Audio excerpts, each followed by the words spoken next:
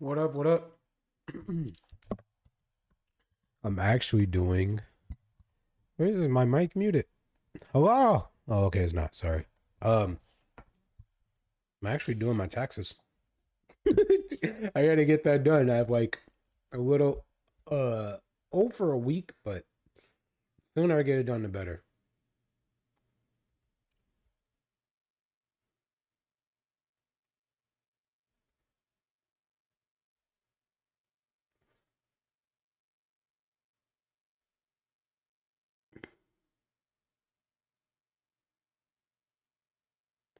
Um. Okay. Um.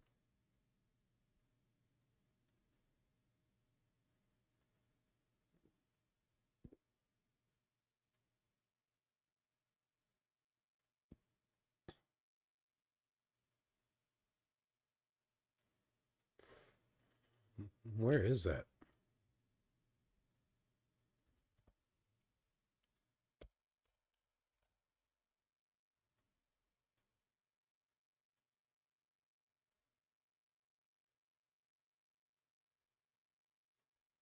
Oh my goodness.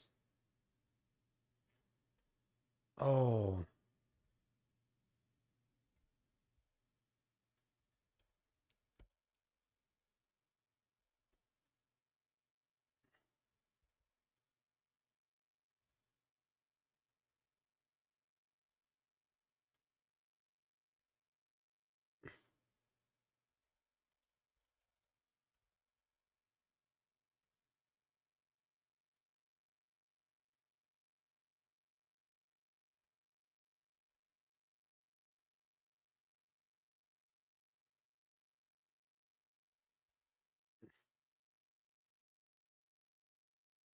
Did I fix it? Okay. Good. Did y'all get y'all taxes done?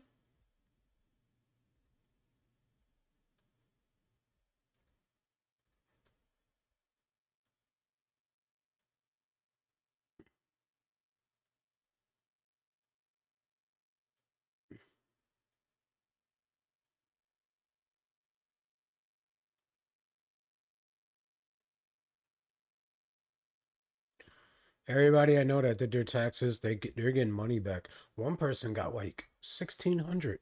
I was like, holy shit! I'll never receive that much.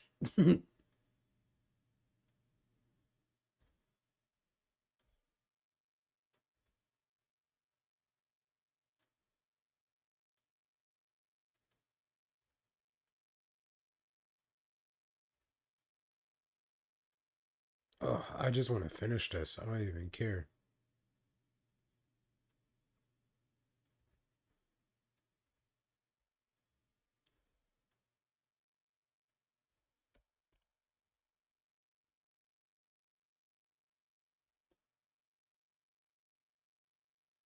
Okay.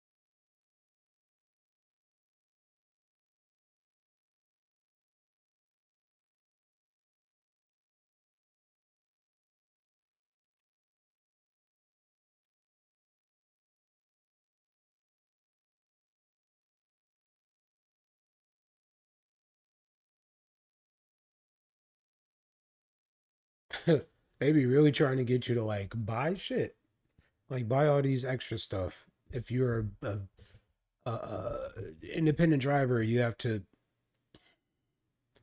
say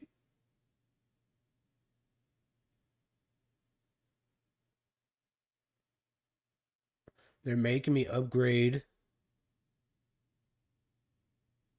to premium for $139. Jesus.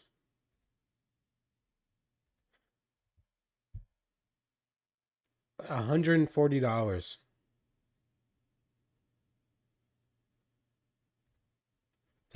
That's frustrating.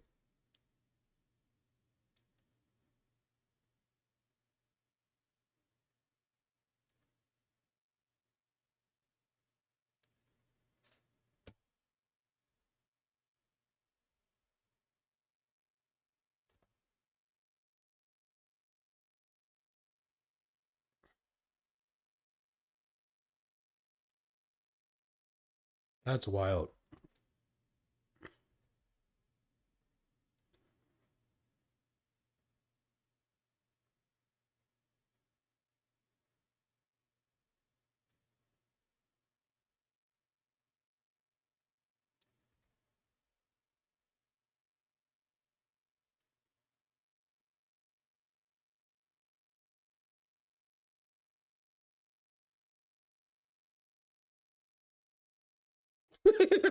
Don't worry about pulling out your wallet. We'll simply deduct a fee plus an additional $40 processing fee. So $200 went to $243.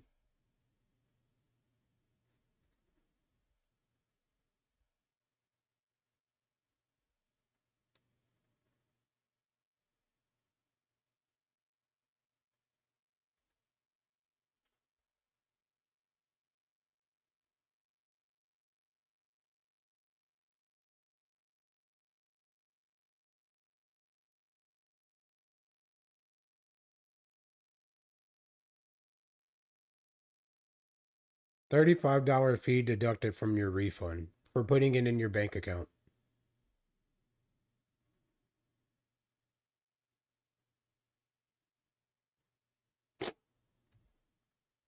This is why I don't like doing my taxes. It's almost gonna be like $300 now just to do fucking taxes. Mm.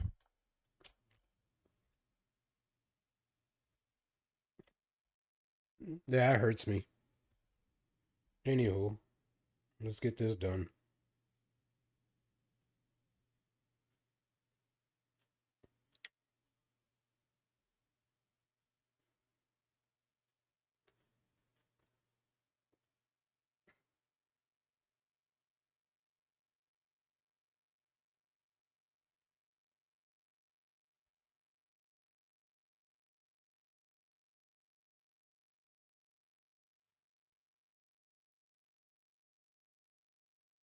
Okay.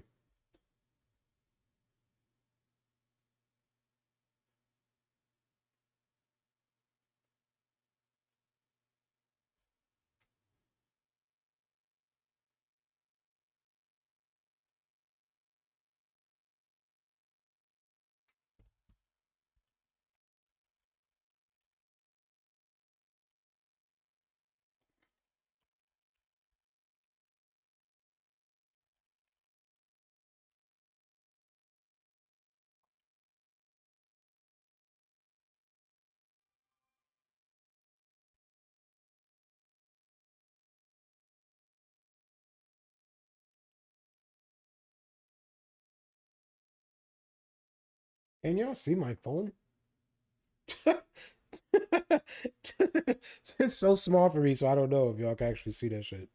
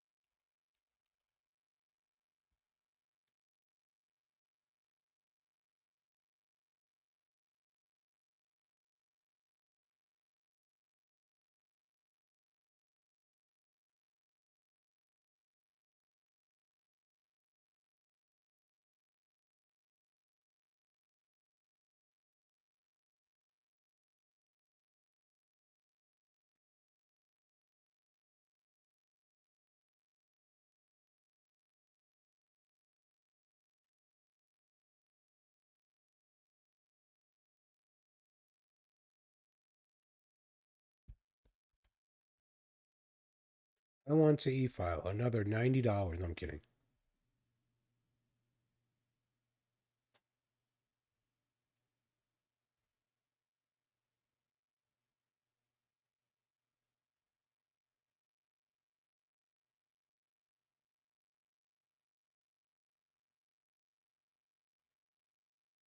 Uh-oh.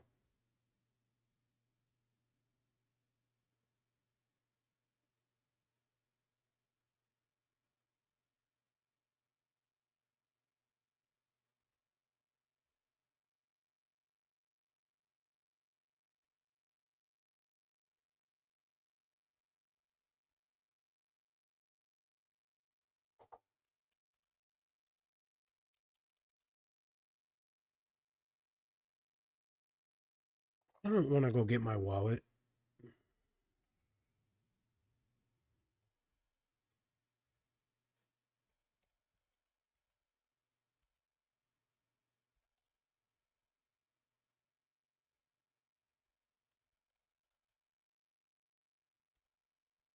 I don't know. Let me go get it. Give me 1 second, you guys.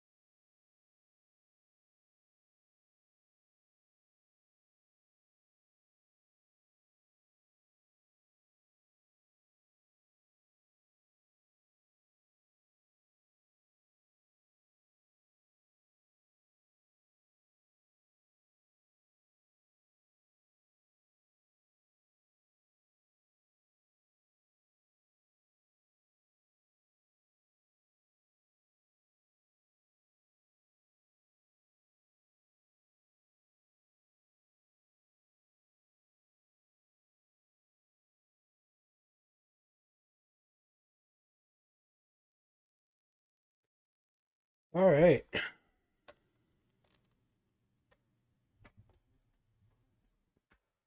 After they took fucking half of my federal income or my refund, it's done.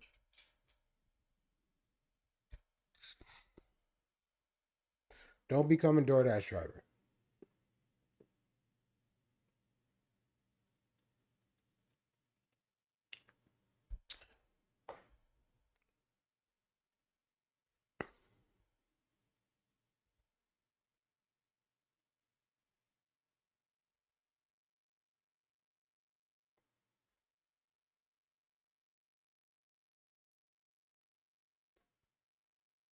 I did it today, so they'll work on it today, maybe tomorrow. So we'll see how it goes.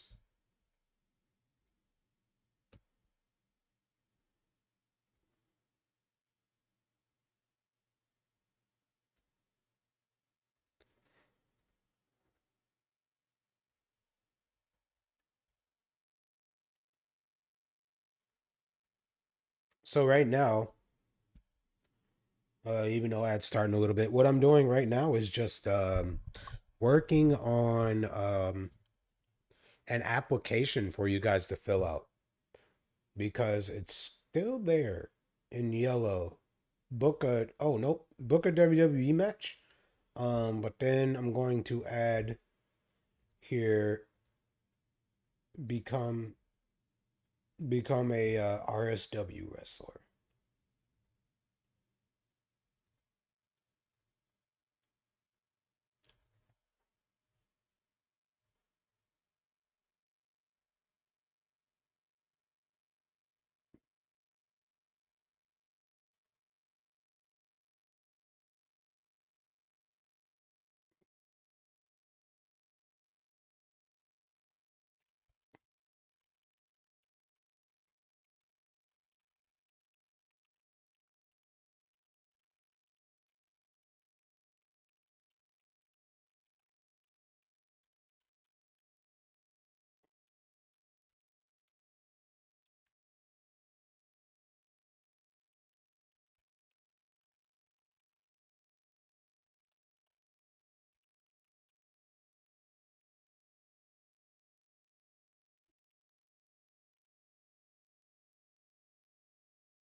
Hmm.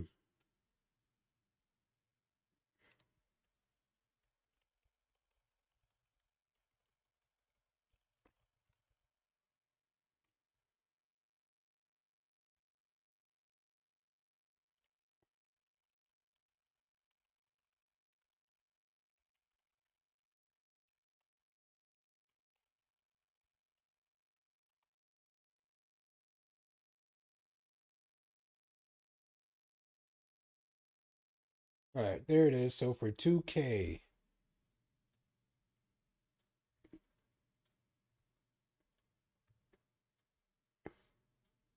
become an RSW wrestler.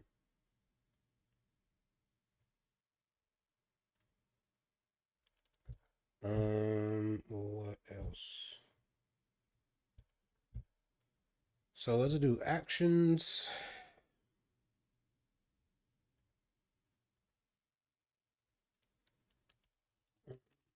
Application.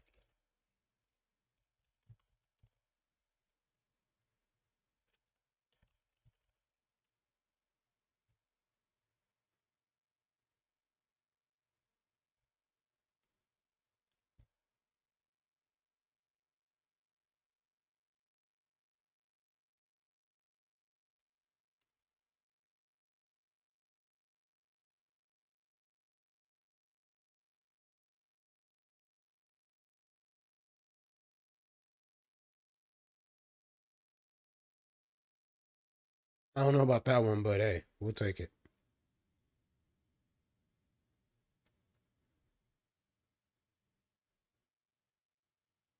Send message to channel. No announcement. Reply to message. Clear chat messages.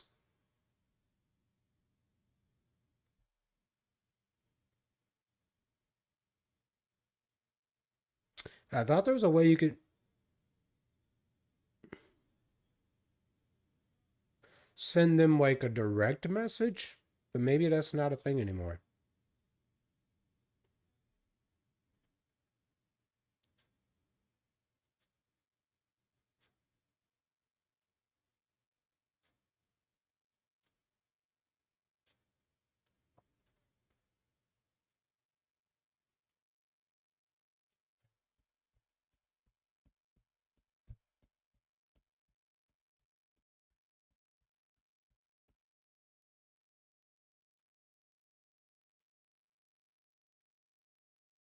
Well, that sucks. I thought there was a way you can like. Hmm.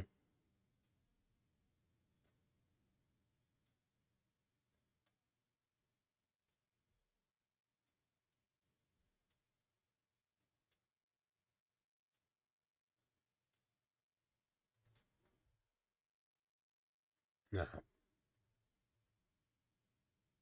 All right, so I guess not.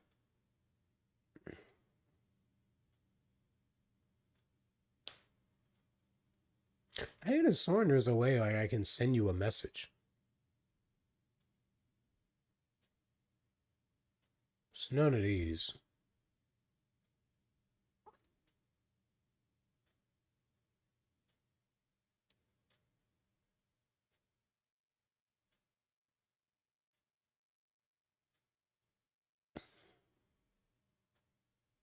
Ads? Oh, yeah.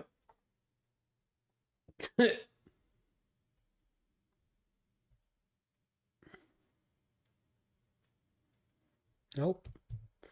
All right. We'll come back to it. But yeah. Application coming soon.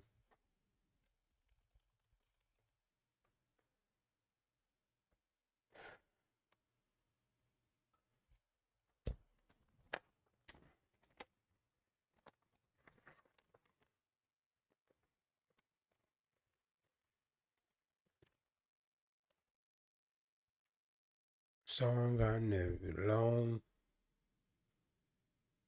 I'll sing you a song, never leave me alone. Huh?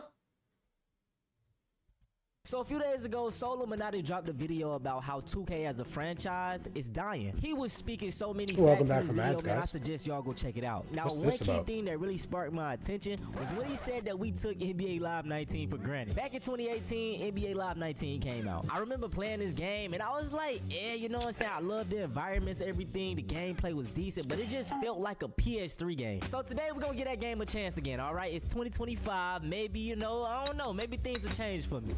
All right, NBA Live 19, the one edition. Got Joel Embiid on the cover, man. All right, y'all. Crazy thing is the servers are still up for this game. And I got a little update to do. Okay, so they did a patch back in I think the latest one I can see is August of 2019. So they was updating the game a year after, bro. That's actually fire. While we waiting on these updates, did you drop a like yet? That's crazy. This video been running for what, about a minute or two now? All right, don't worry about it. Oh, see, look, you thought I was gonna catch you lacking. Look, I ain't even gonna do it today. Let's do a like go. If we could get 2,500 in the first day. I don't care. You done ruined it.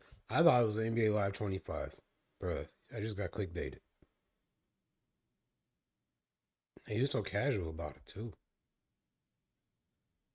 I'm interested in this. This video was sponsored by Tokyo Treat and Sakurako. As a kid, I was gobsmacked by those giant sandwiches in Scooby-Doo, but it's only now that I'm... So I have 2 cookbooks.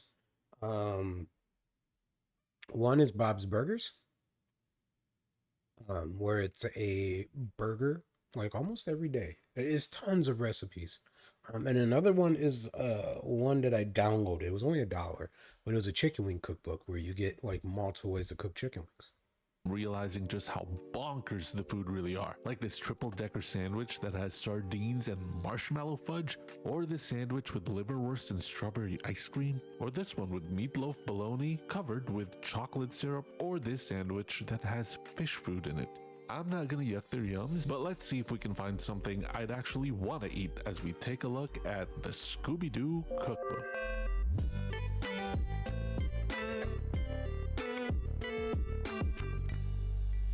Bash, or not Bash, Jesus. Babish is way cooler. The Scooby-Doo Cookbook Kid-Friendly Recipes for the Whole Gang by Katrina Jorgensen brings us 25 kid-friendly recipes inspired by Scooby-Doo, Shaggy, and the rest of the Mystery Inc. gang. Scooby-Doo was one of my favorite cartoons growing up, so even though I'm not really the target demographic for a cookbook like this, I had to give it a shot because little kid me would have wanted me to. Speaking of kids, this cookbook definitely is targeted towards little kids. You can tell from the vibrant colors and simplicity of the recipes that this book is meant to be as family-friendly as possible. A lot of the recipes are actually just assembly and arts and crafts, and the few recipes that involve actual cooking calls for adult supervision and assistance. For example, the donut recipe calls for store-bought donuts, like the pizza calls for pre-baked pizza crust, the mac and cheese calls for frozen mac and cheese. Lots of reliance on pre-made ingredients to make it easy to make and extremely user-friendly. But have to dust it off. Don't expect a lot of cooking in this video. Definitely the most child-friendly cookbook I've done so far. The cookbook is super small and thin, but jam-packed with a lot of fun imagery scattered throughout. Lots of fun images and illustrations of Scooby and the gang, and even the recipes look very colorful with a main emphasis on making the food look as fun as possible. Now, because it's a pretty small book with a main focus on fun food, there's not a lot of text, but there are some small descriptions and helpful tips for most recipes. It's been a while since I watched Scooby-Doo, so there may have been references that I didn't catch, but I did recognize some of the food, like the iconic super tall sandwich, which I was always mesmerized by as a kid. But there is one glaring omission. Where's the Scooby snack recipe? That's the first thing I thought of when I saw this book, and I'm surprised that it wasn't here. Maybe the recipe is a closely guarded secret? Well, let's go with the recipes that are available. Since Scooby and Shaggy both love their sandwiches, I'm actually going to be making 3 sandwich style recipes to see how the Scooby-Doo cookbook stacks up. But before we do Scooby's favorite snacks, I want to first show you my favorite Japanese snacks from these Tokyo Treat and Sakurako snack boxes. Tokyo Treat is a fun and exclusive monthly snack box packed with Japan's coolest and craziest treats. This month's theme is Sakura Night Snack Fest, featuring sakura flavored treats and tasty seasonal snacks, bringing the charm of Japan's Yozakura cherry blossoms at night right to you. Treat yourself with snacks like these matcha latte Kit Kat for that smooth combo of green tea and vanilla, or these sakura sandwich cookies that's like ginger snap with a cherry blossom twist. And I'm a sucker for wafer rolls, and these ones have a matcha lining in the middle. Sakurako is a monthly Japanese artisan snack box that supports local makers across Japan. Each box is carefully curated with traditional and seasonal snacks. This month's theme is Moonlit Sakura, dedicated to the beauty of nighttime cherry blossom viewing. Enjoy treats like this Sakura Dorayaki, which is luscious and moist, or this Sakura cream cookie that is crispy, sweet, and pretty. And these Sakura shrimp senbei are light and they have a subtle floral aroma. Super good. I also love how they come with shrimp chips. Tell you more about the origins of the snacks and fun facts about Japanese culture. If you want to come home to a tasty little surprise every month and experience Japan in the comfort of your own home, then check out these Tokyo Treat and Sakurako snack boxes. Use the link in the description or use the code MISOHUNGRY and enjoy the beauty of nighttime cherry blossoms from the comfort of your own home, or give it as a perfect gift. Let's start off with a real monstrosity. I've already mentioned how entranced I was watching Scooby scarf down those giant sandwiches, so what are we making? Zoinks! It's like a huge sandwich. First, let's make a cheese spread by combining together a quarter cup of softened cream cheese with a tablespoon of honey mustard. Mix it all until smooth. Then we're gonna spread this mixture onto 4 slices of sandwich bread. Then top 3 of the slices with some crushed up potato chips from a small bag. Once we got the chips on there, for each add on 2 slices of deli ham, a slice of cheddar cheese, 1 leaf of lettuce, a slice of tomato, and 2 dill pickle slices. Then stack all the bread slices on top of one another, then top with a 4th with the cheese side down. Also gonna add on a garnish here because the cookbook had one. Then it says to have an adult help you cut your super sandwiches into triangles, but I'm liking the towering look. But next we're making another comfort food classic. He didn't bite into it. I thought he was gonna eat it. These SD delivery dogs are actually both. Does SD stand for Scooby-Doo or super delicious? Let's put it together by setting your hot dog buns on a baking sheet, then place a hot dog in each bun. I'm using jumbo because I always find that the regular sized ones they're too small for the bun. Now let's spread some marinara sauce evenly over each hot dog, then some grated mozzarella, and sprinkle on some Italian seasoning over the cheese. Finally, add on some mini pepperonis. I couldn't find the super mini ones, but the ones I got are small enough, I think. Then set your oven to broil and pop these pizza dogs in the oven for 3 to 4 minutes. Once the cheese is melted, take them out. Now in the tip section of the recipe, it suggests other pizza toppings like sausage, bacon, ham, pineapple, or even anchovies would go great on this dog. So since we have some leftover ham from the sandwich, might as well add some of that on this. Oh, and the book also mentions that Shaggy's favorite toppings are watermelon and peanut butter. Now, I'm not crazy enough to add watermelons to my hot dogs, but I don't mind trying out the peanut butter. Now that we got our SD delivery dogs ready, it's time to move on to dessert. And for dessert, we're gonna go with another stacked sandwich packed with lots of sugar and lip-smacking goodness. We're making the Shaggy and Scooby's Jaw Stretcher Special. First things first, let's spread 2 tablespoons of peanut butter on a slice of sandwich bread. Top that off with 2 tablespoons of Jaw Stretcher Special, and on top of that, place on some sliced bananas and close it off with another piece of bread. Now we're going to prepare another slice of bread, but instead we're going to spread on 2 tablespoons of hazelnut spread, 2 tablespoons of jelly. I'm using black cherry because the jam on the cookbook's photo kind of has a similarly dark complexion, and also I think black cherry will go perfectly with the tablespoon of chocolate chips that we're topping it with. Now we're going to crisp up the bread by melting a tablespoon of butter in a skillet and setting the sandwich down to fry the bread until golden brown. Now I think my skillet was a little too hot because the bread got a bit too dark brown and the peanut butter and marshmallow filling was just melting all over the place. Once it's flipped, carefully put on the chocolate chip bread on top, add another tablespoon of butter before flipping it one more time to toast all sides. Yeah, this is a sloppy mess, but once that's done, slice the sandwich in half and stack them all up for your tall stack of Shaggy and Scooby's Jaw Stretchers special. Time to solve the mystery of how all of this stuff tastes. I'm gonna go in on this giant sandwich. I'm just gonna have to go for the top layer. And as expected, this just tastes like a regular plain old sandwich. Standard bread with standard fillings. For me personally, 2 slices of ham ain't enough. You can't say that because there's a whole nother top half of your sandwich. God, I'm getting off camera upset. No, actually, I just can't figure this thing out. But anywho, you got a whole top half of your sandwich right there, and it's supposed to be it's meant to be eaten as a whole, which is why they say cut it in half, so that way you can get like all of it in once. And I usually like to mix up the cold cuts, maybe add some salami, some roast beef. I will say though that the honey mustard cream cheese spread is super tasty and creamy. I usually don't put cream cheese in my sandwiches, just mayo, but I really like the consistency of this one. Now, did I finish this whole sandwich? No, I didn't. I saved the rest and put it in the fridge, and I ate that the next couple of days. The bread did get soggy, but hey, still edible. Next couple of days?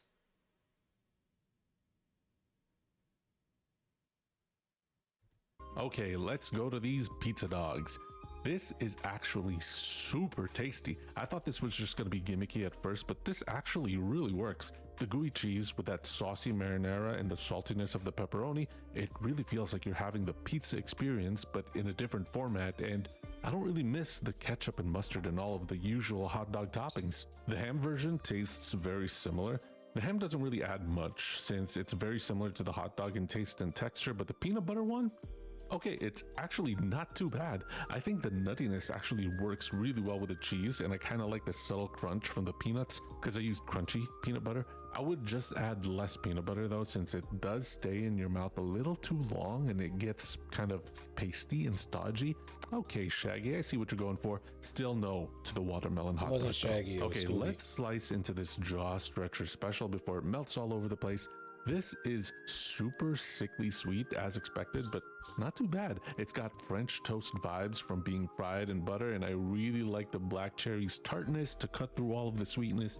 If I was to make this again, I would probably just half the PB and marshmallow, and also I'd lower the heat so it doesn't. I don't want to say I got clickbaited,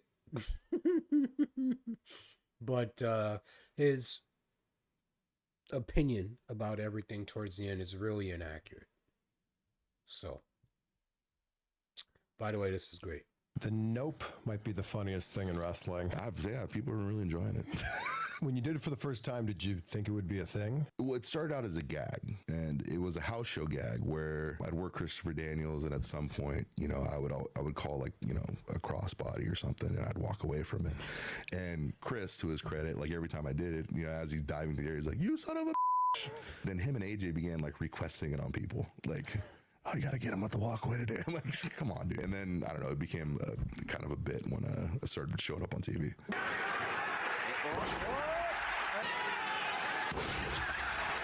Big spot! I saw that coming. The nope might be the funniest thing in wrestling. I think that's good. People are really enjoying it. That is so funny. When you did it for the But then, like, when other people get into, because I don't think he even tells them.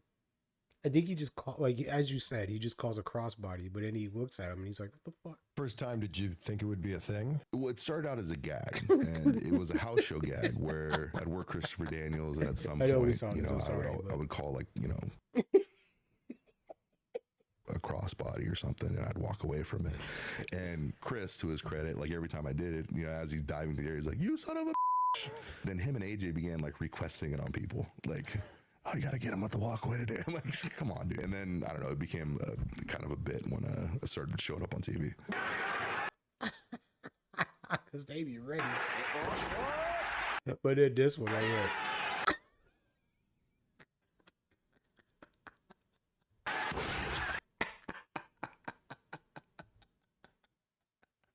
He didn't even look for the bump. Oh, big spot! Yeah. Whoa. You know what? I saw that coming. The nope might be the funniest. And he's got the Brahma Bull. Before all the Samoan tattoo, it was just a Brahma Bull. I thought, well, I can't do the arm. That's, you know, Goldberg too with the barbed wire. I thought, I'll do the neck. I'll do the neck. And I did.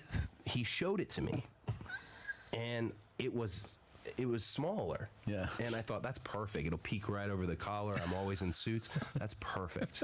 And I love this guy. He still helps, like, he'll dial it up and fix it every now and then when it needs to be. But I did the dumbest, most alpha toxic thing ever, is I sat there in the chair and he kept giving me an out. He goes, you want to take a look? You want to take a look? I mean, kept giving me an out. You want to take a look? And I know I'm good. You know, I'm like gritting my teeth. I don't know who I was trying to impress. Yeah. There's no one there. My wife's not there. Like, I'm good, you know? And then I got up and they're filming this. They're documenting this whole thing. I got up and I saw it. And I didn't say anything in the moment, but it's like a kid on Christmas who the gift was not, it's not the right Power Ranger, basically. Yeah. You know, and I thought, well, thank you. Yeah. I think the first thing I said was thank you, shook hands, and then headed for the door. And he's got the Brahma Bull before all the Samoan. So is he saying he's regretting it? Good morning. Good morning. I hope you're having a good night. Yeah. I mean, it is nighttime for me still. Yeah, we just looked at this video here, and I'm guessing that he regrets it. He regrets the size. I'm guessing. I don't know. But you got it done in your neck, so there's really no going back.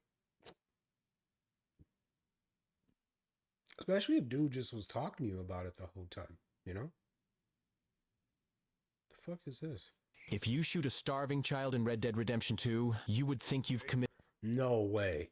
a horrible action, but the game actually wants you to do it, and here's why. You see, after shooting the child a few hours later, you'll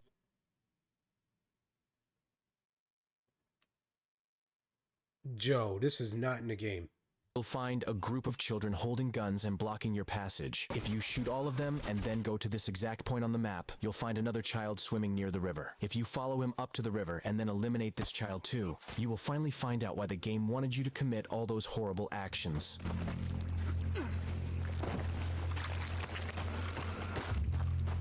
That's because you can now use the corpse as an efficient shield against the Lemoyne Raiders' bullets. If you shoot a starving... What? Wait, I wish I had that video where that guy's like, what? What the fuck? Because, what? We're solving child hunger with this one. So you mean to tell me you're killing one? Hang on. If you shoot a starving child in Red Dead wants you see after find a group of 2, 3, 4, 5, 6, 7, 8, 9, 10, 11, 12, 13, 14, 15, 16. You kill 16 kids for one shield? Now use the corpse as an efficient shield against the Lemoyne Raiders' bullets.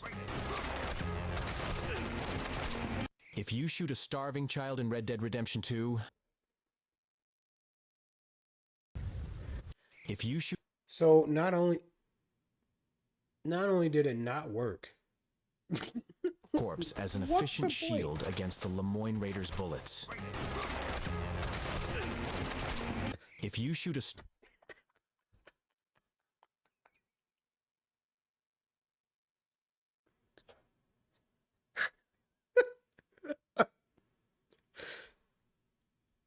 Starving that kid is in the second stage of decomposition. Bro ain't getting no redemption. The fact that he's a starving child, and then they have guns, not him, but them. Just go hunt.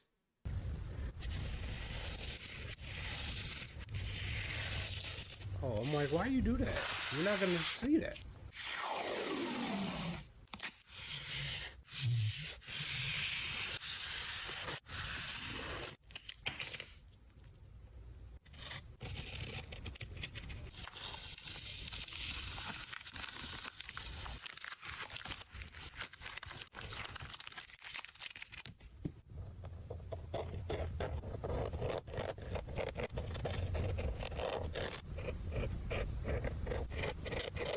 Where the fuck you get this stencil from?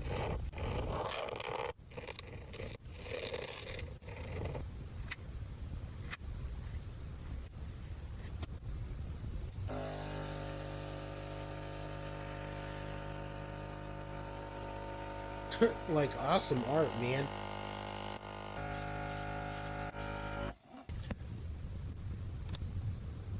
Just eat the guns. Yeah, yeah. Yep. Yep, just eat the guns and you'll be straight. Okay, so he's making a neon Krusty?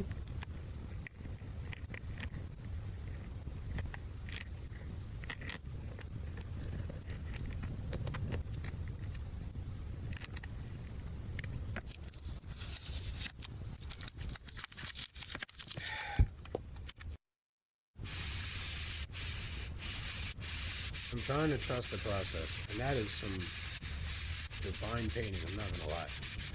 Or whatever you want to call it. That's amazing work. Yeah, for him to stay inside like that is wild.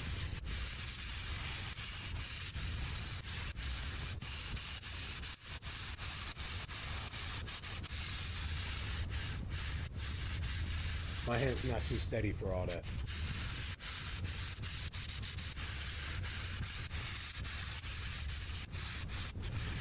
Oh, it's that white speck.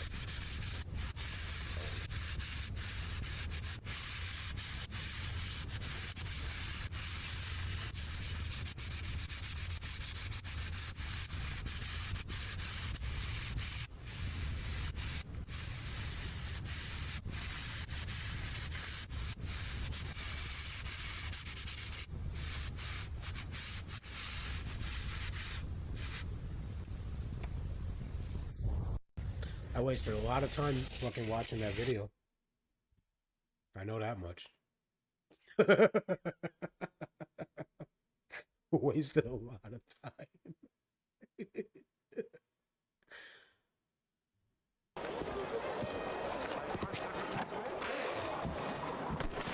Mind your step. Sorry, mister. My mistake. Ain't like that. Or hey, I think that fella might just picked your pocket.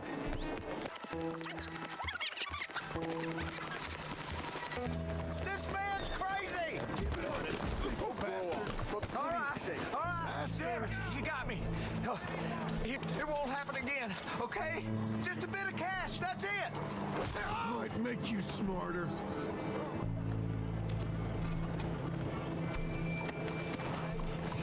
What do you get? Another 6 or 55. Wow. Hello there. Thanks for your service. How much money did you have? Good work. Holy shit. 15 million? What do you need 15 million for?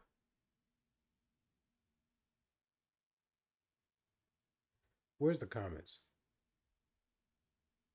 Did I read it wrong? Oh, John just casually walking around St. Denis with 567 billion, well, million. 158,777. Bro's carrying around the entire GPD of St. Denis and expecting not to get robbed. John, we need more money. What are you doing with 15 million? Good Lord. Good Lord. Holy shit. Let's keep going. Let's see what else there is.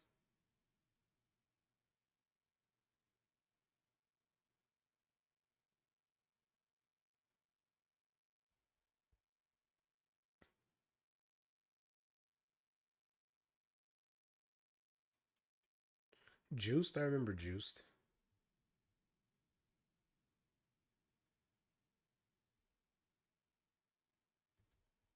We're driving. We're driving on glass wheels. What would happen if you replaced your car's wheels with glass? Would you be able to drive anywhere? But more importantly, would you look really cool, like a really cool guy in a hovercraft? Did you hear it as he was pulling out? In a shower of shards and disappointment.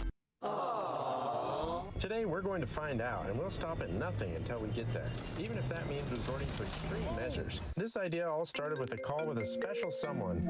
All right, so you guys have a Ford Pinto. Yes, and we've done a couple of videos testing out goofy tires on it. We made one out of asphalt. We tried one out of concrete, stone. You have a water jet. Do glass. Adam warned us that it would be a challenge. It's very likely to shatter no matter what the second you start to try and move. But we both agreed that it'd be an epic project. No one's ever made glass tires. That would be the first. And he gave us some tips on how to pull it off. The thing about the water jet that's so great is that you can use for... Would you pierce it from the... Okay, the final hole. I started this at like 11 a.m. It's now 6:30. Almost an entire 8-hour workday to cut 5 holes.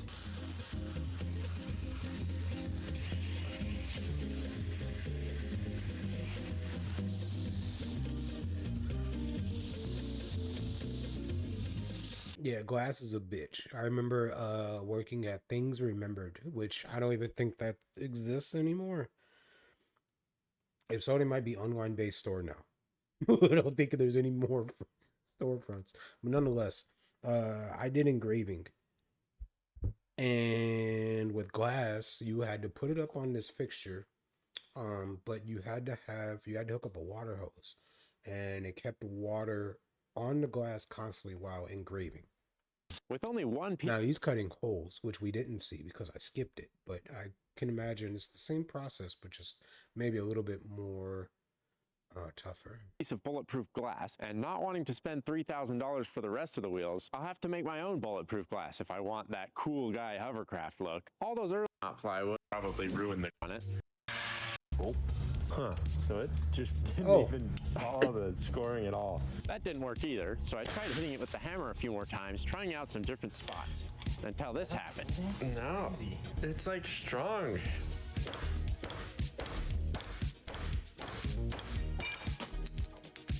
How did it... Expensive. Glued together at the moment. Same thing on the other side. Go. With no sponsor. Oh, yeah.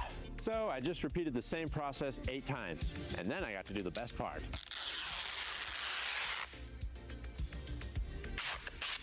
Does it fit? Theoretically, it should. Oh, what a treat. I'll just mix up a little epoxy to glue them together, and that should do the trick. So viscous. Go figure. Layer on. This is all glued together at the moment. I just needed to separate them. Oh, there we go. There we go. Yeah, that's why we left the plastic on. Oh, there's a second wheel. There we go. There's our last 2 wheels. And then I was ready to drill holes in the glass. But first,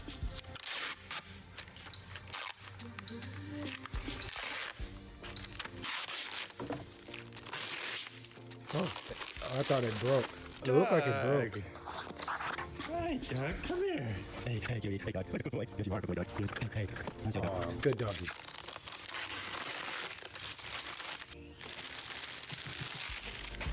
Okay, let's drill those holes.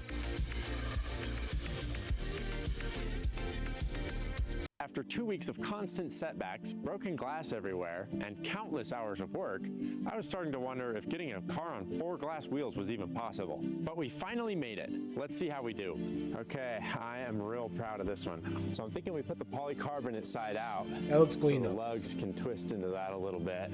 Let's see if she fits. Because we haven't tested it yet. Oh.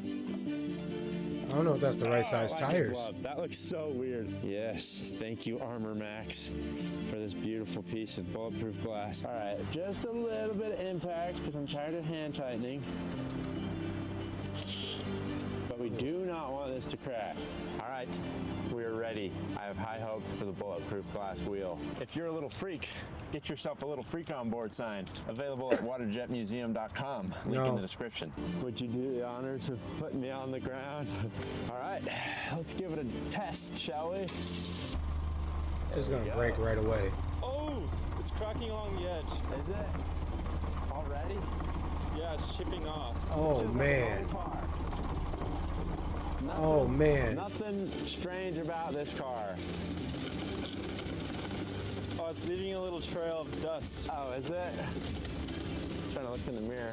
Oh, dang, it's already like mega cracked. It's almost as cracked as me at Fortnite.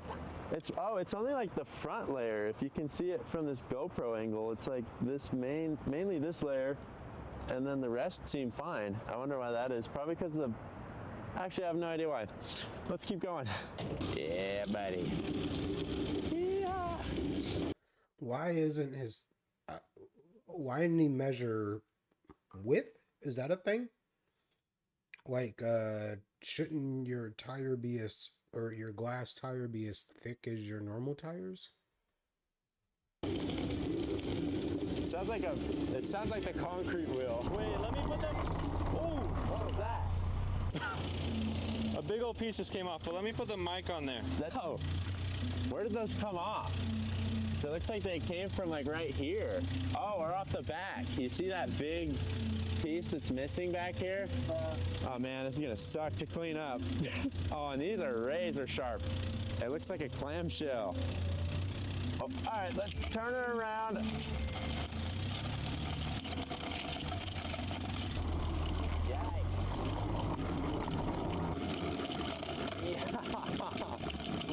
How's she doing?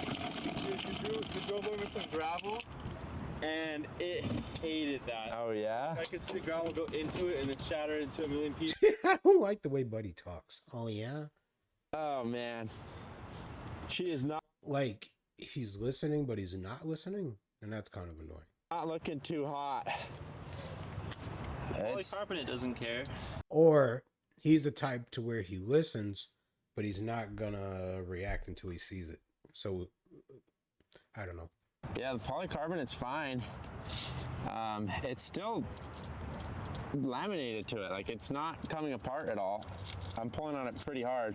It works. It actually works. Even just driving a few feet is a huge accomplishment considering everything we had to go through to get here. But let's see how much further we can push it. Should we put the other wheels on? Yeah, like it drives. We should probably do the other ones, right? Yeah, sure. Should we do a burnout? All right, let's get the other 3 installed, see how she does.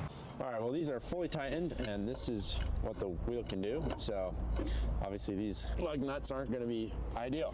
We do have some other nuts here. Jimbo saved the day yet again.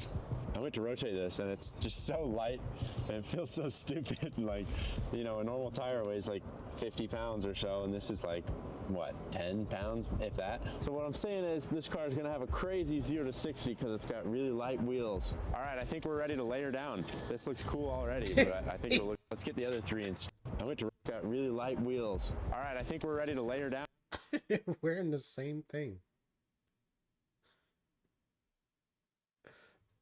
This looks cool already, but I think it'll look better with no jack or forklift. What's happening over there? Yeah, looks like you're good. All right, she's on her own weight. I gotta be really careful as I get in so it doesn't collapse. Easy does it. Oh, it's creaking. I gotta put the microphone there. Oh, that didn't sound good. Oh, it's just a tire, but... Oh, shoot! Were you recording? Yeah. It shook the ground. Really? You like felt it? All 4 wheels are glass and polycarbonate. But we don't talk about that. Ooh. Oh boy, that sure sounds good. Oh!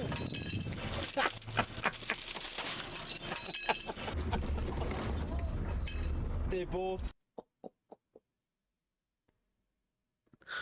Holy shit. Shattered on the front. Oh no.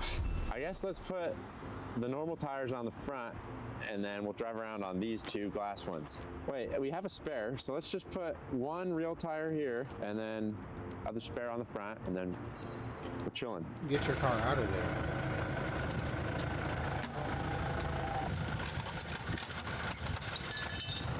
All right, well I better start driving before it blows up. Let's hope when the transmission jolts into drive, it doesn't shatter the wheel. Let's let off the brake. Oh! It's gonna do it again. We're driving. We're driving on glass wheels. That's crazy. How is it working? I didn't think it would work. Should we go faster? Is that asking for trouble?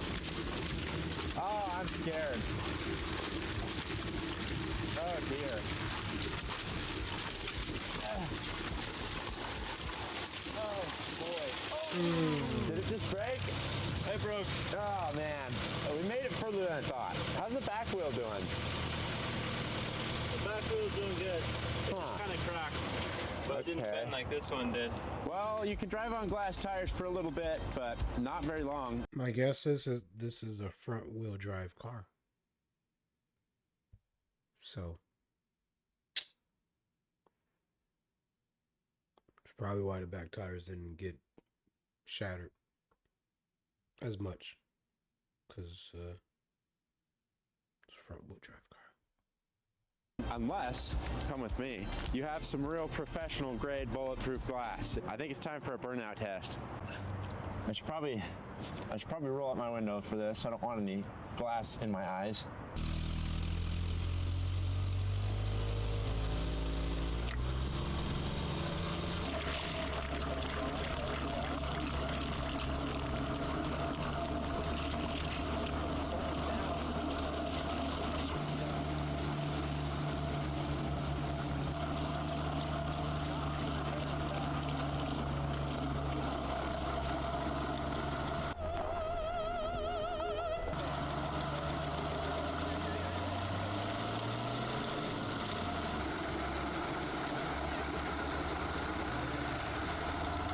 Oh, we dug a hole in the asphalt.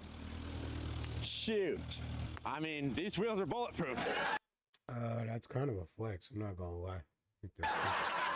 Oh, it stinks so bad. Yeah, Melted this stuff. is the resin from in between the layers of glass. Oh, and also it's the polycarbonate. Oh dear. Sorry about that, Mr. Jimbo. It's all right. It kind of made itself a wheel shape. It's kind of curved at the edges. I mean, I'm thoroughly impressed with this bullet. He says it's all right for the camera, but he knows he's gonna settle up once they stop hitting record. Proof glass. We could drive 100 miles on this. Oh yeah, no, I totally. Nothing's better than getting ready to do something and realizing, sort of taking in the full degree of its absurdity and how lucky you are. You know, it was a 28-minute video. We probably watched about 5 or 10 minutes of it. That's all we needed, bro.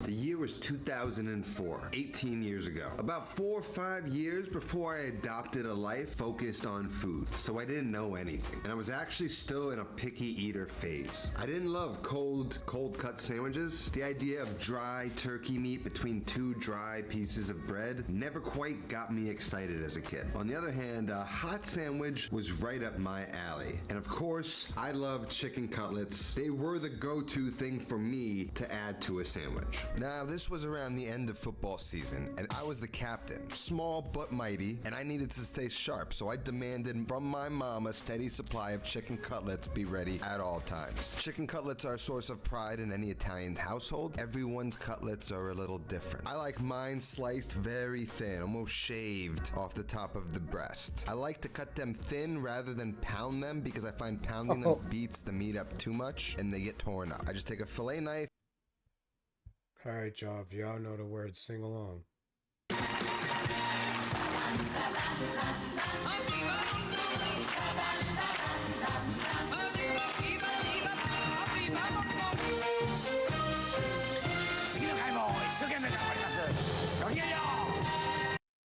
Yo, like, I didn't get any. Like my last few streams. That was disappointing.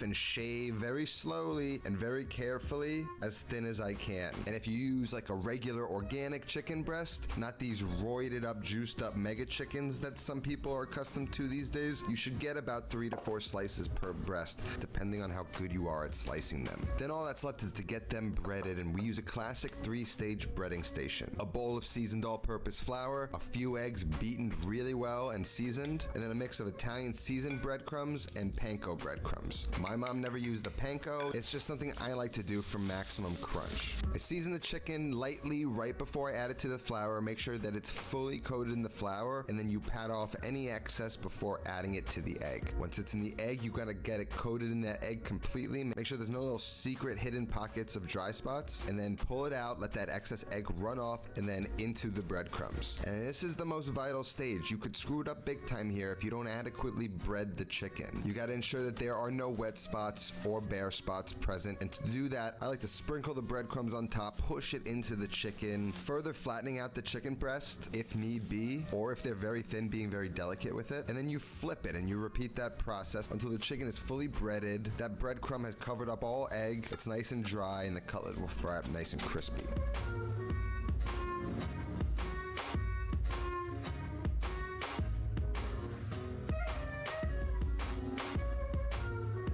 Now, there was a time in recent years that my mom decided to start baking her chicken cutlets, which is honestly, in my opinion, never the move. I don't know why, but when I lived in the house, she knew I liked them fried, so that's why she made them that way. And in a large rimmed saute pan on medium-high heat, we add about a ½ inch of olive oil and allow that to come up to a frying temperature. And once it's shimmering, you can add a test cutlet.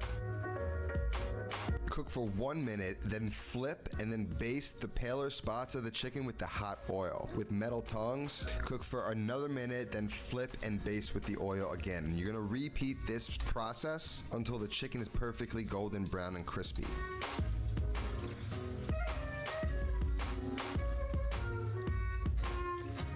Then you're gonna remove it from the hot oil and let it rest on a wire rack and season with salt, and then repeat with the rest of the chicken cutlets in batches, no more than 2 or 3 at a time. You never wanna overcrowd until all the chicken cutlets are perfectly fried and are ready to be put into a sandwich. Now, with regard to how thin these cutlets are, when it comes to sandwich cutlets, which these are, paper thin is the way to go. If I were to make just like sort of a really big, nice chicken parmesan, I might want these a little thicker, but when I want them layered in the sandwich, I need them thin as paper, just like these are, and these are perfect. Now back to the story. It was December 31st, New Year's Eve, senior year of high school. And of course there was a party that night nearby my house. So one of my degenerate friends was gonna stay over with me that night, and we were just gonna walk over together to the party. Now early on in the high school days, New Year's Eve was always fun. It was always pretty low key. It was a good New Year's Eve. If you had a place to go, you could get some booze, get wasted, and make out with a crush. That's all you could ask for. But the pressure mounted the older you got, and by senior year, half my grade were degenerates. A lot of the people I knew developed a fond appreciation for nose candy. Unfortunately to me, everyone seemed to overindulge, and thankfully that made me never want to participate. But I always hated it because it made me feel excluded, and it was that night where I started to really feel that. And so of course I got wasted. Ringing in the new year was very anticlimactic, and eventually I just dragged my friend back home, obviously very hungry. And when we got home, we were greeted by a plate of chicken cutlets waiting in the fridge. A glorious sight to behold whenever you're drunk. Mom would also have some really good rolls on hand, and for some reason we always had a ton of very thinly sliced deli pepperoni. I think I liked putting them in sandwiches, but it's gotta be super, super thin. And of course mozzarella, which is every kid's favorite cheese. So in a drunken stupor that night on New Year's Eve, I sliced up some mozzarella. I threw a couple chicken cutlets on top of each other, really nice thin ones, and I sort of matched it up with the bread to make sure that the bread's gonna reasonably contain this sandwich. Then I shingle on a hefty amount of the thinly sliced pepperoni. I sort of want a bunch of layers stacked throughout, and then I cover that all with the mozzarella. I probably used dry, low moisture mozzarella back in the day, but these days I'm gonna go with the fresh stuff. But this is definitely a drier, crazy cured, cheese fresh mozzarella. Then I pop that under the broiler in the oven. Probably used the microwave back in the day, but the oven's always the best route. And with that heat, melting the cheese underneath, it also makes that pepperoni weep its fat out, dripping down onto the chicken cutlet, immersing it in pepperoni flavor. And once that cheese is perfectly melted, I toss the roll into the toaster, bring it back to life, slice it open.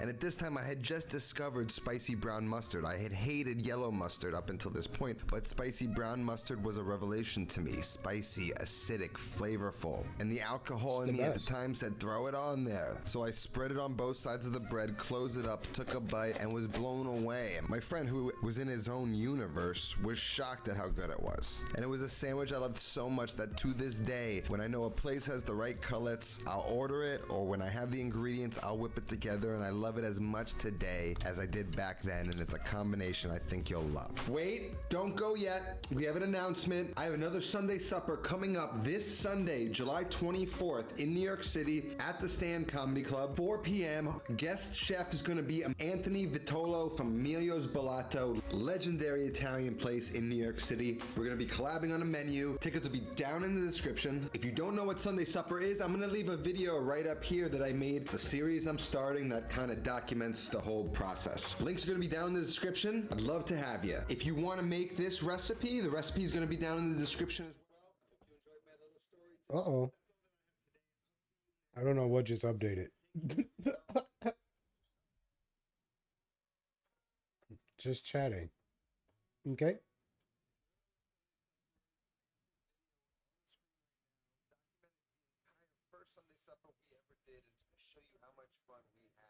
Did I break it? Anyway, look who's here. I mean, he's sleeping. He's sleeping. But he's here.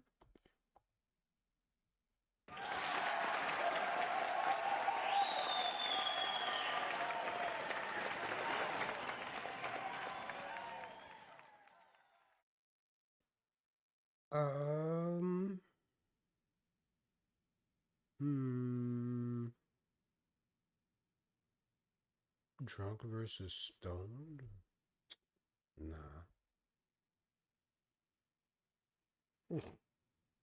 Nope.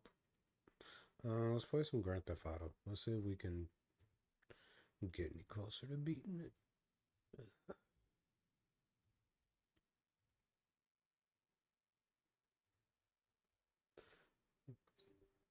Let's get it up out of here.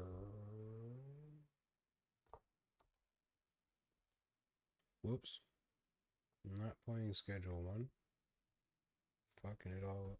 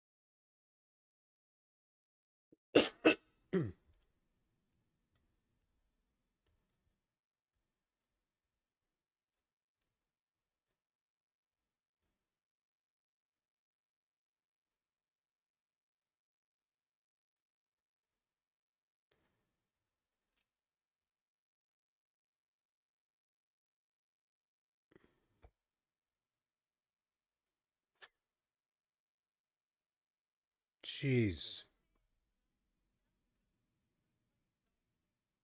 What?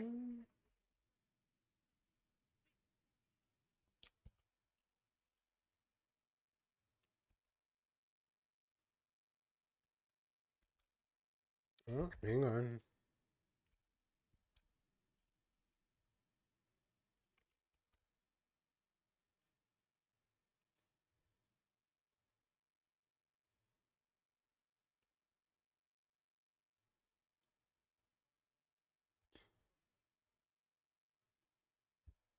Why did it turn it off?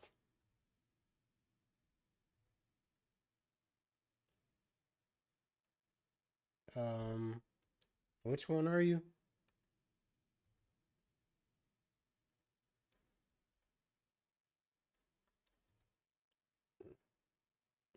Yeah. Take my background away. Not virtual, remove it.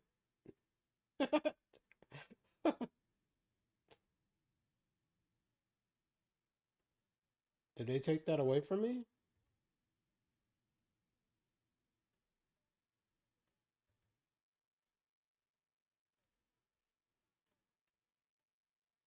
Interesting. It's not here no more.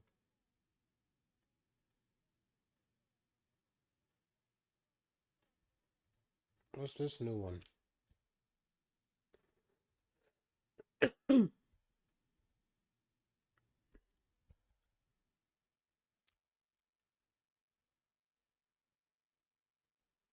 I download it?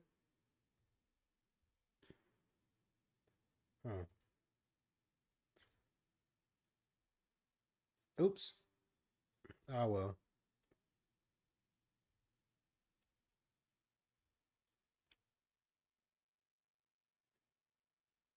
Interesting.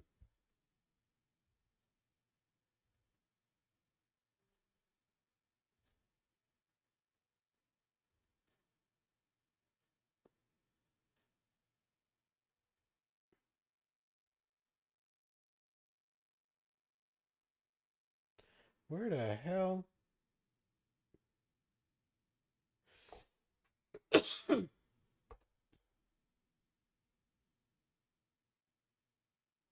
Yeah, that's wild.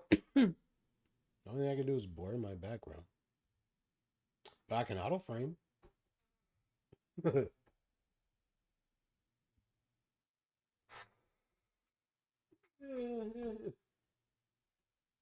Ain't that's cool, but I can't do shit else. Did it work on the thing? Yeah. Oh, it did. Whoop. Whoop. Go back.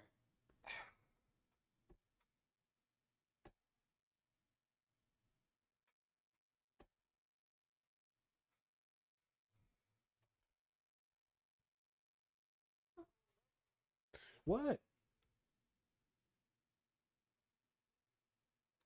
I'm playing with the camera.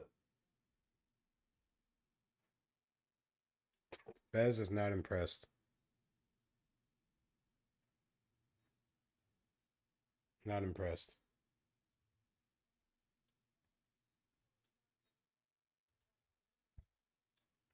Do I want to continue? Oh, let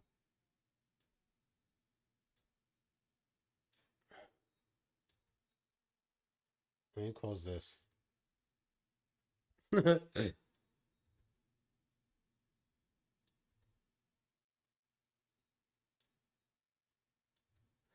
did.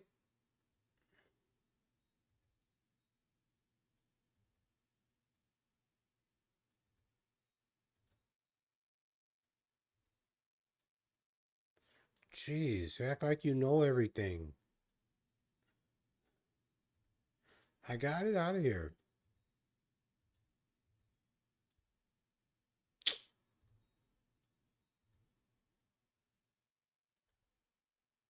That's why you're about to get deleted.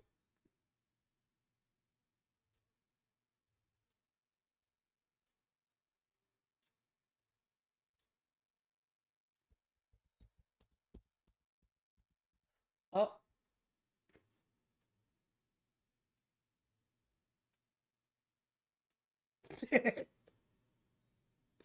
Oh no.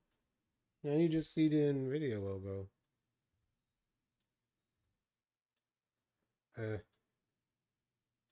Oh, you bitch.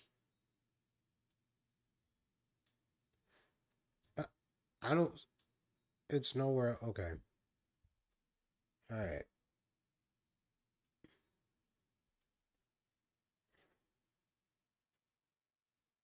Well, y'all suck.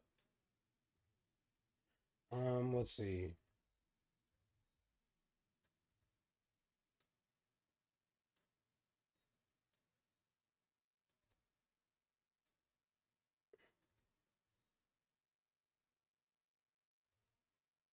Why are you doing that?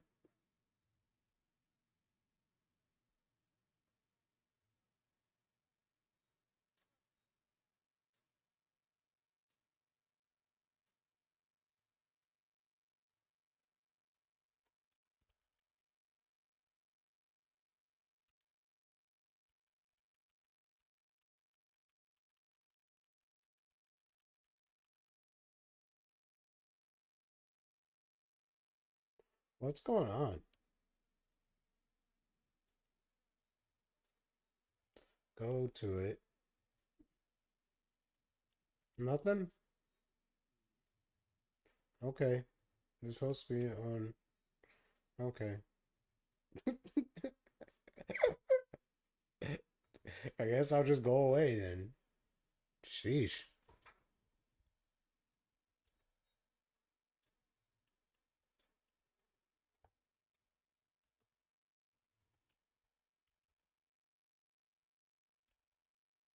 True.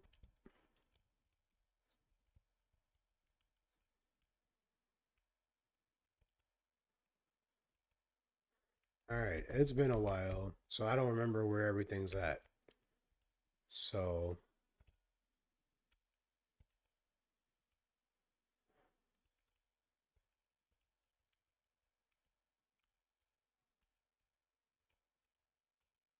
oh my god.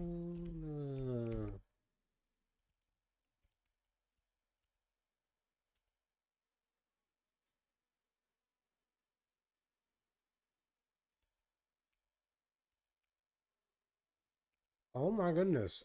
I didn't mean to venture out this far. Uh-oh. My bad.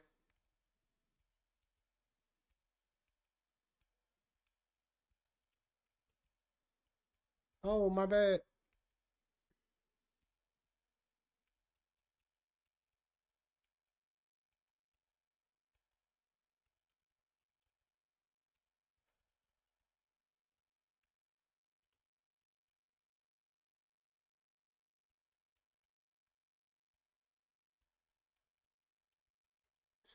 That one, that one. Where's that fifth one?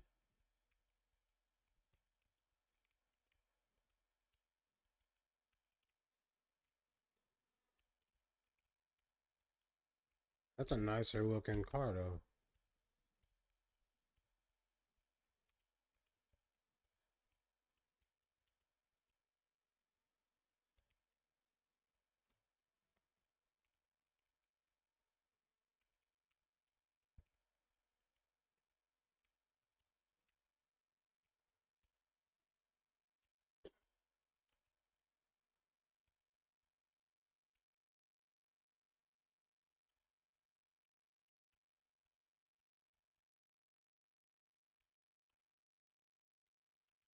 My bad. I'm sorry. No. Alright. One. That's five. Let me get a new car.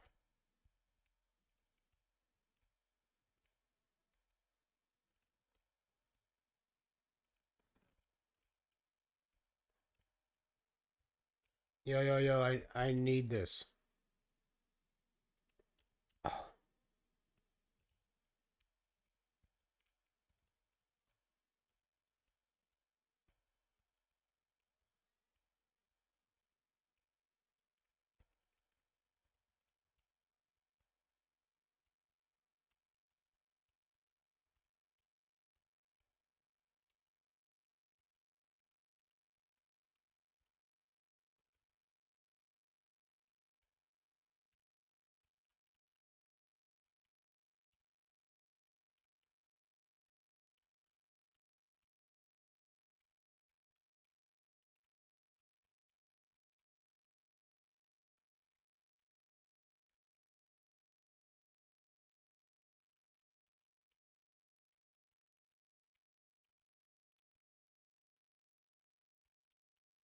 Am I gonna make it, or is the car gonna blow up?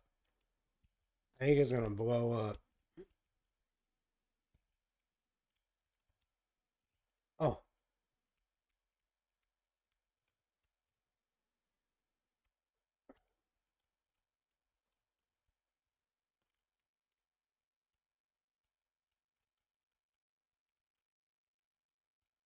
Fuck.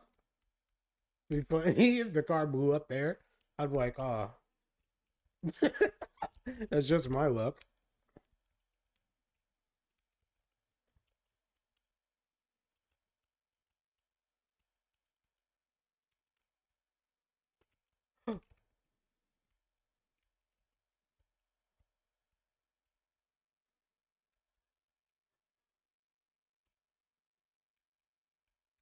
Damn. Impatient ass.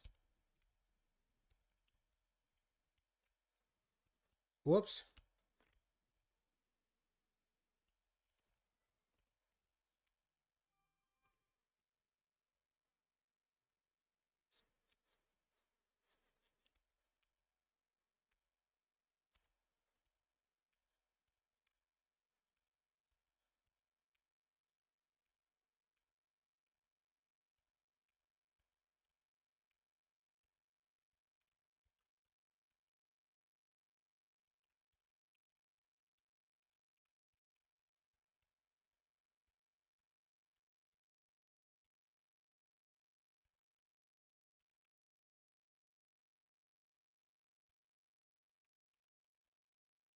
I don't know where the others are over here.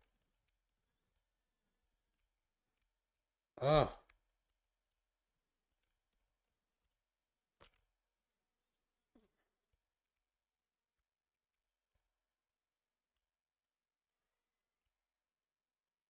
But I got a lot more time than usual. So that's good. That's a plus. Ugh.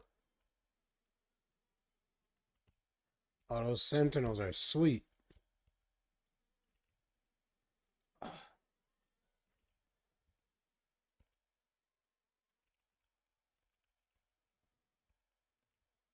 Ooh, shit.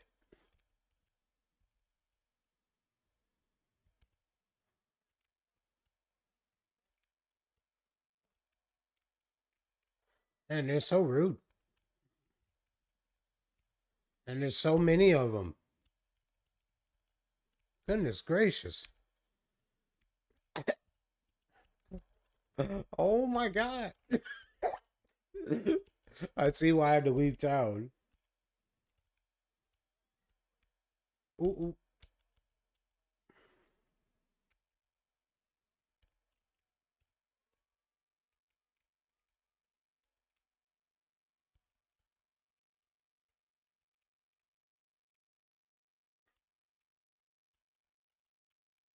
Uh-oh.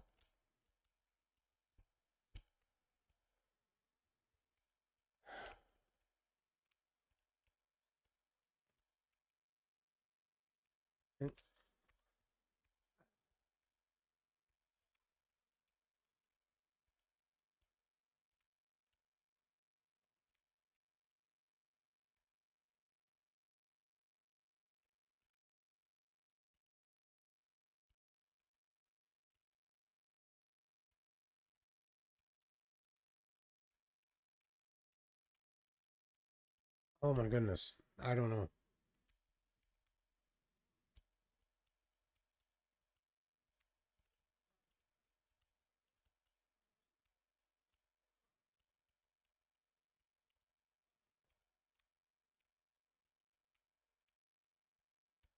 Oh.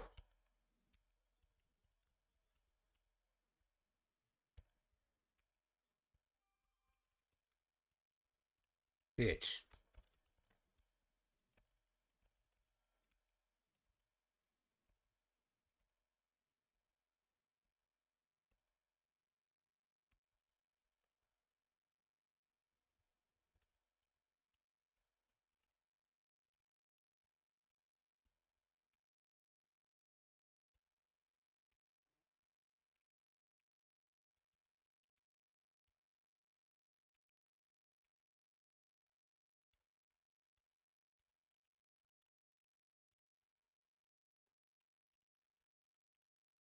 Yeah, we just came from that way because that was the first one. Shit.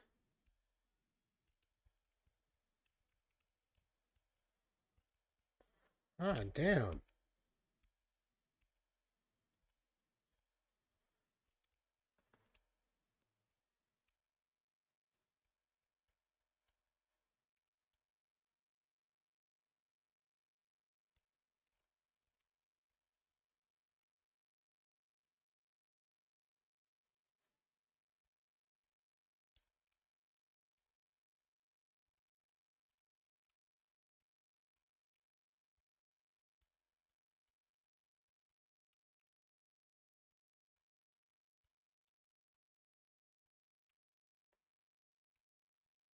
Oh. Okay, Callahan Point.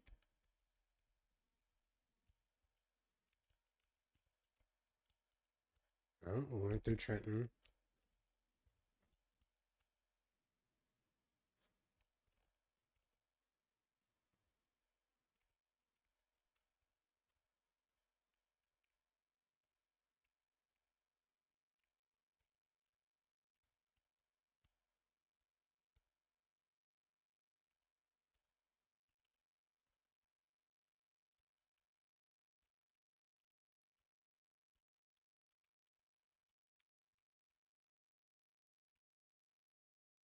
I don't know.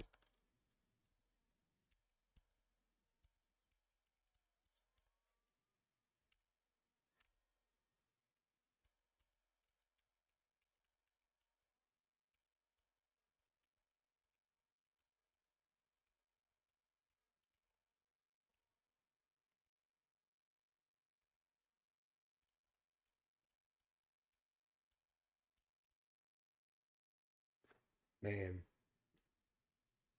I should like look this up at some point. I really should.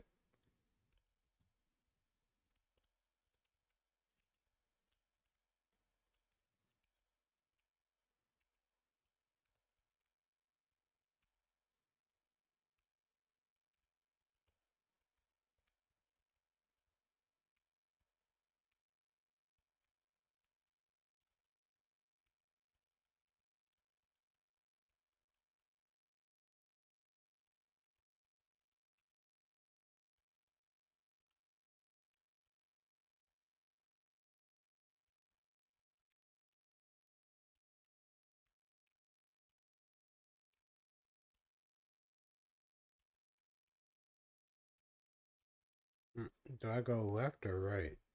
Oh, I think I go right.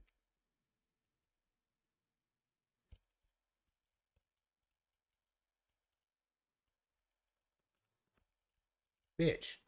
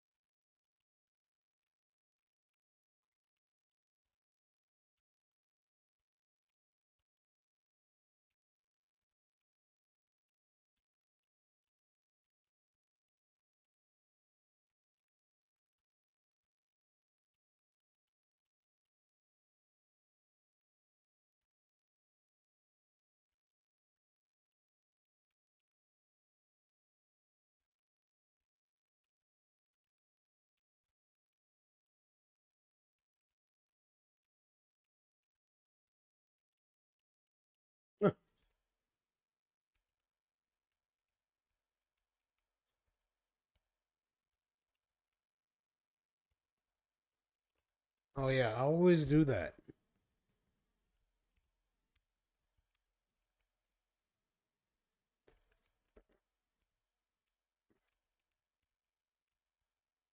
Ah.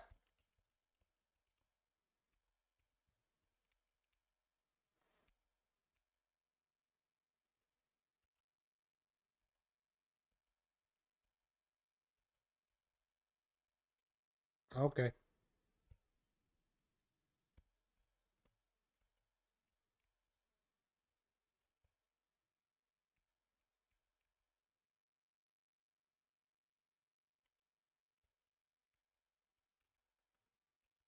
Wow. Move.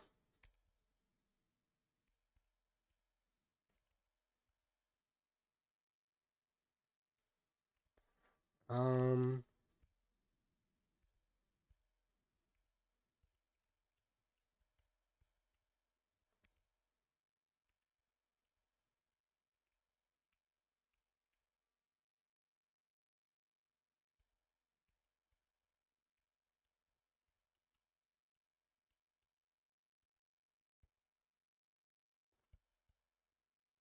I don't think I'm in the city.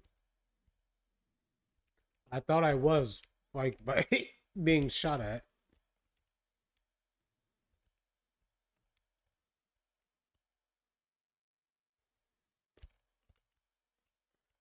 I didn't go over any bridges, so.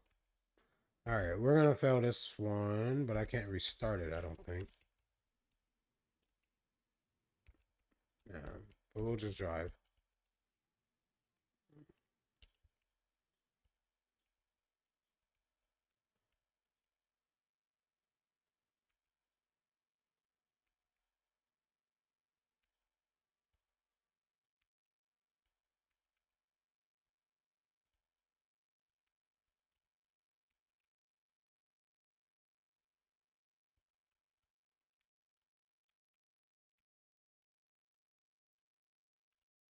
I went the wrong way.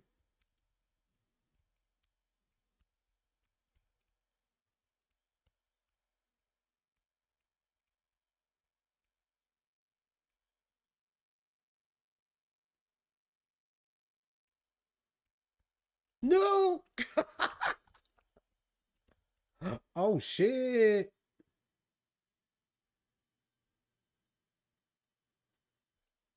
Uh, I didn't do it.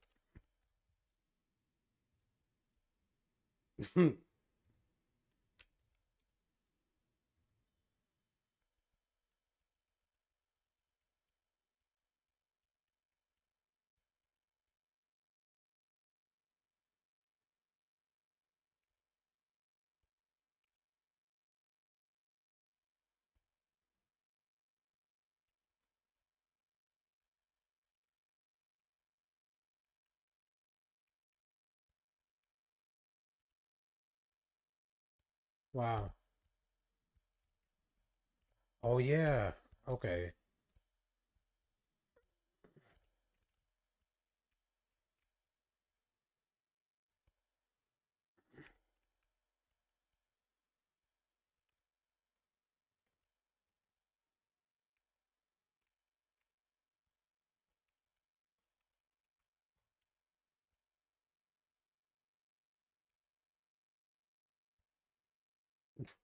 Okay.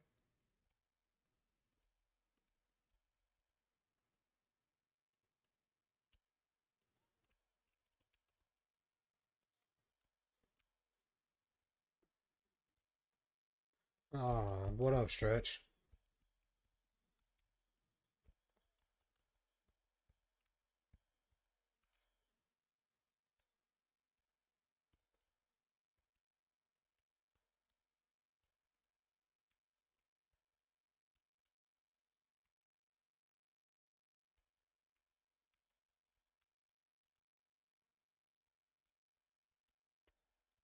That's what I was thinking.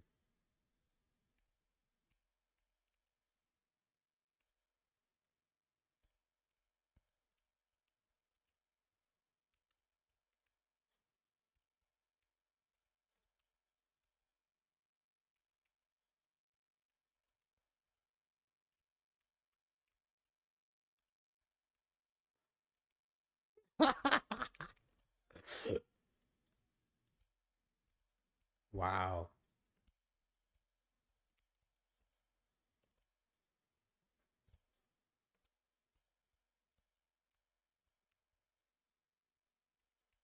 Okay. And then I thought one was up here somewhere.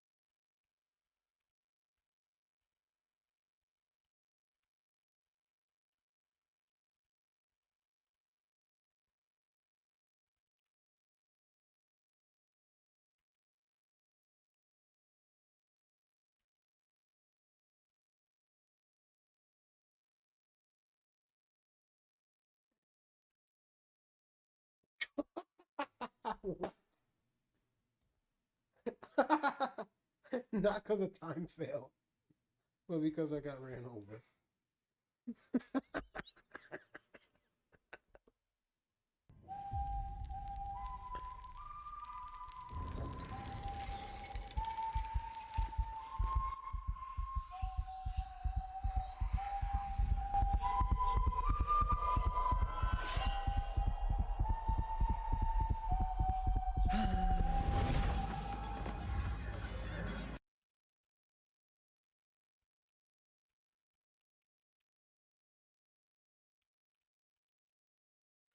Not little Joey.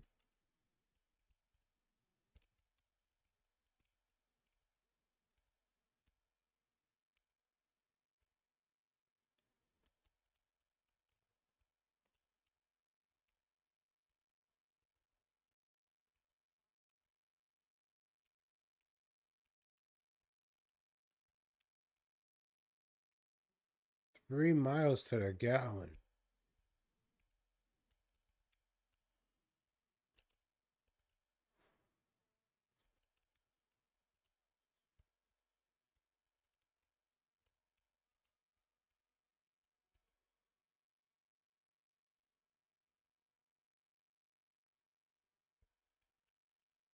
What the hell did I hit?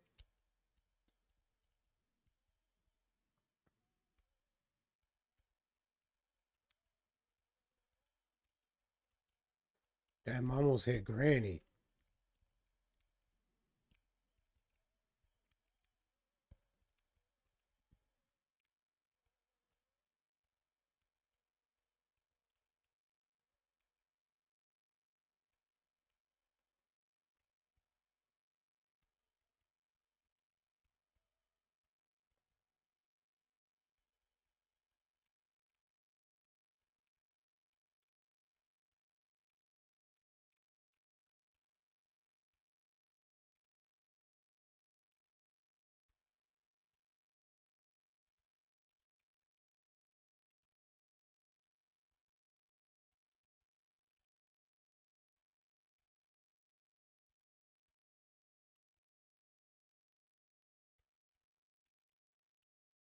Oh, shit.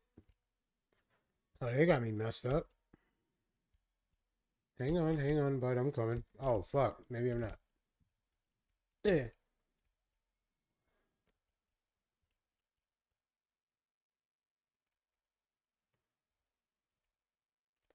Your car. Get me. No. Matter of fact, give me yours.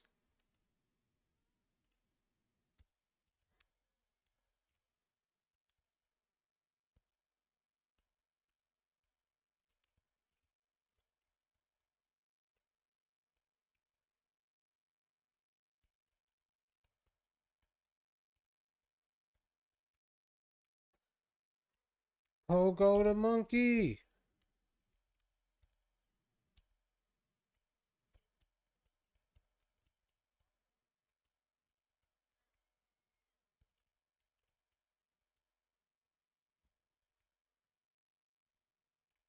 Ads? Ads in 1 minute.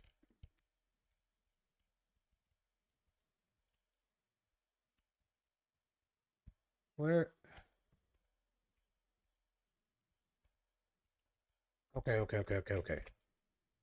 Maps. Maps. Why was there no map? Okay, so I want to go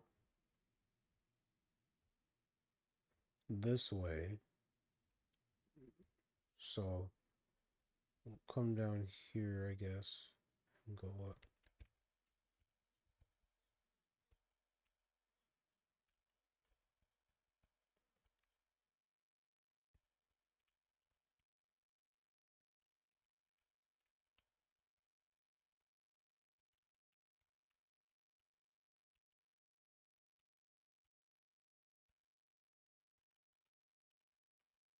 Welcome back from Az.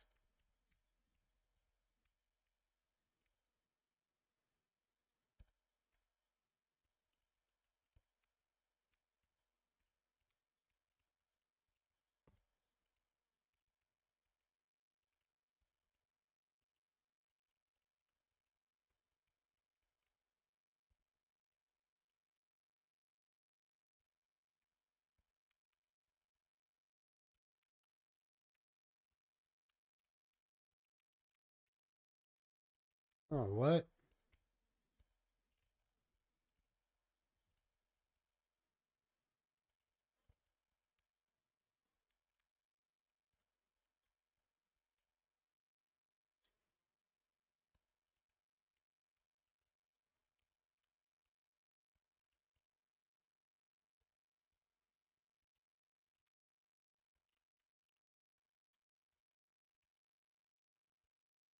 That didn't count.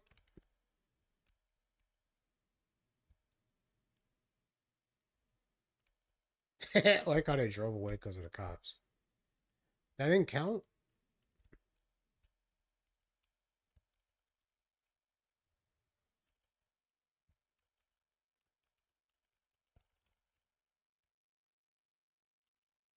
Of course.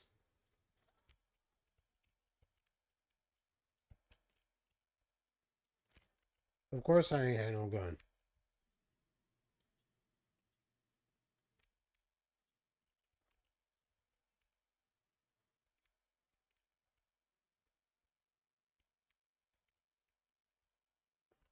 No. Thanks.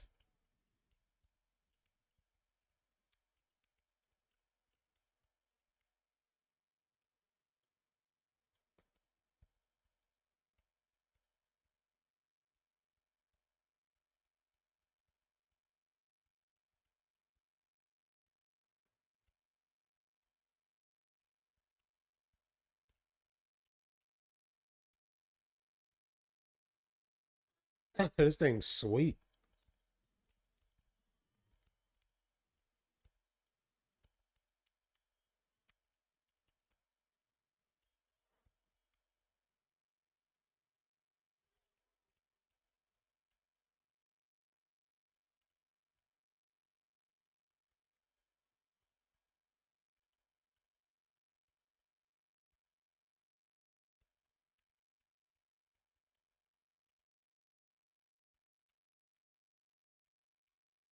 It was on accident.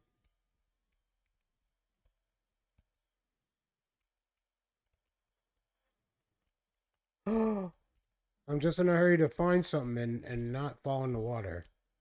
Please. No, don't bump me in there.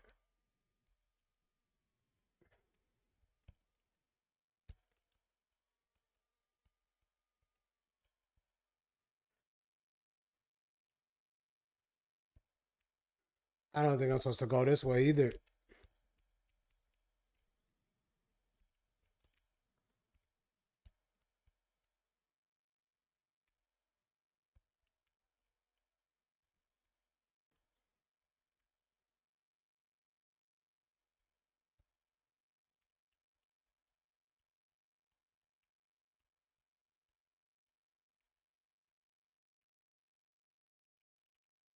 I wasted a lot of time with that car.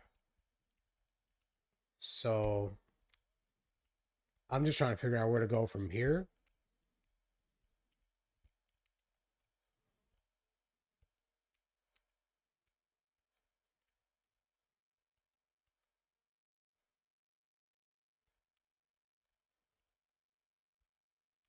Nope.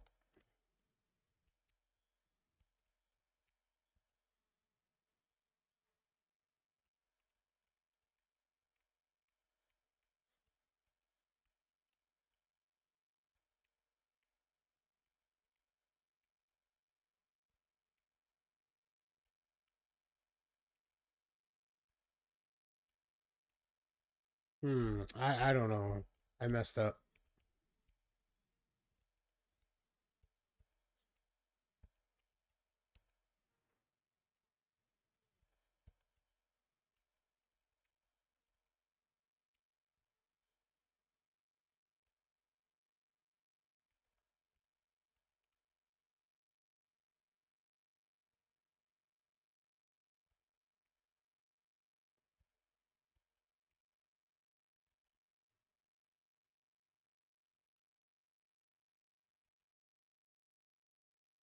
All right. We are gonna look this up. So I don't want to keep doing this shit.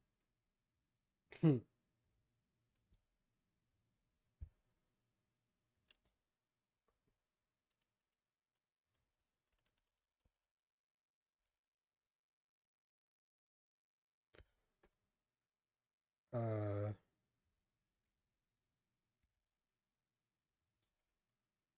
Espresso to go.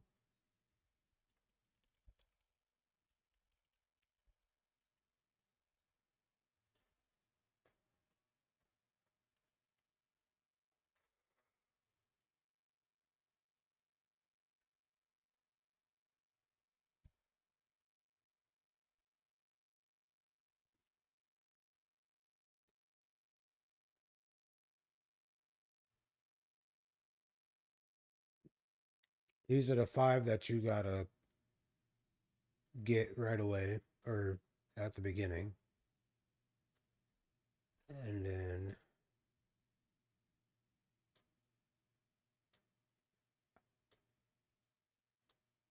so I would hang on.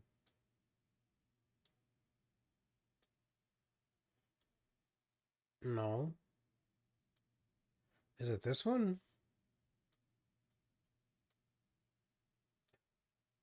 No. It's too spread out.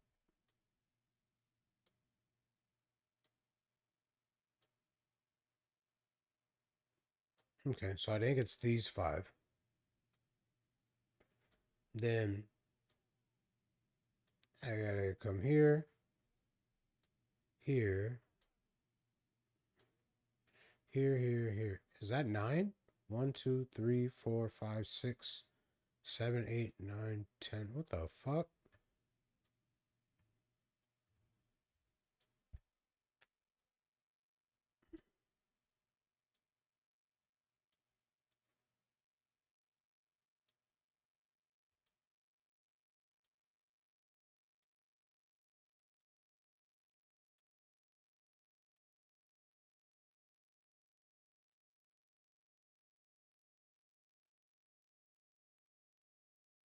Mm-hmm.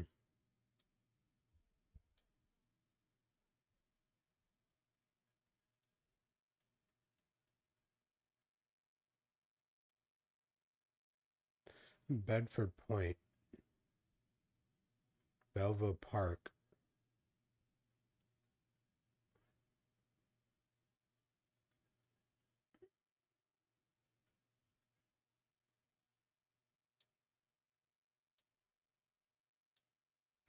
Okay.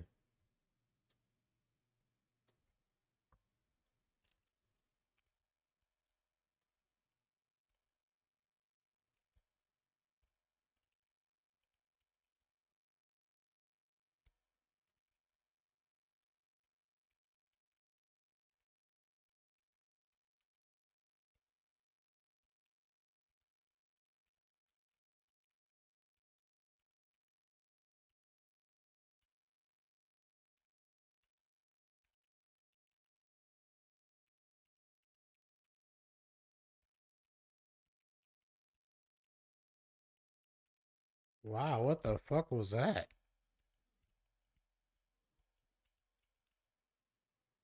That car was on crack.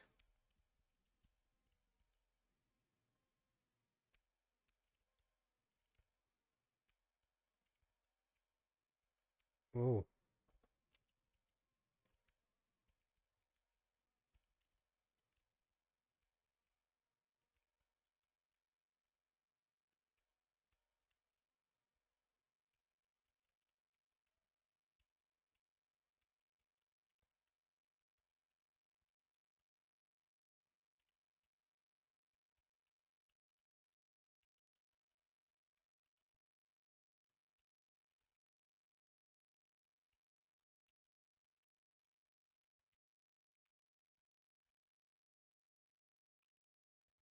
You can have a beat up one.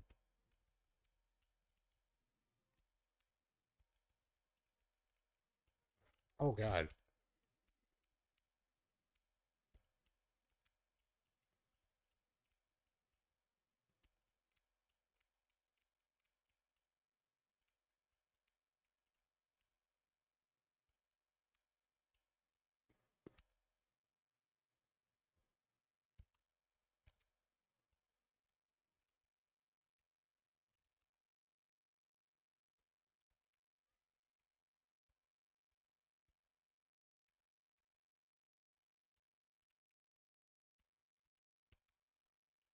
Come on.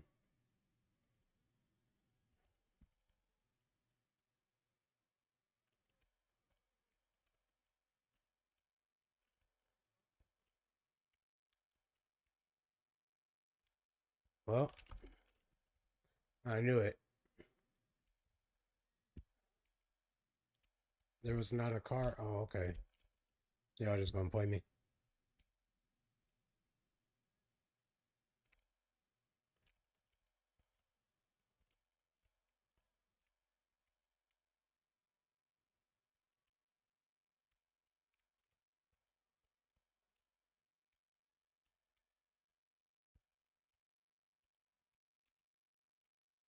Okay, where am I?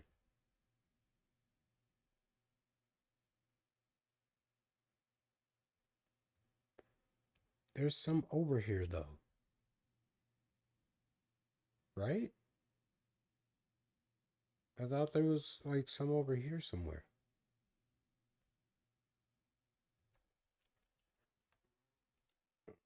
Okay.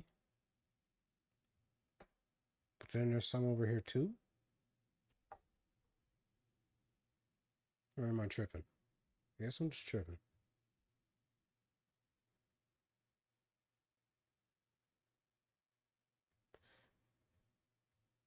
That's the T thingy over there though.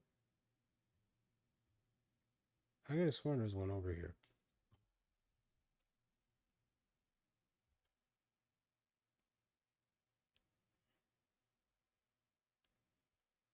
Alright, we'll just...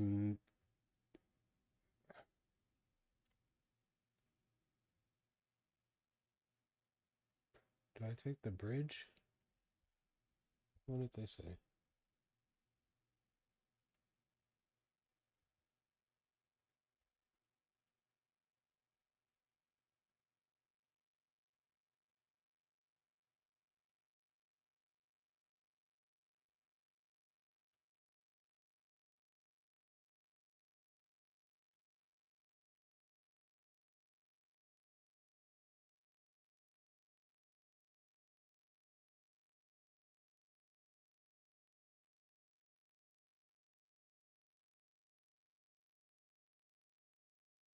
I was right.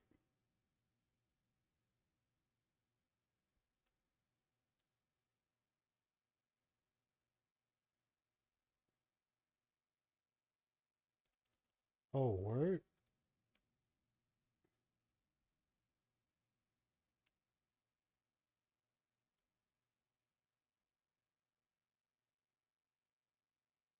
So they're telling me in this other one to start here. Maybe? At the 1. And make your way over to 2. Whoop, take the loop. Then you can probably go 76543 or 34567. Oh, okay. Then come back down, take the bridge. And 8 and 9. Okay.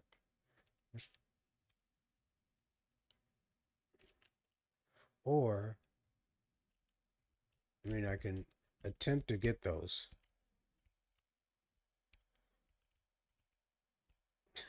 I doubt it, but we can try.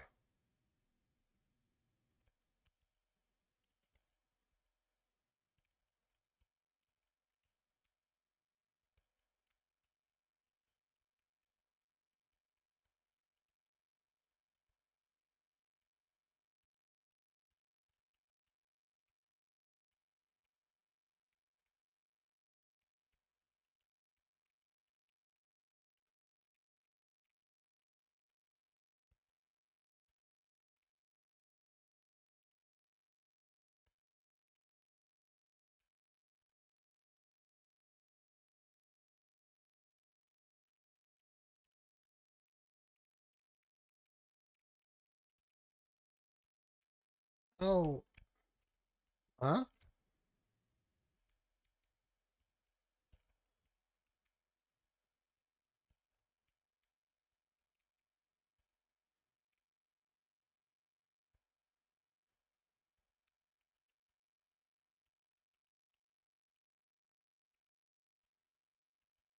Hell yeah.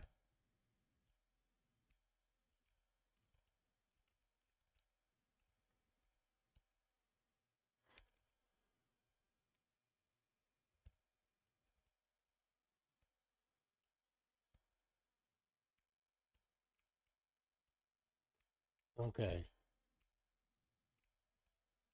So we got that one.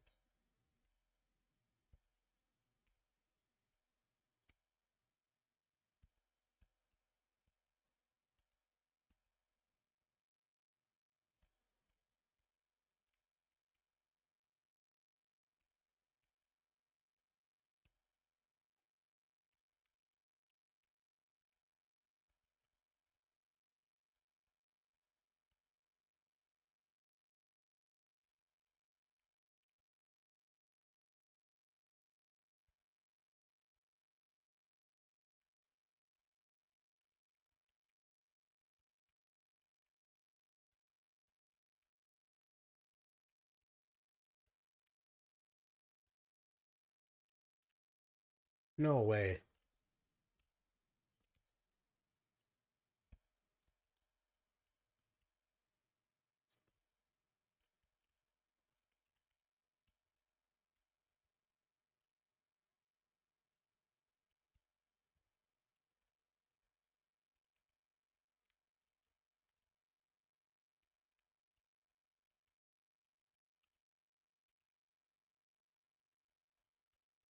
Okay.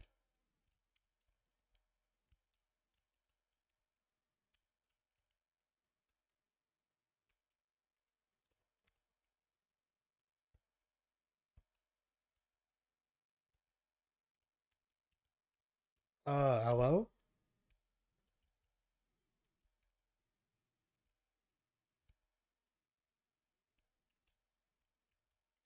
Hmm.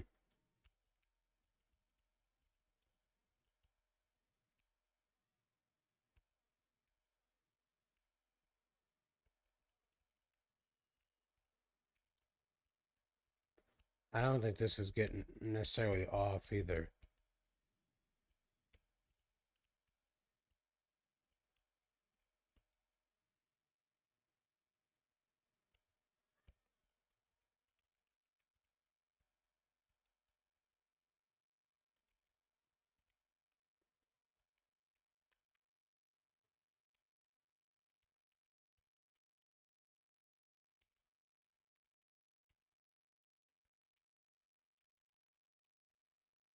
Ouch.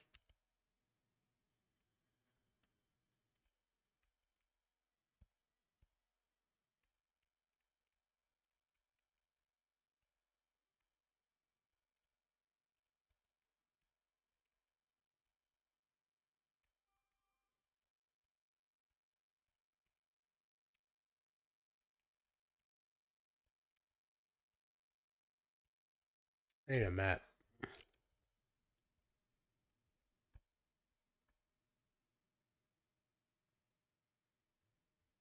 Well, these lead me to a different part of the map. Okay. So I'm supposed to go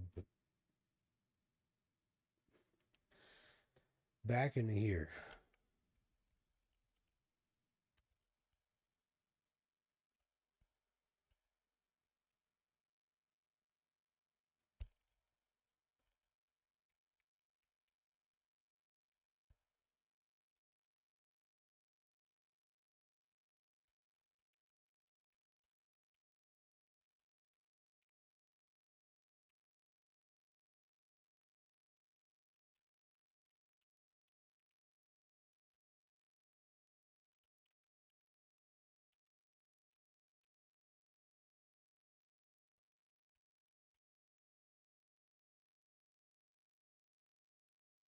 Well, I think I went the wrong way again.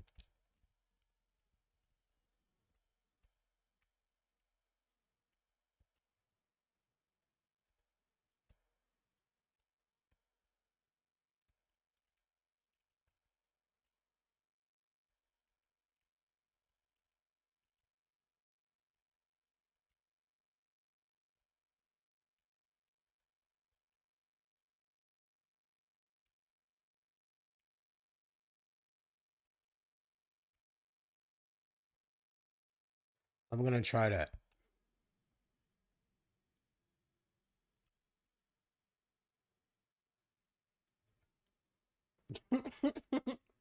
We're gonna start out 1, make my way to 2, and then yeah.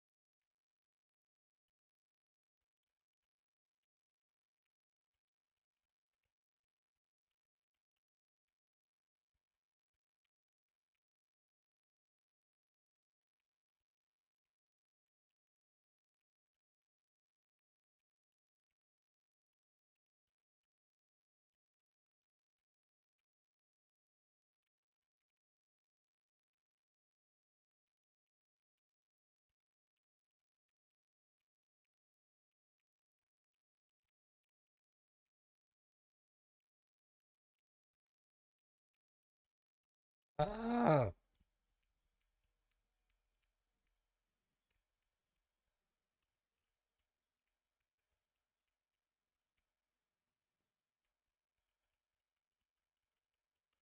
map. Oh, I was on my way.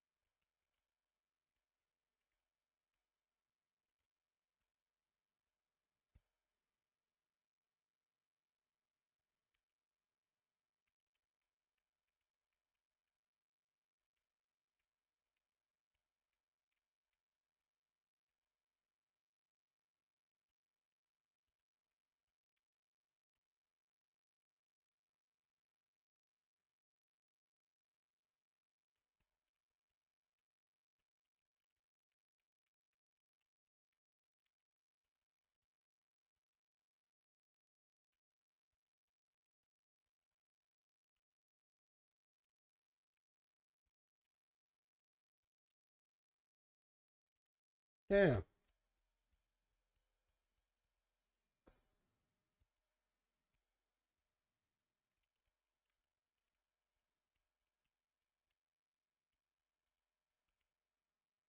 Bro, this car isn't blown up by now.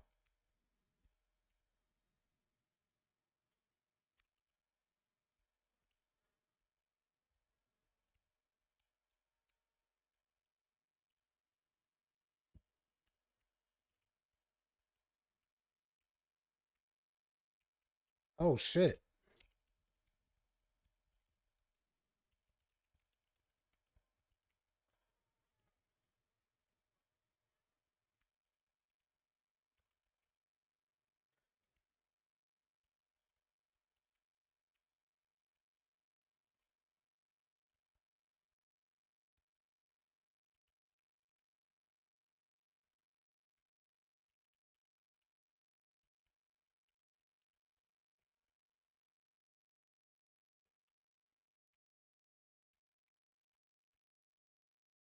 Oh my goodness.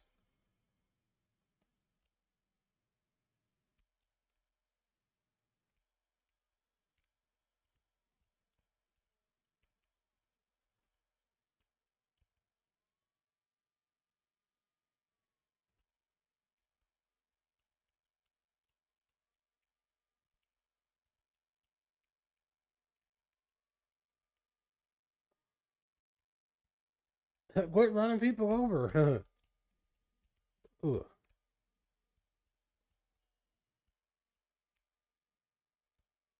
Ow.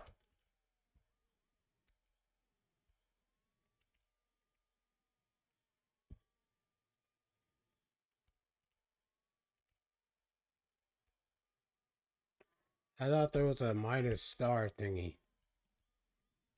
You're in my way.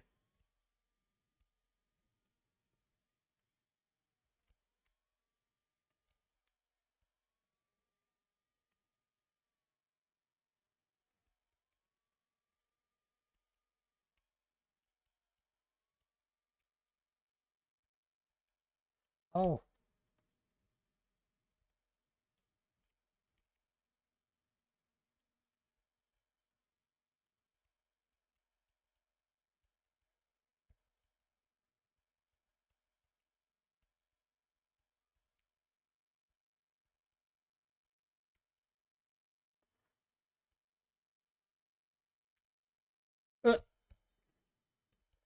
I got lucky on that one. Oh, what the fuck?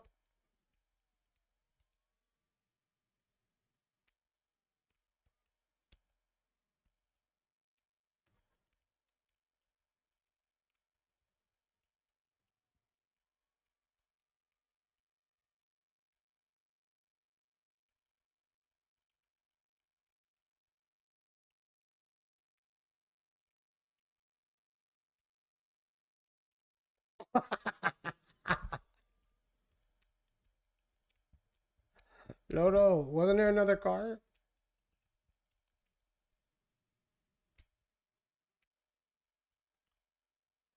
Oh, God.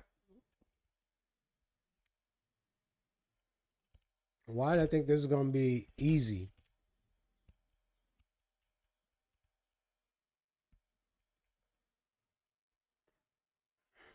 Bro.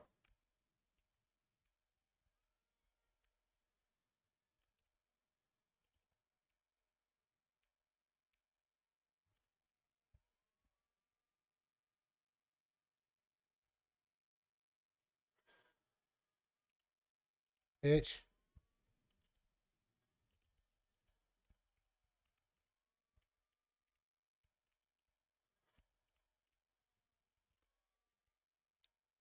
Ugh.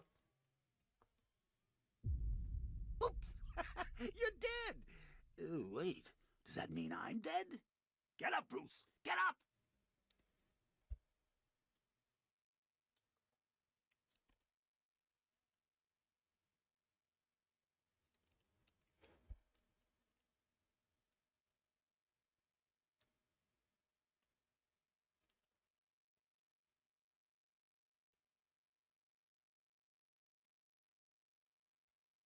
Hmm. It says it's a notoriously tough mission.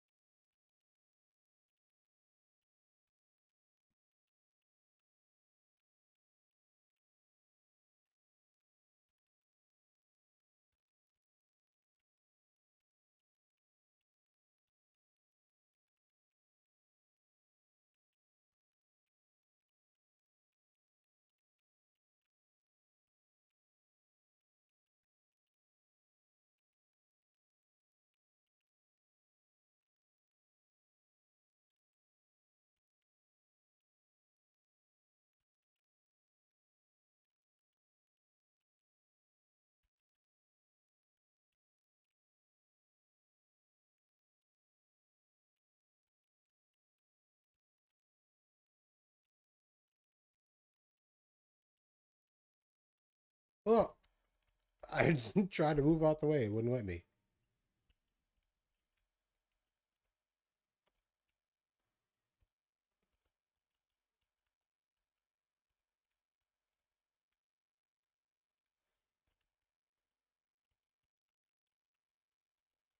Yeah. Ain't no way. Oh my god, and I'm on fire? How?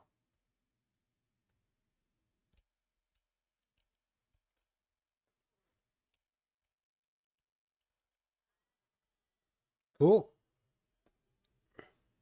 Oops! You're dead! Oh, wait. Does that mean I'm dead? Get up, Bruce! Get up!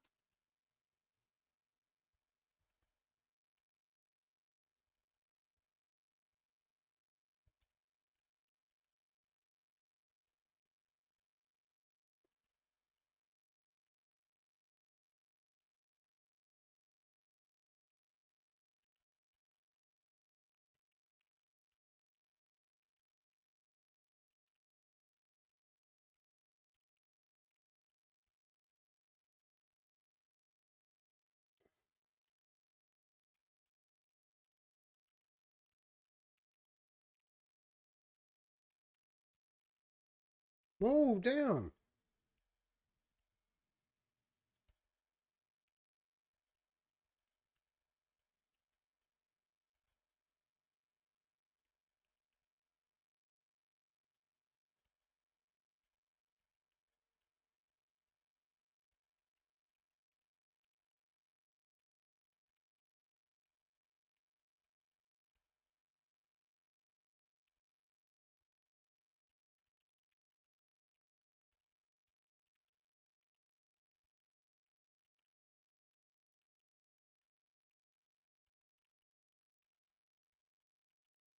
Okay, I found at least this 5. How do we get over to 1? Okay.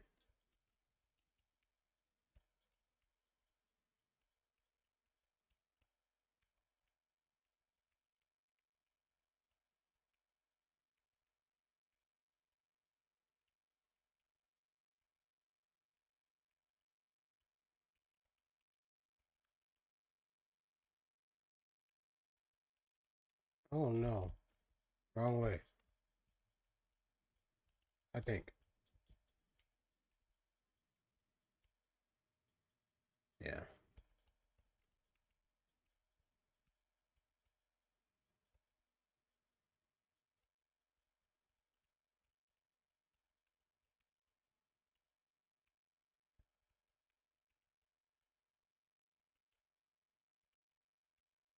The fuck? I thought I was close. Hmm.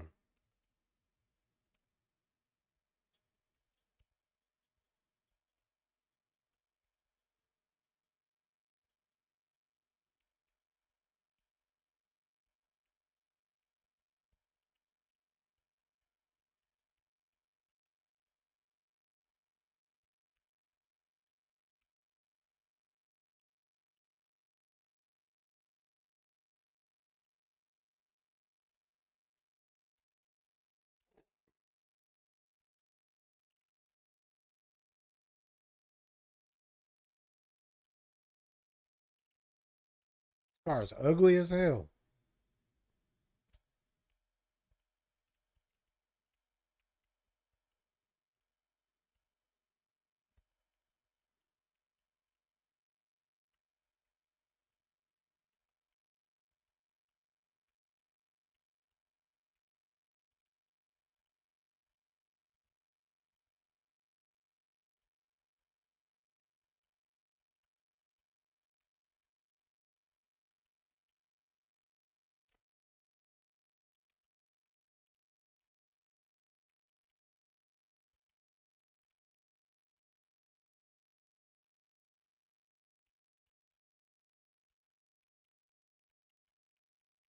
You heard it here first.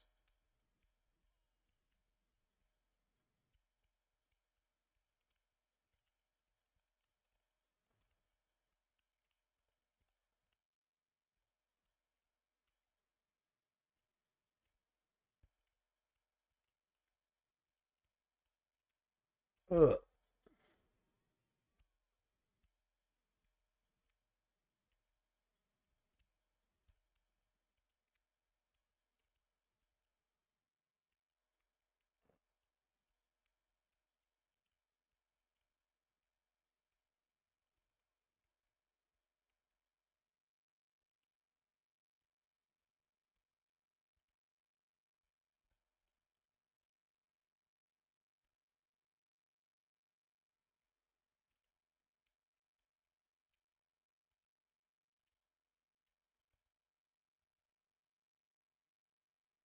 Get out of my face.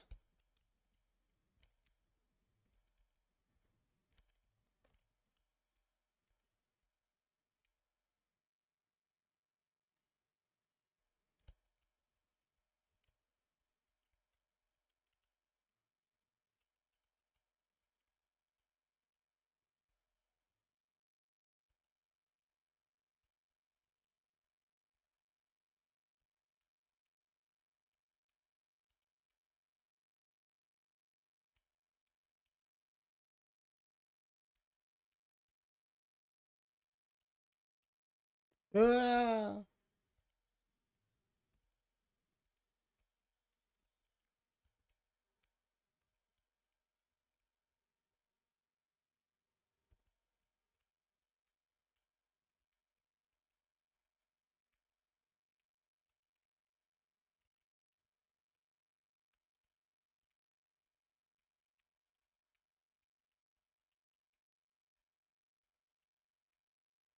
Okay.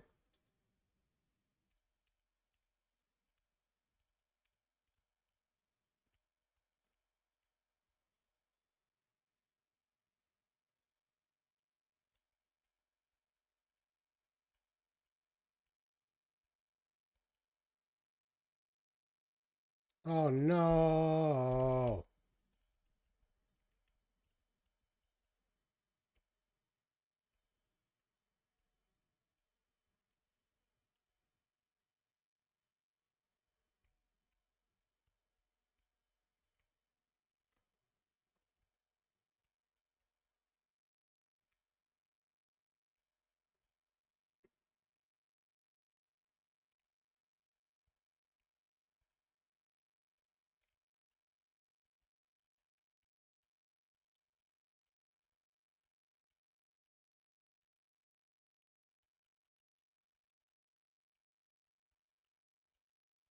Uh.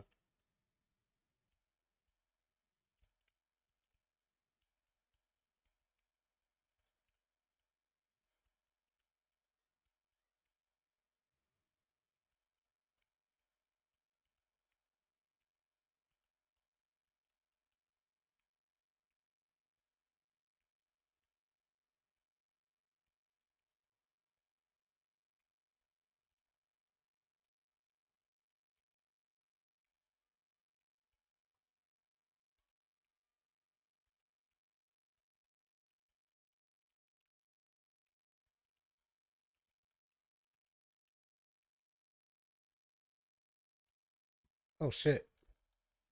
Not a limo. Fuck.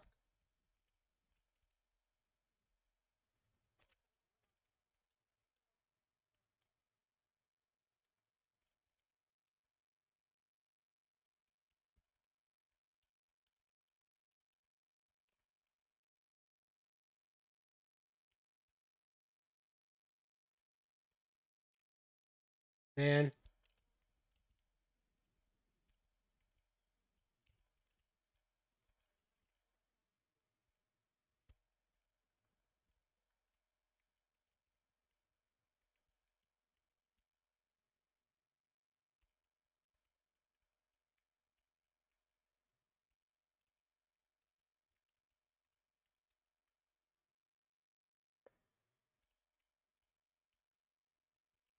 Did I get 5 already?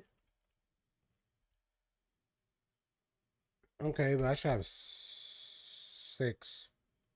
Uh-oh.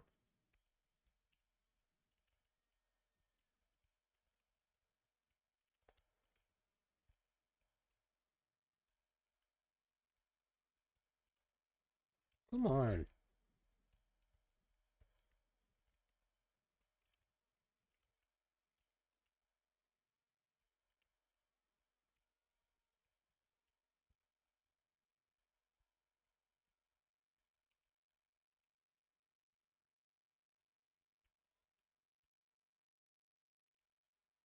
Ah, it was way too big of a truck.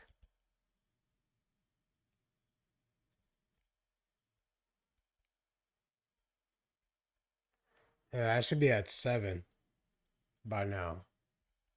And headed over to the next place. So I'm... See, because there's that.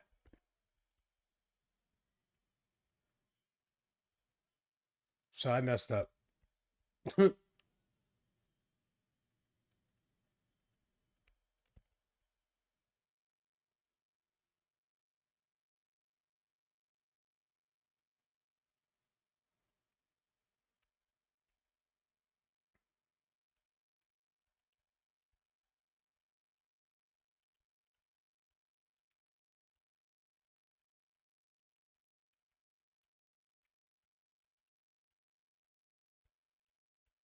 There's one there.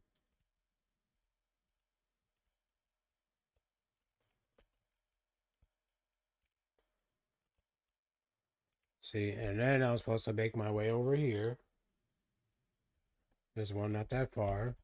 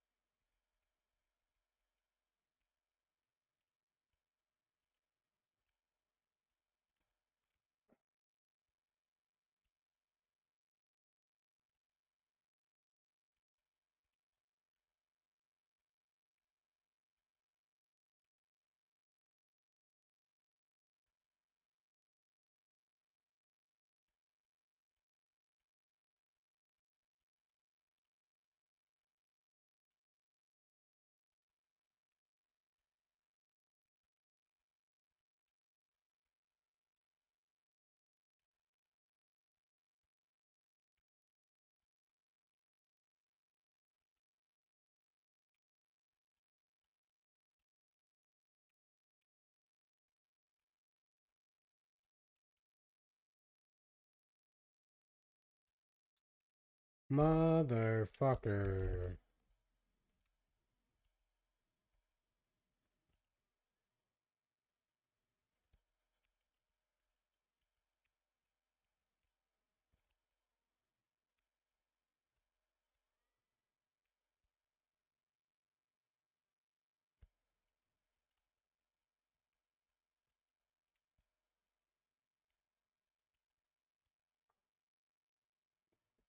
Almost had it.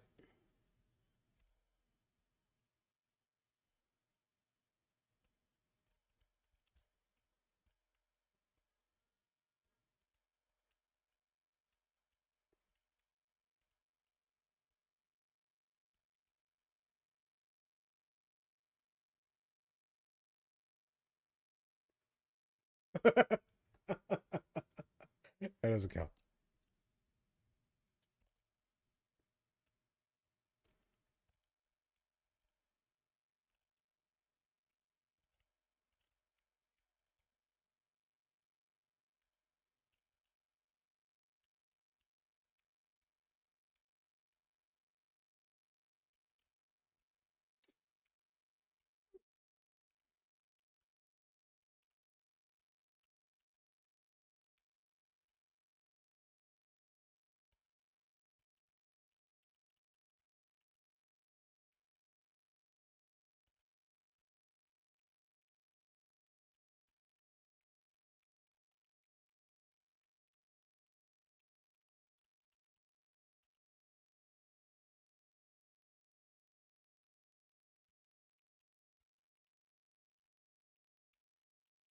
Damn, bro.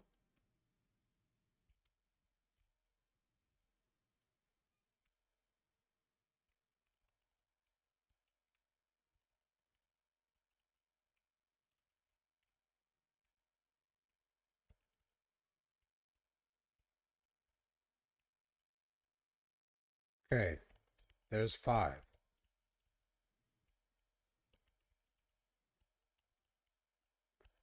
No. Not yet. Um...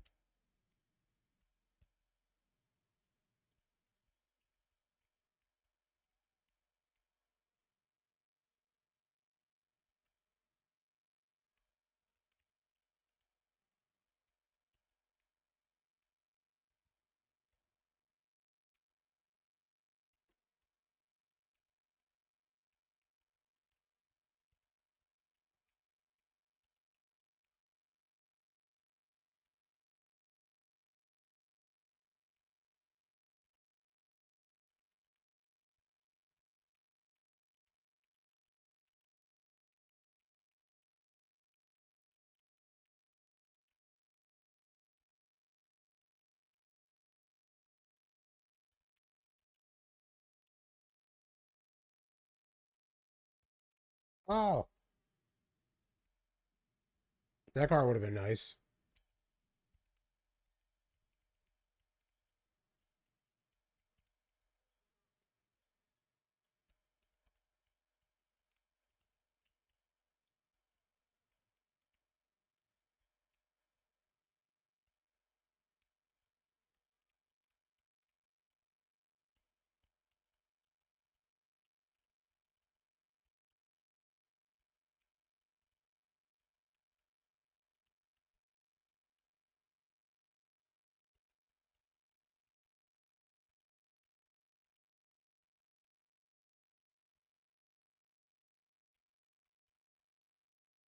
Ooh, what the fuck?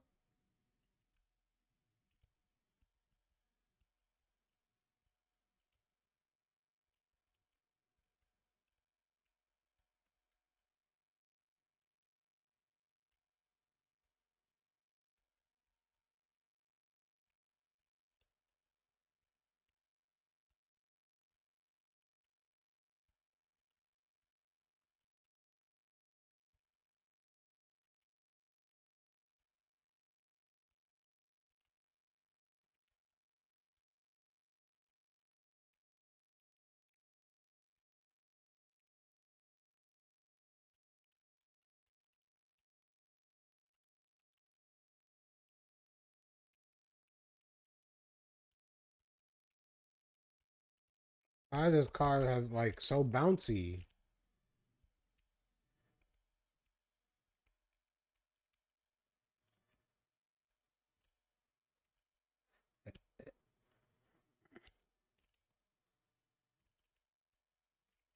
Something wrong with this car.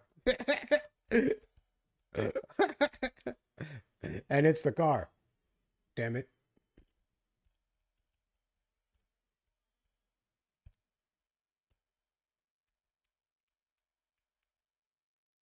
Pop.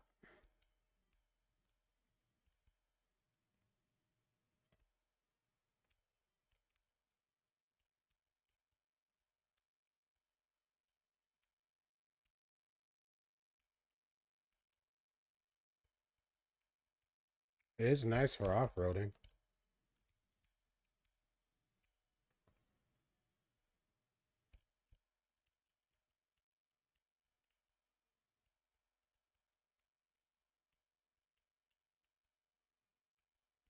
No, fuck.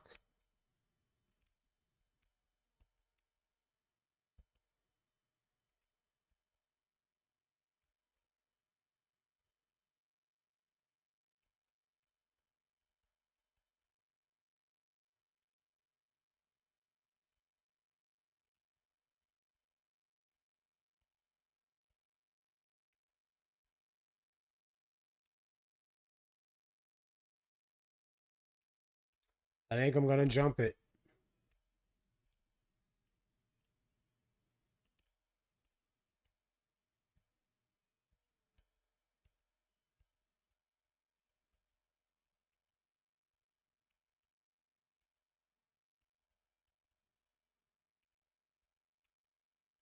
It probably didn't save me any money or time.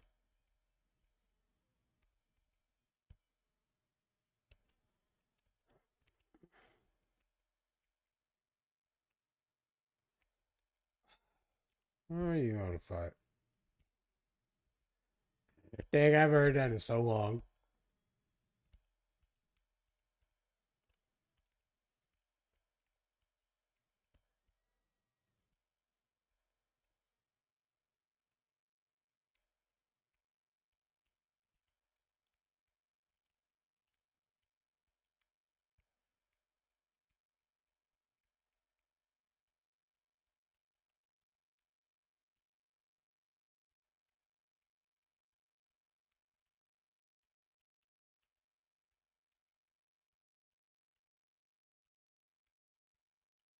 No, no, no.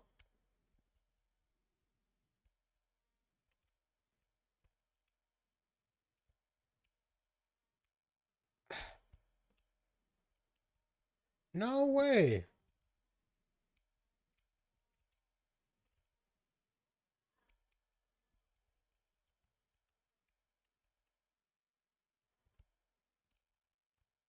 No, shit.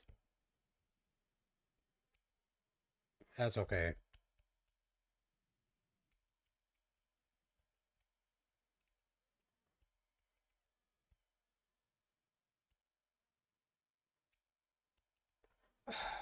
Come on.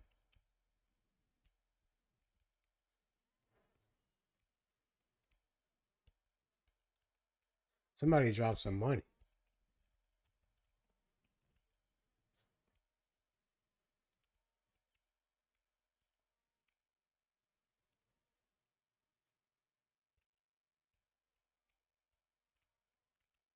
Get the fuck out of the way.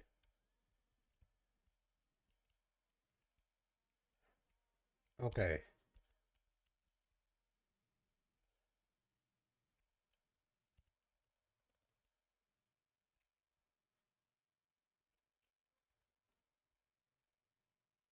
I'm not gonna mess this opportunity up. Okay.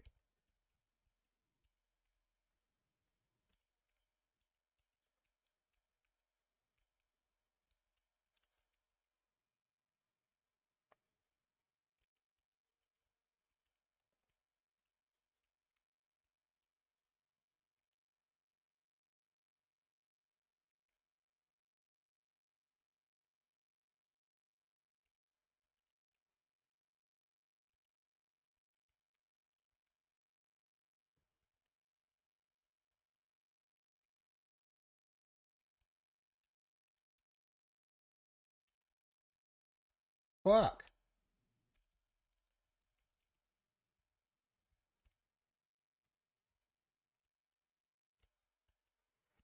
Oh, okay, let's see if we can do it. I think we can. What just happened here? Oh, man.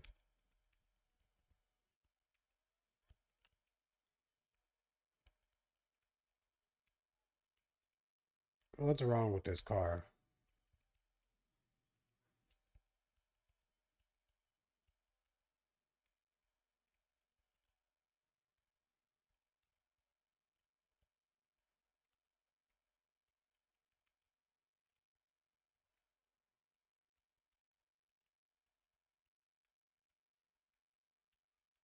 Not right now, cops.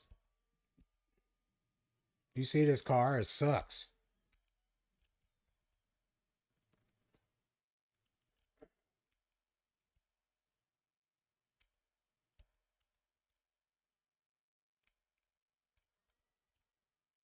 Huh?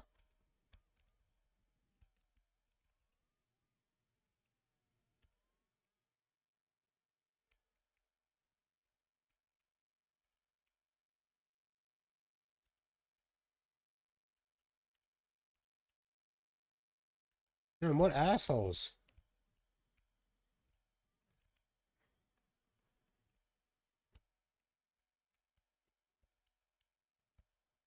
I hate this game. I hate this game.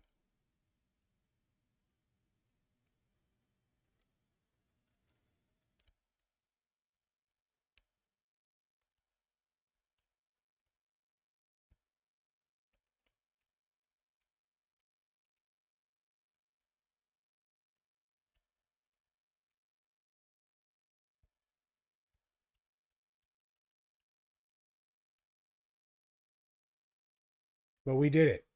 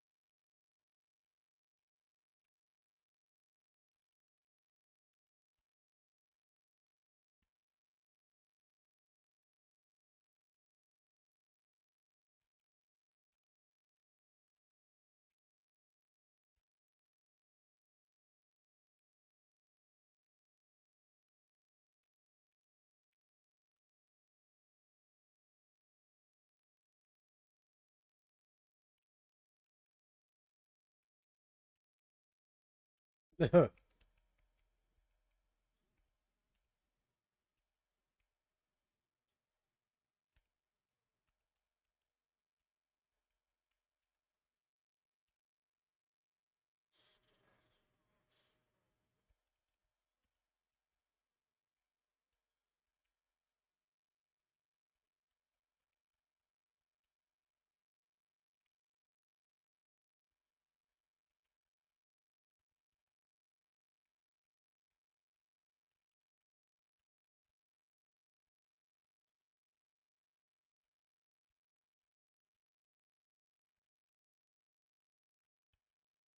all I got.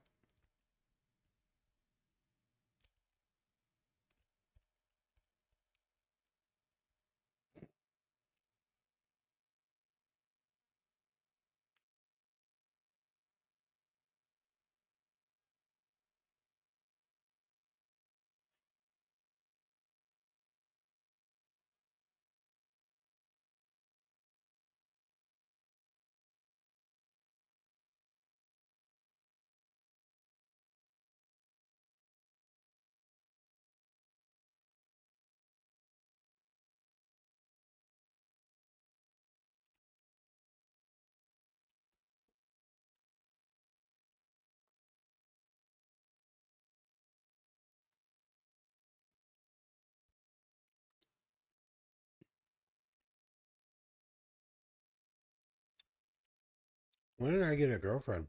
I mean, I remember I went to go bring her over to her, but when did we become a thing?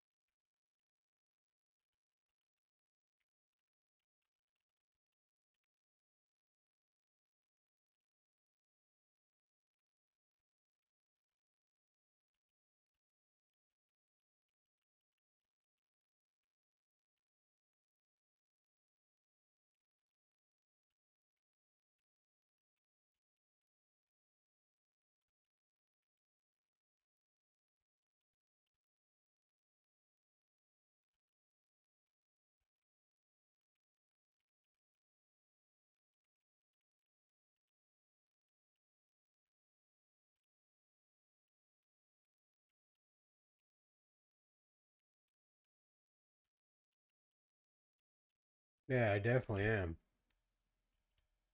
Bruh.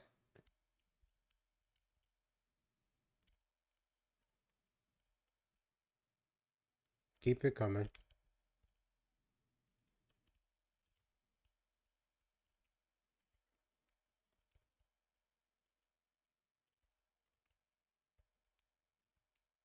Bye. Oh, shit. Why don't the cars disappear like that?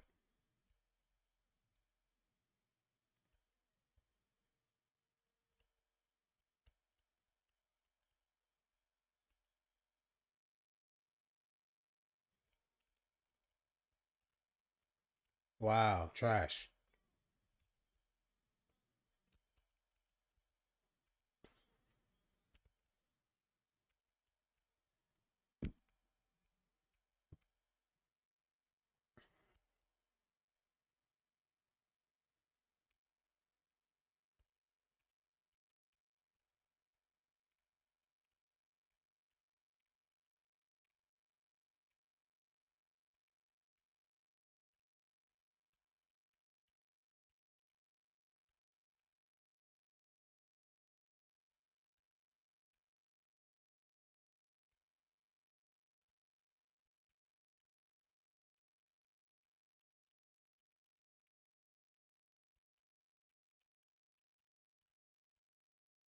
Uh,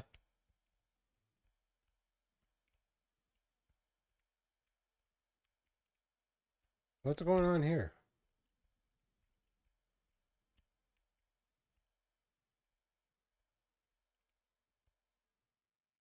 I took too much time. That's on me. That's on me.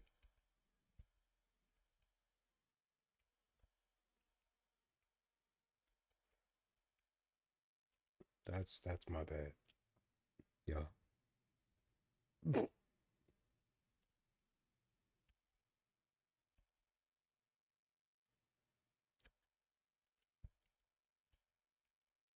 Okay, imagine this isn't shot up. So we use this.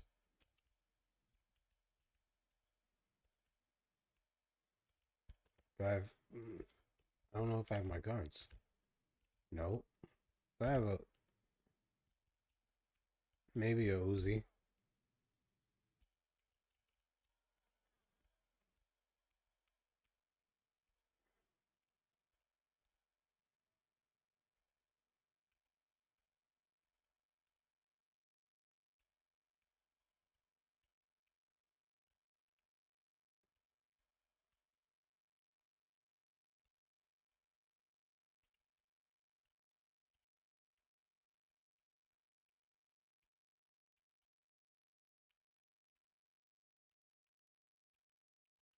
If it was right there... Oh, shit.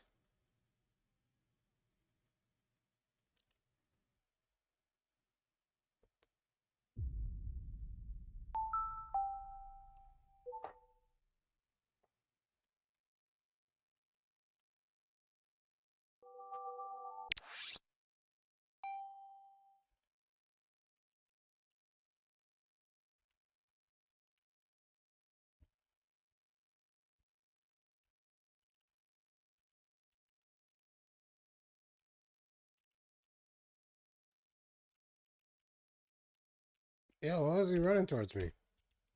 He must want to get papped. But he must not know.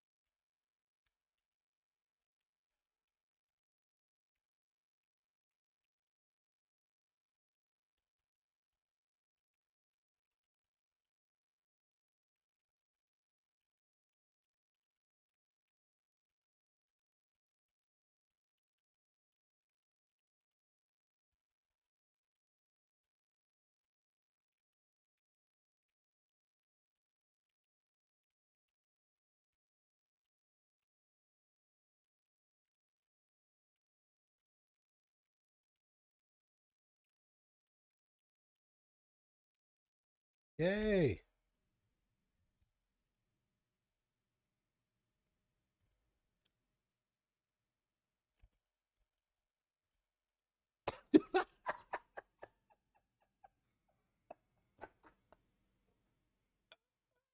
I thought I fell in the water and died. Instead, they just took 5 health away from me. That's fine.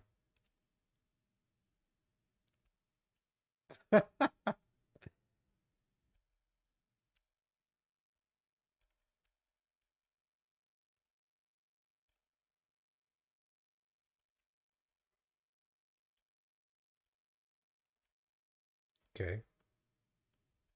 What am I supposed to do at the buoy?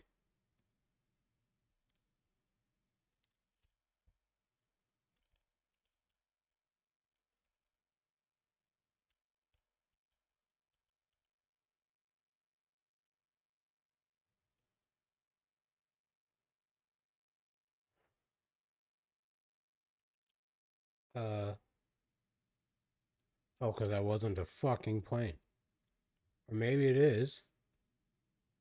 Hello, are you...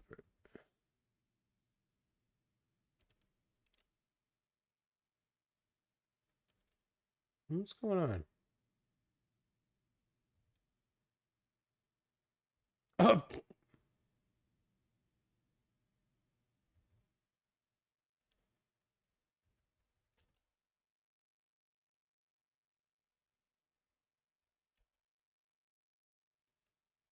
Was that not the plane?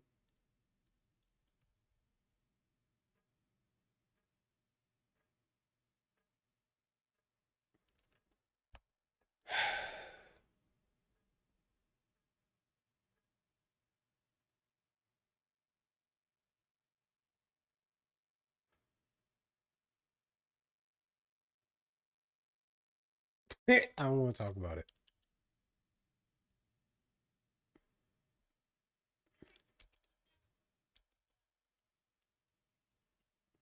I don't want to talk about it.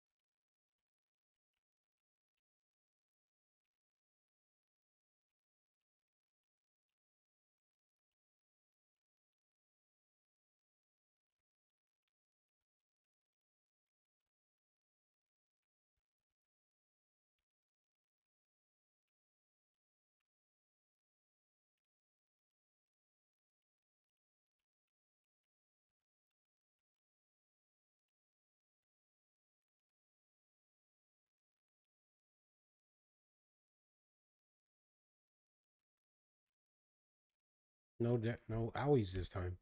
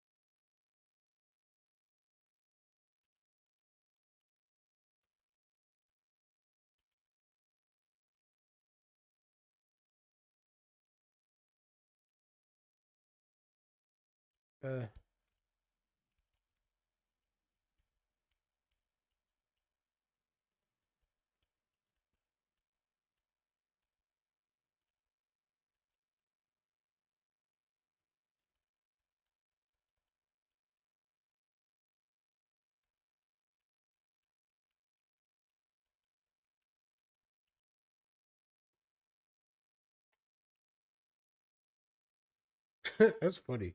So that wasn't the plane? Everyone just flies over me? Like, oh. Cool.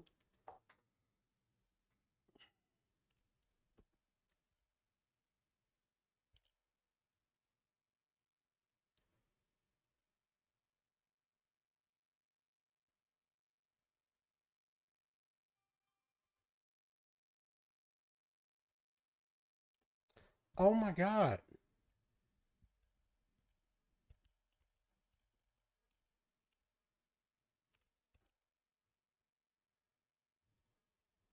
Oh! Oops!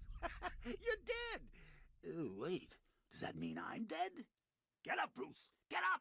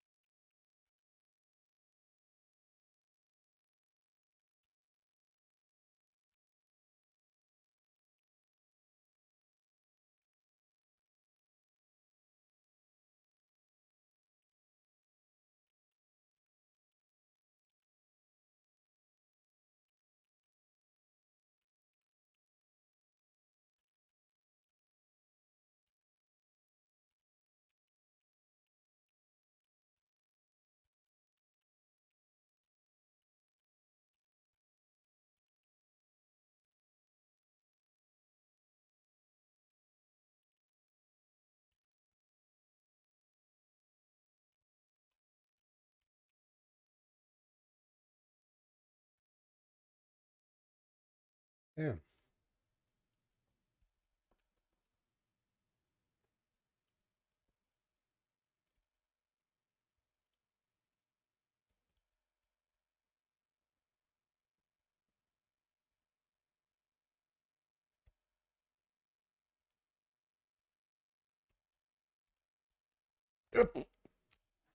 He tripped into the damn thing and got hurt. You suck. Ad starting 4 minutes.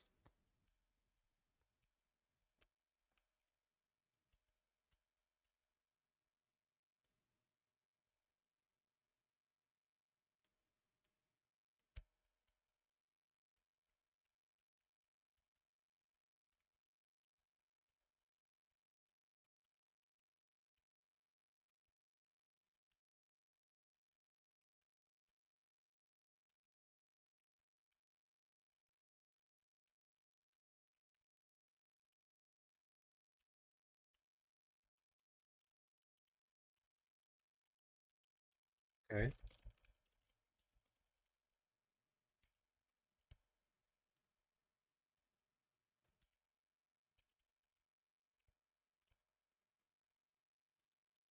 Can't go backwards.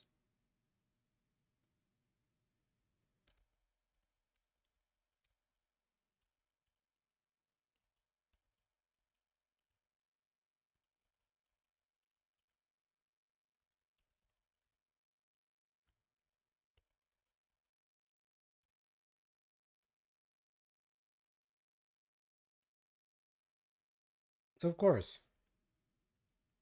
Of course there's people waiting there.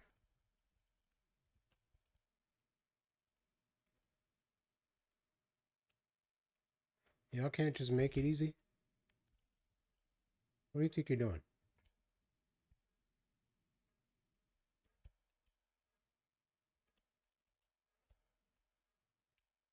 Where is it?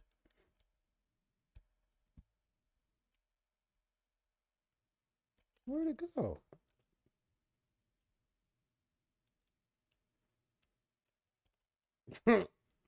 I feel like I deserve a loss on, like a death on that one.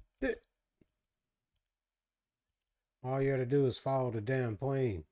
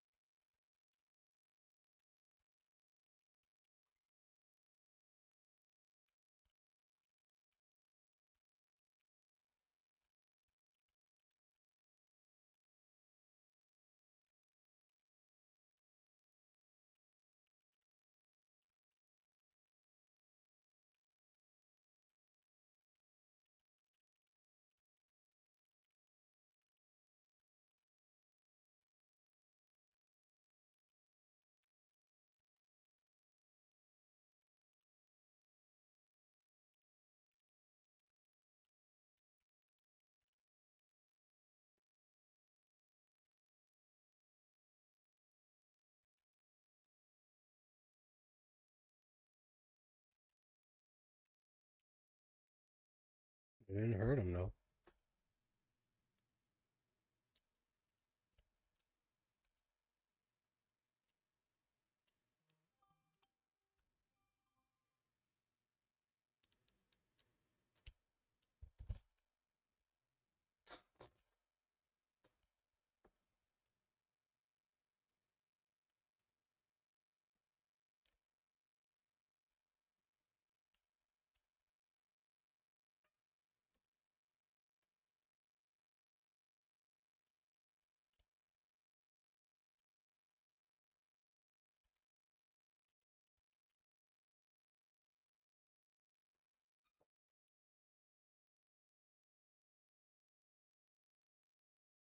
Okay.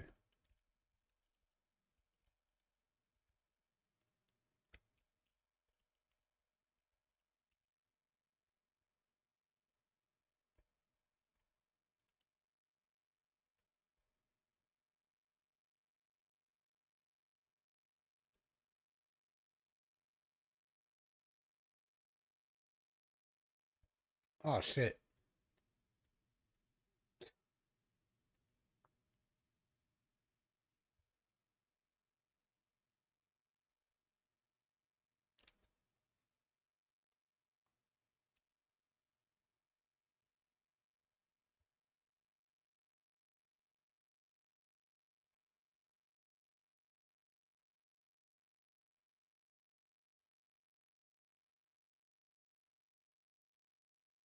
Is that it? God damn it.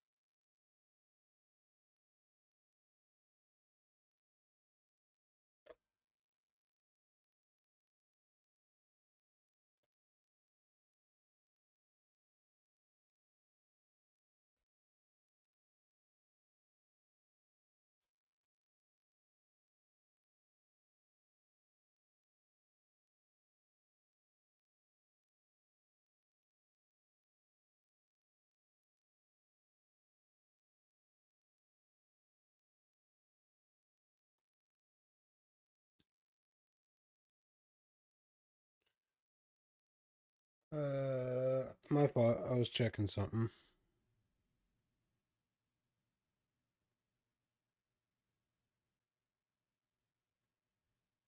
No, it's a stretch. Okay.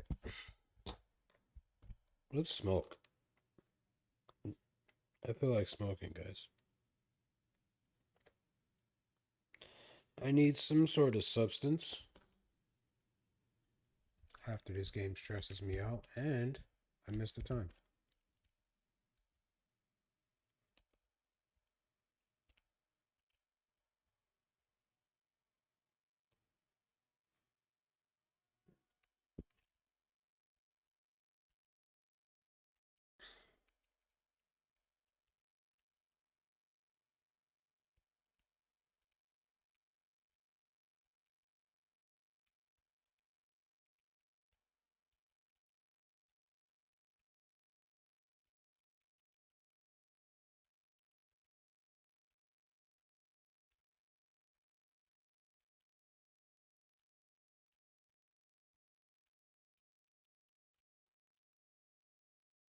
Oh, was that? No, that was not a rocket launcher.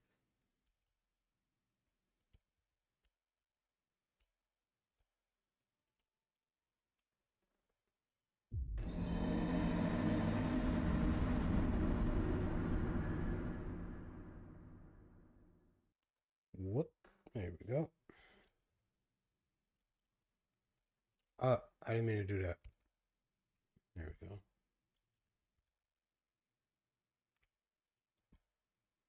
So many things. See, I have a lot down there.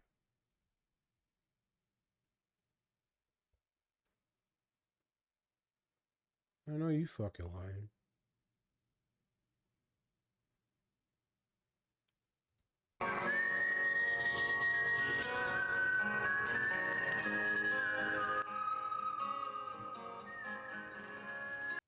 Okay. They're really just eating cereal.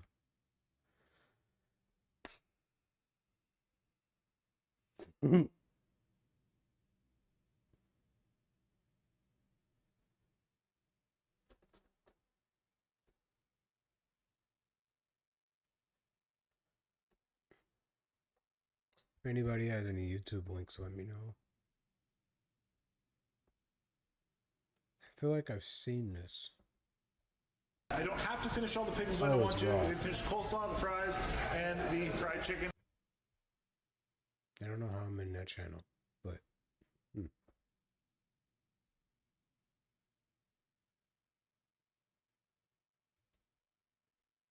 Hey, what's up? In this video, I'm gonna show you 5 ways to take a single pound of boring ground beef and turn it into a fun, delicious dinner for 4 people. All 5 of these recipes are meticulously tested, so I promise they actually work, and I designed them all to take 30 minutes or less, so they're quite fast. 1 pound of ground beef is something I always have in my fridge, and I'm always asking myself, hey, Bri, what do I even do with that?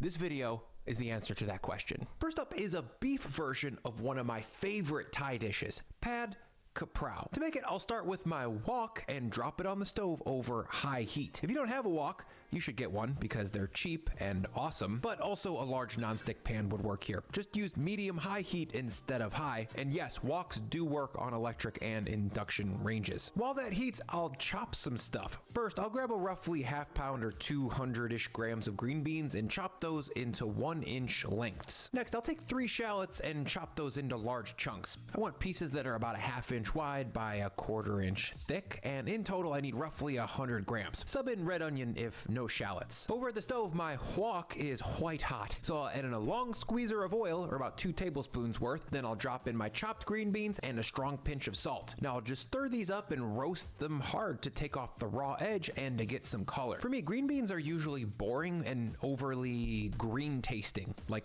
raw chlorophyll, and I don't like that. So I like to rip them hard over high heat to get some meaty, savory flavors developed and to soften things up a little bit. And after 90 seconds to 2 minutes of high heat, these things are looking really good. So I'm gonna move them over to a bowl to hang out while I cook everything else. Wok goes back down over high heat now. Then I'll put in some more oil and drop in 1 pound of ground beef, then a 2-finger pinch of salt, and then it's time to mush. By the way, for this recipe and all the recipes in this video, I'm using an 85-15 blend of ground beef because 15% fat gives us plenty of beefy flavor without making these dishes too greasy or needlessly calorie dense. Over at the wok, I've been browning and mushing for about 5 minutes, and I'll call things good here when the beef is crumbled down into pea-sized pieces or smaller. Next, I'll drop in my chopped shallots or red onions and then stir fry those for about 2 to 3 minutes over high heat. By the way, if things are starting to stick to the pan here, don't hesitate to add a splash of water. This will loosen up any meat that's sticking to the pan and will help create some steam that will soften the shallots. After 2 minutes, those shallots are looking translucent and they're about halfway cooked. So next in goes 15 grams each of grated ginger and minced garlic. I grated the ginger on my microplane and I pressed the garlic with my garlic press, but chopping them with a knife would be totally fine. From here, I'm gonna saute for about 60 seconds until the ginger and garlic are smelling fragrant. Man, that smells awesome. Next, I'll add in a big bag of baby spinach. To make it blend into this dish better, I actually prefer to give it a once over with my knife to chop the leaves down into smaller pieces. This helps avoid slimy, long pieces of spinach in the final dish.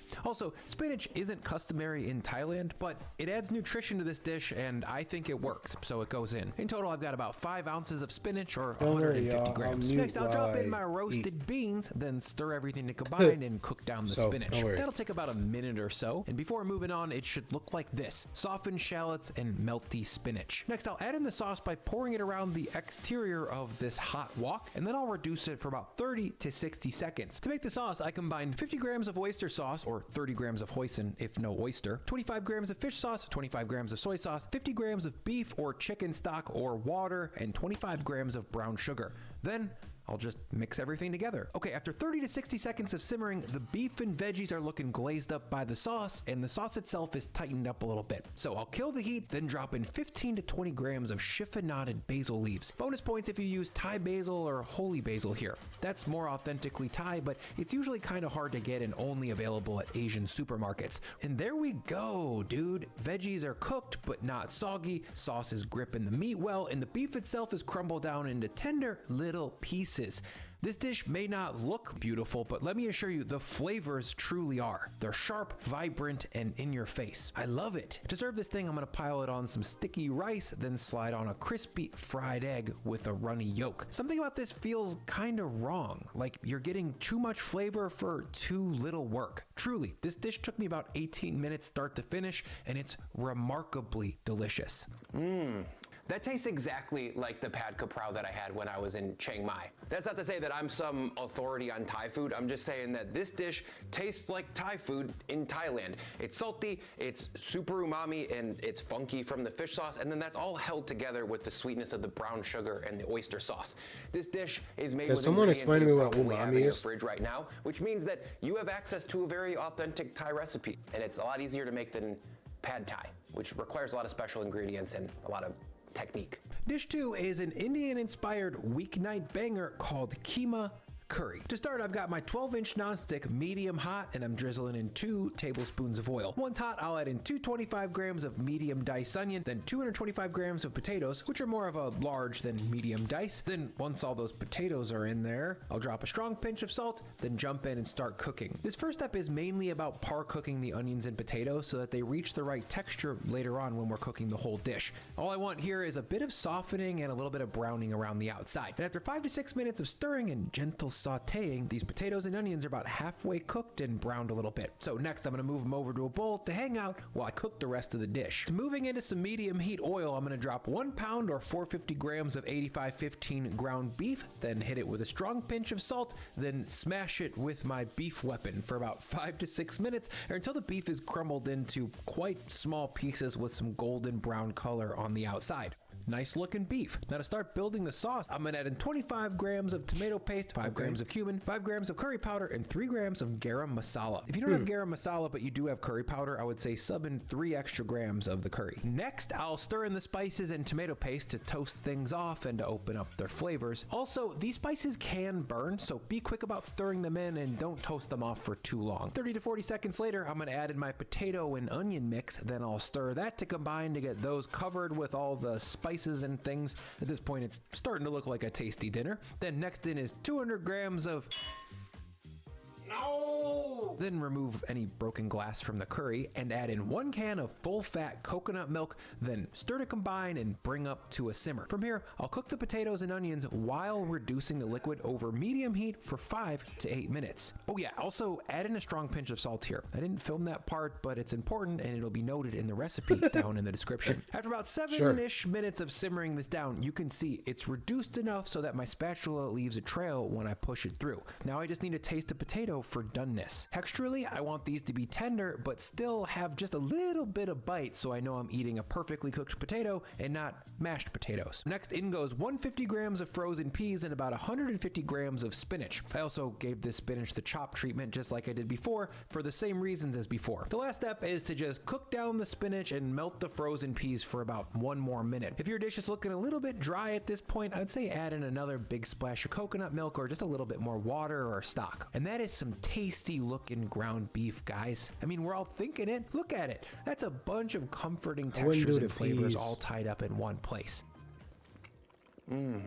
At first glance, this dish seems like it's really humble and simple, but flavor-wise, it hits fucking hard. It's got 2 types of starches, it's got 2 vegetables, it's beefy as hell, and it's warm from all those spices. It's something that I just never get sick of eating. I love it.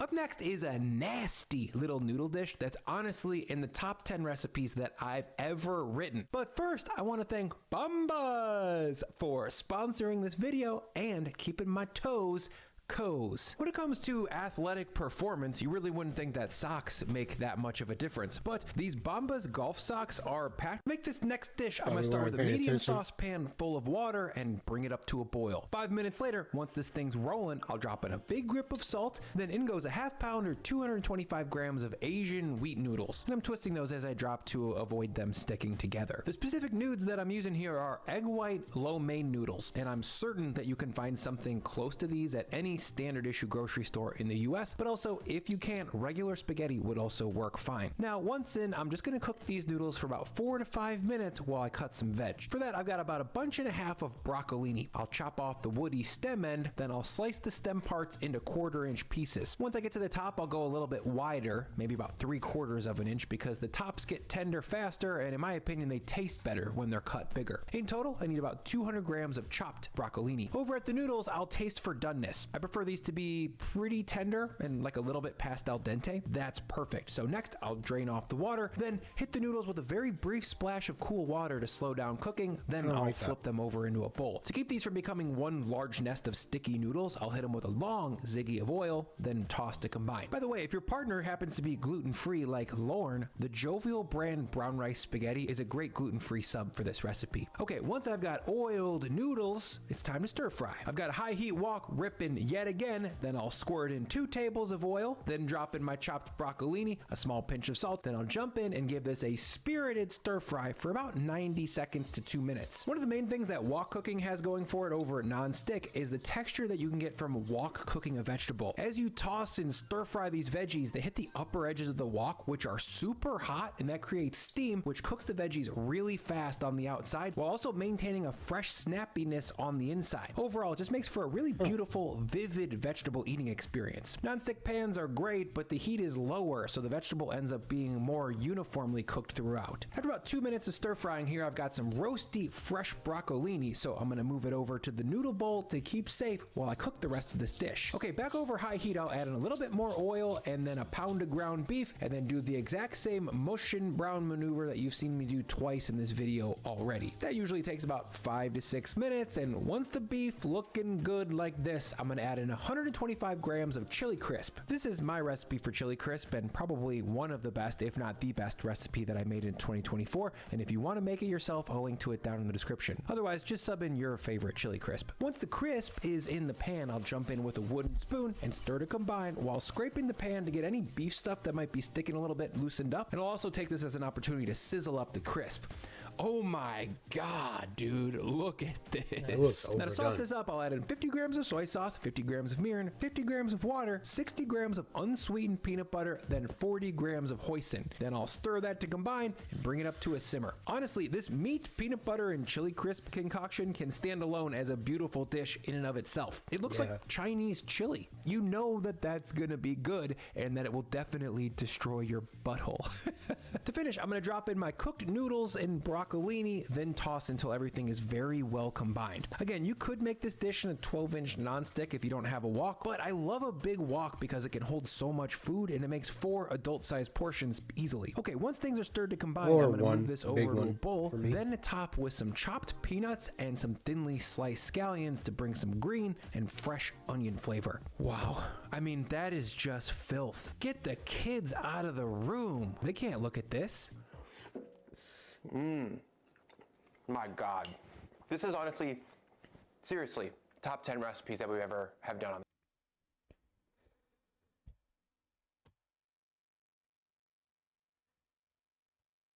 No. With some chopped peanuts and some thinly sliced scallions to bring some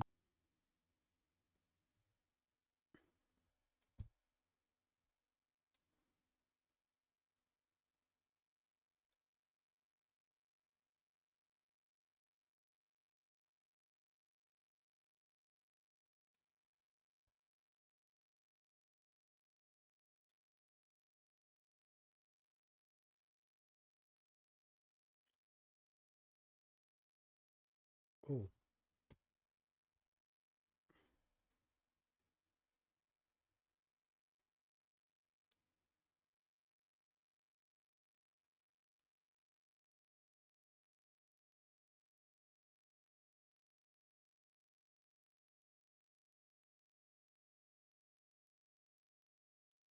I am not a member, so it's not gonna let me watch it. That'd be funny if it did. Well, no, it wouldn't be funny. It'd just be like, what? Dag. You don't have any good ones off the rip.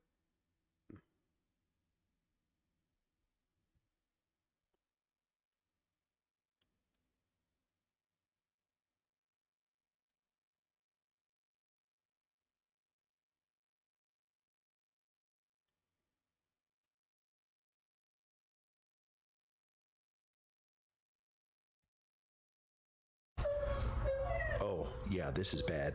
I don't think he's going to let me move him either. He's going to try to bite me.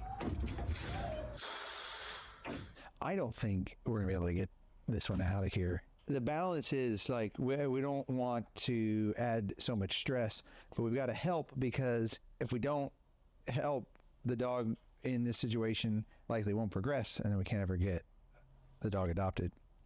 Alexis had a good idea. We should just do standing with dogs. That's a good idea. She's smiling really big. You can't see. Sorry, I try not to interrupt. This dog is so scared too. You want to say hi? You want to say hi to that? We actually, I feel like we can move around. We actually have room. And yeah, this poor dog. It's really bad though, and I don't know if this will make the best video, which I don't really care, outside of the fact that I want to get this dog's story out there, because that's what's going to make a difference. Because guys, it is really bad. Like, I'm going to show you what Alexis and I are seeing, and it's not good. I'm going to take the crate out of there because that didn't work. The initial plan was we were going to try to crate him and then move him into a space where I could be down at his level. We could go through the process, but we don't work on our terms. We work on their terms. So I'm going to slowly move this crate out. I'm telling you, like any slow movement, even any sort of movement, he just panics. Okay, we're just going to take this. He's enjoying my blanket. The good news is he's made progress. Like, he's coming up to the front of the kennel a little bit. I'm going to talk to you guys because I want to keep my back to him. Sorry, I get a little choked up because, like, right away you can tell this dog has been through some serious neglect. Sometimes when these dogs come in like this, they come from the precursor to hoarding situations, abuse situations, and as animal control gets more calls or they go out and investigate, they uncover a lot of other things. Now, I don't know the story. Do you have the details on... Do you have any details? Well, I can have you show the kennel card. Yeah, because we were going to move him, and then I was going to tell you guys all this, but you can see XOXO. Sometimes people laugh at that, and they're like, oh, it's a little dog, you know? So, okay, so we got the crate out, and I want to show you guys something just horrible while I was getting the crate out that I noticed. And I want to show you, can you see how bad her paws, or his paws are? Look at that. Those aren't supposed to be, like, this is not a dog with dreads. It's not supposed to be like that. Oh, shit. Okay, but let me show you what's really bad. Paws, but yeah. I thought I saw this on this little one's paws, and then I saw it in the towel. You see what this is? See that? Those are little burrs, and that right there is dog fur. And this one has that in their paws. You see that one? Look. I'd be careful here so I don't get attacked. You see it right there? Mm-hmm. There's one. And so we can't see, it's not like they're going to roll over for me and show me their belly, but I'll bet, if I had to guess, there's probably 10, 20 of those stuck on this dog, just burrs. Look at that. That is dog fur wrapped around this crazy spiky burr. Look at the spikes. I mean, I so hated unfair. those as a so kid. frustrating. So not only is the matting painful, but they actually have sharp, pokey, prickly burrs. Oh, gosh, man. The point of doing all this is we got to help with some human contact. Let me get these burrs out of here. We got to help with this human contact and try to normalize this for this dog and try to do it quickly for a dog that may have no social human interaction because they've obviously been locked in a backyard or locked in a kennel or a crate. Probably not that with the birds. So they've probably been locked in the backyard, especially with how dirty they are. This is most likely a white dog, even though it's kind of like a tan dog. It's probably a white dog. Stick around. We'll see if we can get Mel to groom this dog, but not in this current state. Like right now, he'll bite her or she'll bite him. Oh yeah, just so red on the belly. Oh, a boy. Sorry. Oh, you know boy? Good boy. Are you a good boy? Do you know that? Do you know your boy? Good boy.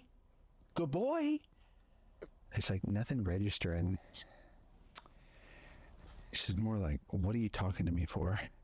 I want to see if I can get one of those burrs off, but I also don't want to risk.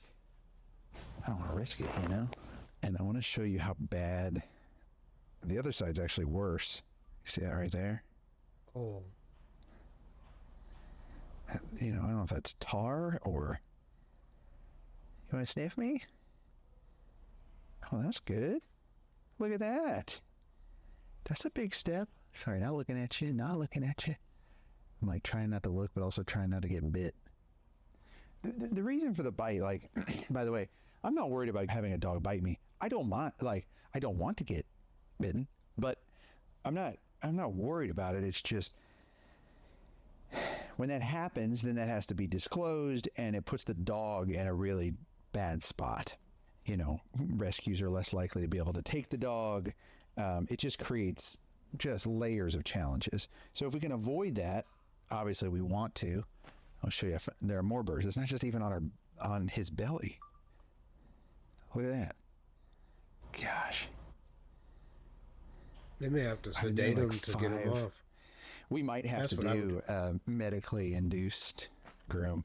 What that means is he'll have to be sedated because it'll be so painful. I am smart. You guys okay?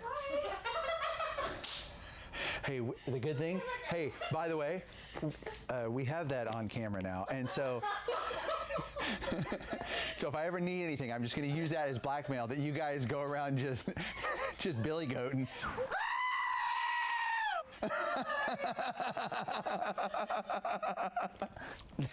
There's a goat right now at the shelter, and two of the animal care attendees came in, bang like a goat. Wait, does a goat bah? How do you say it? Goating? Oh, like what's the word? Like what sound does a goat make? No, I'm not doing that. No, but I mean, like, what do you call it? What do you call it? Oh my God. Is there a word for it? Yes, there is, and I'm now blanking. Buying? Buying? Yeah, I don't know. Actually, I can't remember the word for it. All right. Anyways, they got caught. Now we have it on camera. So if I ever need them to go above and beyond for me, I'd just be like, we're gonna release the video of you being billy goats. I thought you were trying to blackmail me to make me bleat. No. I wouldn't. This is really good, though. This is really good. But okay, so medically induced because he is biting. Just so y'all know, the sound a goat makes is called a bleat.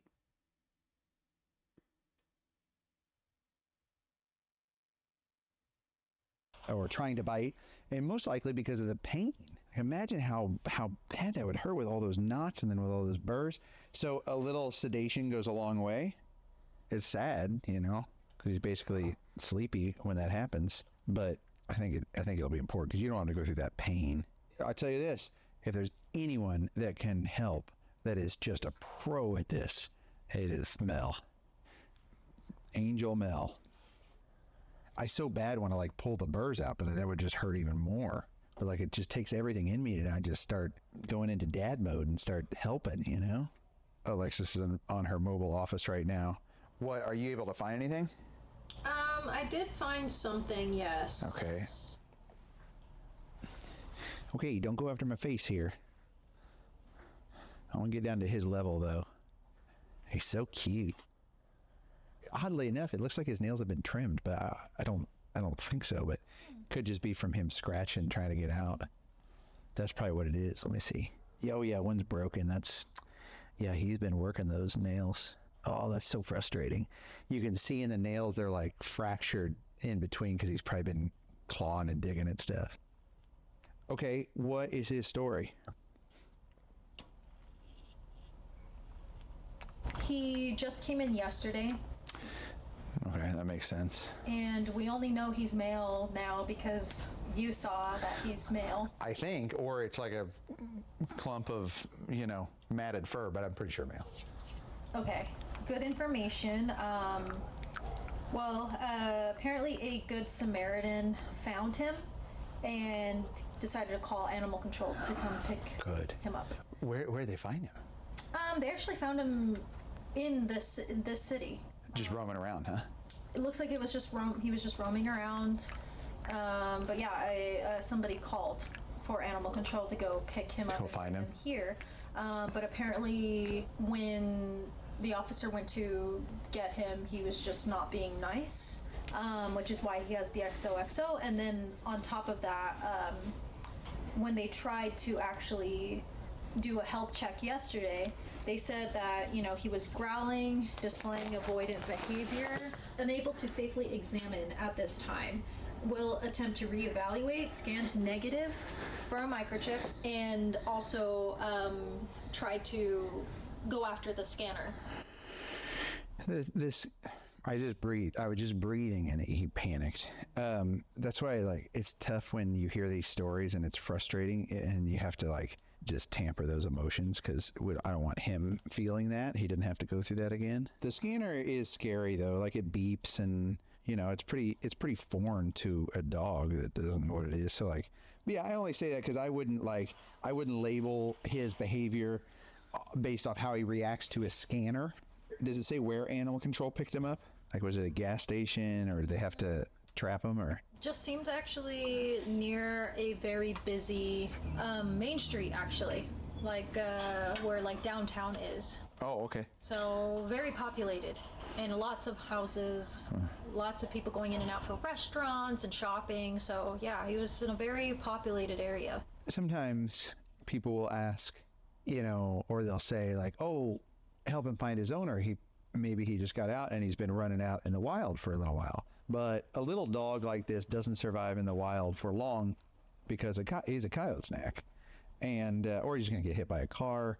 And what he's gone through, that is months, if not years, of neglect and growth. And I only say that because I know some people will comment like, oh, well, you know, he probably just got loose and you need to help find his owner. His owner did this to him.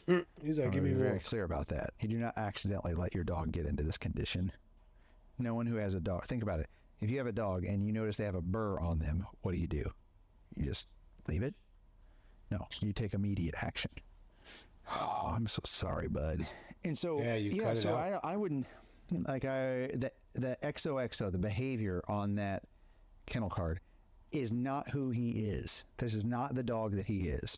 It's understandable based off the pain he's in. He's lashing out because, one, he's scared. Two, he knows that if you touch him, if you grab him, if you pick him up, it's going to be painful. So he associates human touch and affection with pain. And of course, because of that, we don't know a name. So It doesn't have a name. It should be a human name with his human face and his eyes, where he just looks up at you like, help me, but don't help me. I don't want to be touched.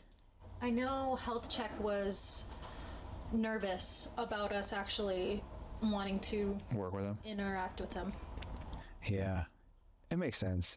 You know, what Health Check will do in these situations is they'll just let a dog decompress for a minute, but it's hard to decompress. There's a busy area. There's a lot of things going on. New dogs coming in and barking. It's just all fear-based. And they're doing the right thing. Like, they've got to give time. They can't force him into this. What's our A-cam look like right now? Maybe down a little bit, but it's not bad. Just because Milo keeps... Does it won't go down anymore? I revealed the name that I wanted. Oh, Milo. I do like that name. No, that's okay. That's so funny, man. Let's start over. Alexis was going to wait and you know, because I'll say like, okay, you got any name ideas? And then she'll say it. But she just exposed herself, said Milo. I think Milo's a great name. We were actually talking about this in the last video. A lot of members who are members in this video share the name of their late dog, their soul dog. And I think that's fantastic because I think Milo's an awesome name. And if it has some meaning, even better. And it's hard coming up with names for dogs. And to your point, that is a human name. Look at this. Look at this guy, my best friend at this point. But I can't touch him. I want to touch him so bad, but it would be immediate pain. Maybe a little bit on his forehead. Let's see.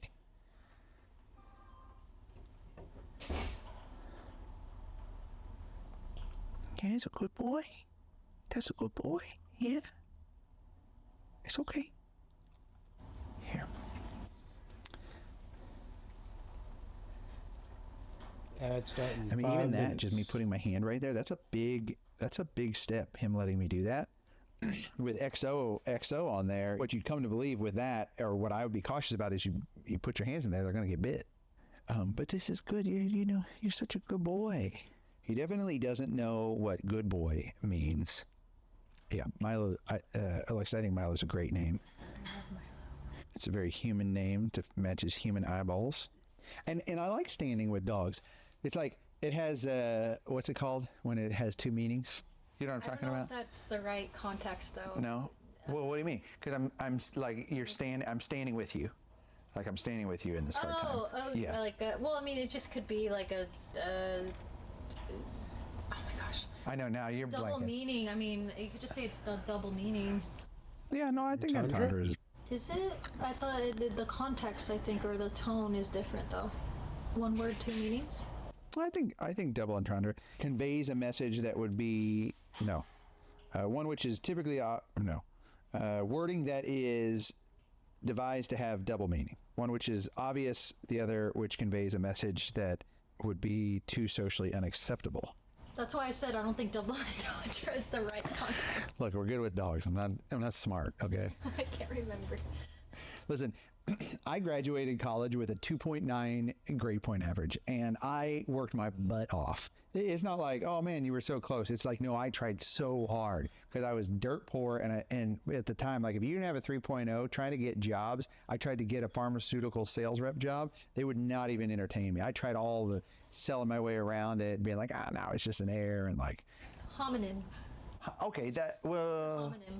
That's what the word. Homonym? Yeah, because another example would be like the word bat could mean the animal, or it can mean the baseball bat. Okay. That's like, so it could be. It could be that. Like that Homonym. A little bit. I'm with dogs, standing like in yeah. that situation, standing with dogs.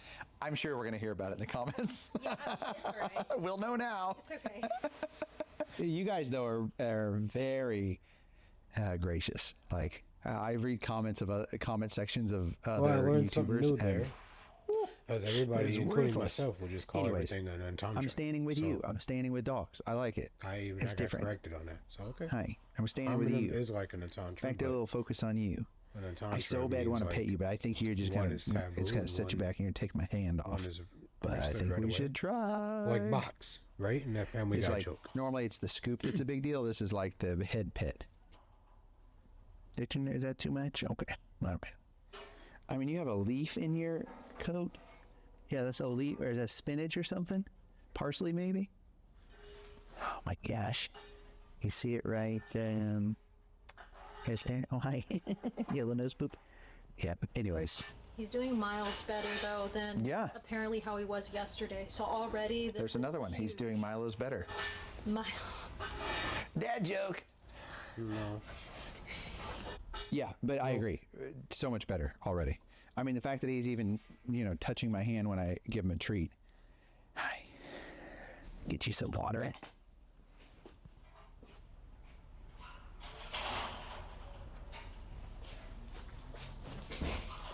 He's like, what?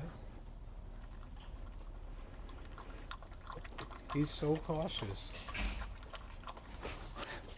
Those things are really important because... Okay, I'll leave it for a minute. I don't want to take things away too fast, but those little moments are important because he might have been so scared that he couldn't even drink water or eat food, right? Like, he's got a whole bowl of food and he's not even eating it because he's so scared. So these is really important and awesome. Because think about it, like, if you shut down and you're not eating and you're not drinking enough water, you get headaches, your muscles get tense, it just gets worse. You see how much water he's drinking? That's good. That's good. On a treat. And I can't tell, but I think he is exceptionally skinny. A lot of times in these situations, like if it's a hoarding dog or a dog that's been trapped and purposely abused like this, is they'll be either overweight because the person just feeds them all the time, whatever they want, just cruddy food, or they'll be underweight. And speaking of food, we should see if we can get Sundays to sponsor him in his journey. That would be awesome.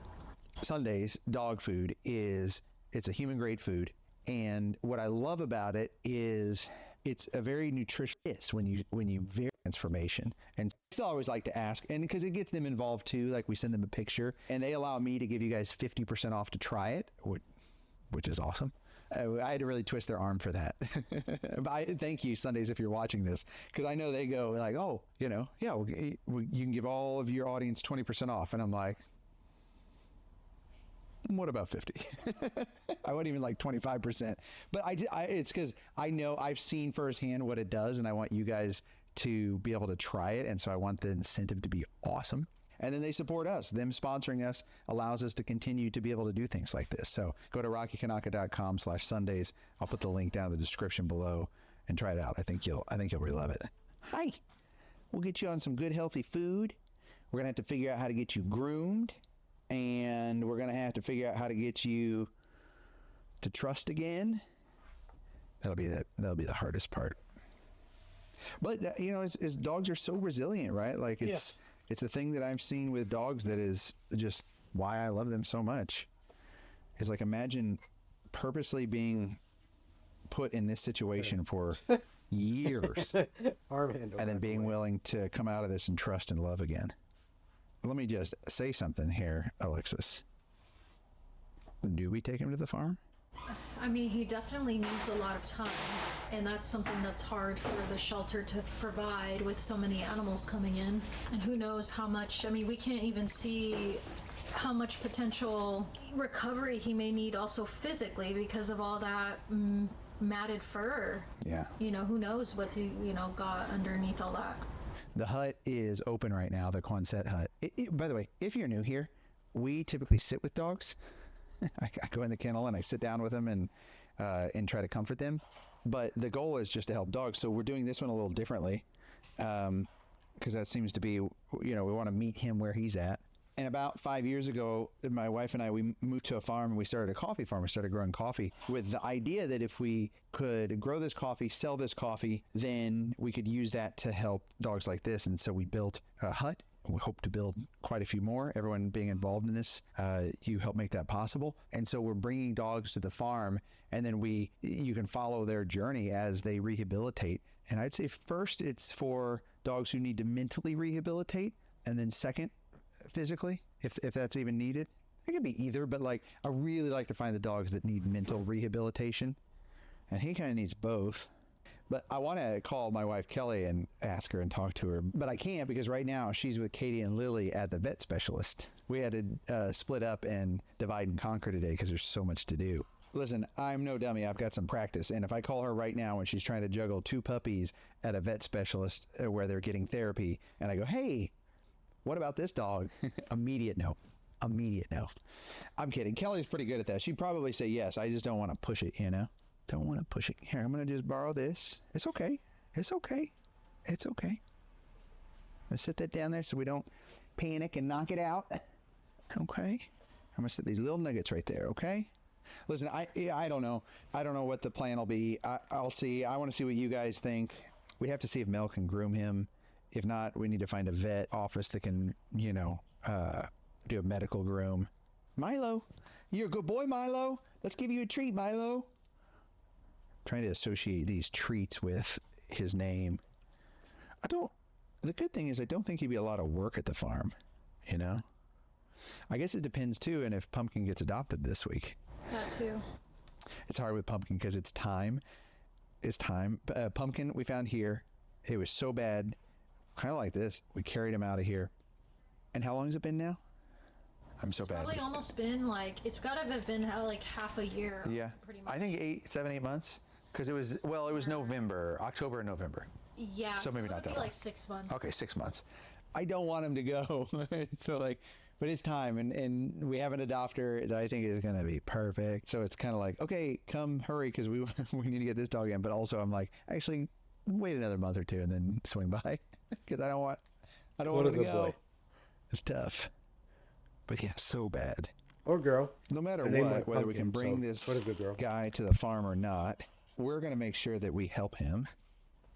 That's the other thing. It's hard at the farm with dogs like this because just, sometimes we need team members to come help with feeding and caring for some of the dogs. And so it's got to be a situation where the dog allows the team members to do that if they're lunging at them or biting them or Makes it really hard when they need to care for them. Subscribe, share this, because we're going to need a lot of eyeballs on him to help tell his story, and become a member. I'll keep all the members updated first. But yeah, if you're subscribed and you keep checking back, then we'll keep updating you on his journey and his story, whether I'm able to take him to the farm or we're able to help him here and get him adopted. When we put the video out, we may not even be able to have him at the farm yet because he's got a hold, and then we've got to make sure he has enough time here to get groomed and health checked. We can't just scoop him up and take him out. So it's going to take some time, but I think that's why I have you guys on this journey, because we do this together. We figure this out together, and that's what makes it fun. Because sometimes when it gets really hard and we lose, it can really feel like quitting is the best option, and having this community helps make that less of an option, because you want to be there for the community. So you watching and being a part of this, it makes a difference. Don't think it doesn't. Okay, thanks for standing with dogs with me, and thank you Sundays for sponsoring this video. Go check them out. Go try some Sundays for your dog. Remember, 50% off. I'll put the link in the description. It might not have seemed like a lot, but because Milo let me get close to him and pull those burrs, it gave us some additional information about him. So I went to talk to the team right away to see if they could help. These things are everywhere under him. And he's so angry when you try to touch him for obvious reasons. So we were thinking maybe sedating him for a groom. Would that be okay if Mel can see him today? If Mel can see him today, I wouldn't have a problem with it for openly. Yeah. But yeah, that'd be Because she's fine. not back till next Wednesday. Yeah, that's fine. All right, now we just have to see if Mel can squeeze us into her schedule. This guy right here, he came in yesterday. Oh. And he is angry at everybody. Oh. He's biting everyone, and I figured out why, because I got Oh, my dogs got get those it's too. just everywhere. I had to shave them out because they're too hard to pull out. They'll sedate him. Okay. Do you have time today? Yes. Because I'm worried about him waiting till Yes. next Wednesday because he's so bad. Oh yeah. Okay. Yeah. You're the best. Oh. Okay, you're gonna be sleepy for a little bit, and then you're gonna come out when you wake up, and you're gonna feel a lot better. He won't even go all the way out. He's just gonna be drowsy. But when you wake up, you're gonna feel like a new dog, and we'll confirm you're a boy. I do think this is really good because, you know, it's hard. Like, if you see an animal being groomed after they've been sedated, it almost feels cruel. But now you see why, and so we're going around advocating, trying to get all this to come together. It would have happened eventually, but I just think if we can get this groom done and get him out of pain, he'll probably be a completely different dog. And we'll see. We'll see how he does. And then if not, and it needs more time, then we can consider him for Flip's Farm. Okay. Let's we'll take you with us so you can see him get groomed. You can see Sleepy Boy get groomed. You good boy, Milo. Okay, they're sedating him. While that's setting in, I want to tell you to stick around until after the groom, because I think you're going to love what you see when he's put in the kennel with some other dogs. But back to Mel, who wanted to make sure Milo was safe and stayed with him until he felt calm and ready to be moved. Okay, are you ready to go to the room? Are you ready? When he was ready, Mel scooped him up in her arms and took him to the grooming room. And here is where we really get to see the extent of Milo's condition.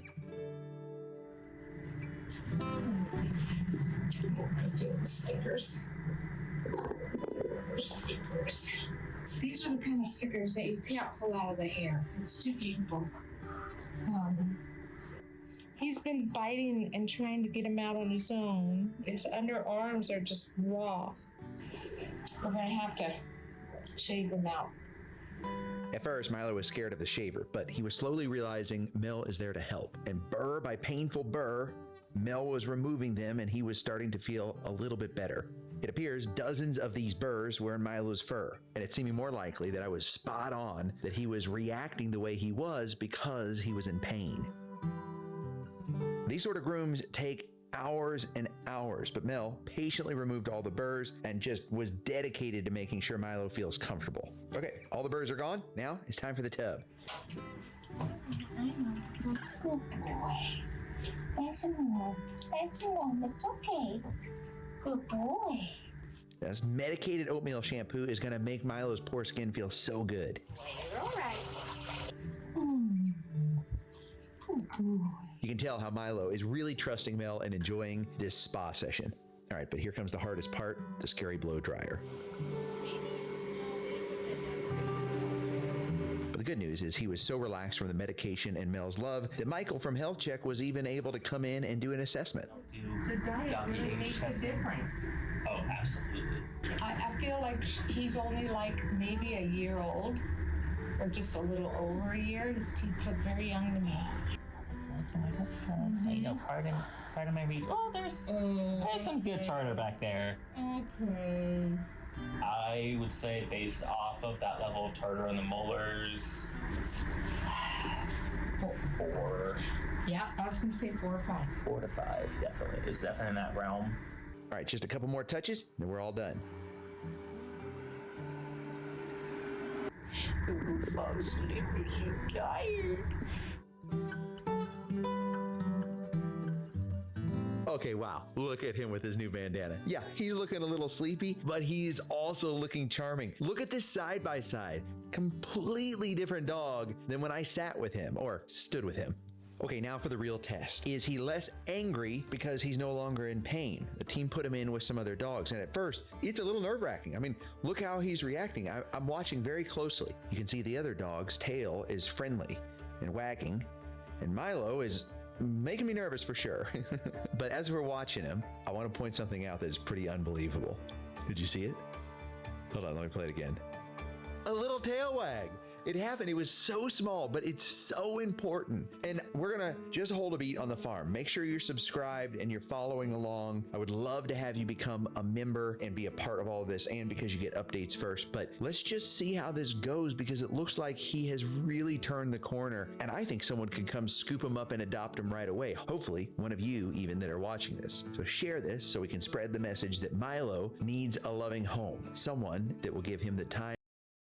$1,000. In some countries, it's a fortune with being able to buy a car, a house, or any luxurious experience you can think of. But in other countries, supposedly $1,000 is barely enough to cover a one-night stay at a hotel, which is crazy to me because $1,000 has always seemed like a bunch of money to me. But with rising costs lately, it's true that it has been disappearing faster than normal. So today, I'm headed to the new 2025 world's cheapest country and most expensive country, seeing what $1,000 can get you in each, with also seeing how my experience is in both with what I believe to be a large budget of $1,000. So let the journey begin in the new most expensive country of Monaco, having a cost of living 231% higher than the US. The average cost of rent for a one-bedroom apartment here is $7,200. A gallon of gas here costs $8.50, and 1/3 of residents here are millionaires, being the highest percentage per capita in the world. So yeah, it's definitely expensive here, which is intimidating because my mission here is to complete my normal daily travel routine of coffee, breakfast, lunch, and dinner, a hotel, a local experience, transportation, and nightly entertainment, all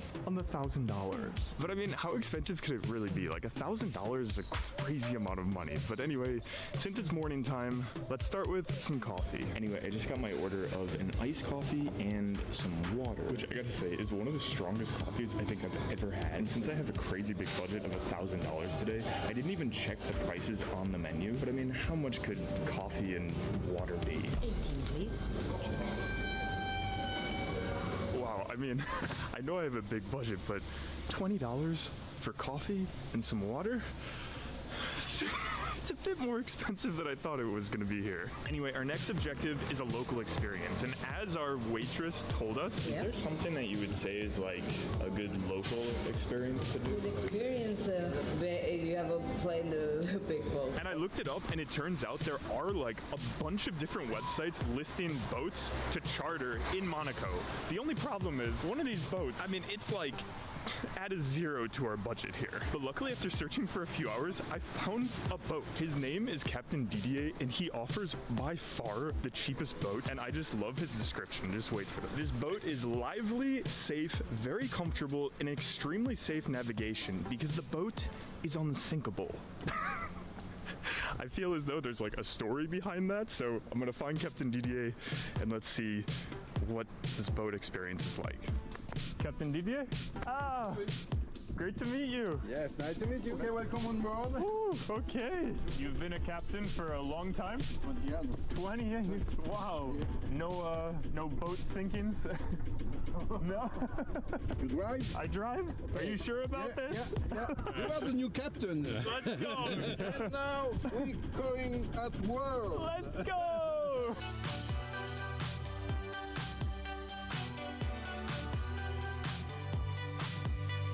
What it?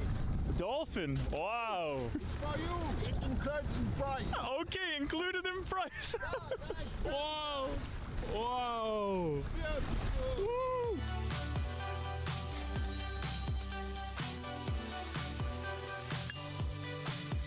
One picture with me. Oh yes. Yeah. Thank you, Captain DDA. Thank you. Oh my gosh, Captain DDA was the best. Good boy. Thank you.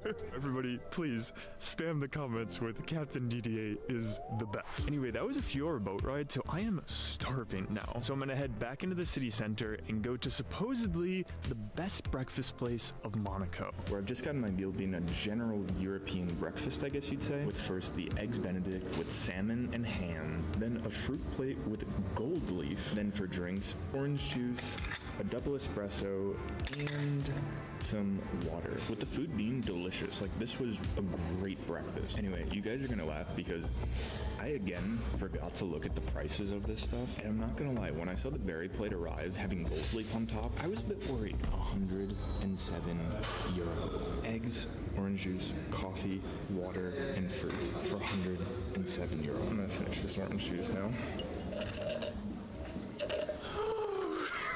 Maybe $1,000 isn't as much as I thought it was here. Like, we have close to only 50% of our budget left, and we have all these objectives still to do. But with that said, we are in the most expensive area in the entire country, so to have a bit more flexibility in where I can go, I'm gonna figure out my transportation. And in Monaco, residents have possibly the craziest mode of transportation I've ever heard about in the world, with an average of 3,051 supercars per 1,000 inhabitants. So naturally, to fit in with the local crowd, I gotta get a ride too. Boom. Not what you were thinking, right? Me neither. But nope, the only thing we can afford is a bike. So anyway, we're gonna ride a little bit outside of this expensive area and go to the more local area of Monaco.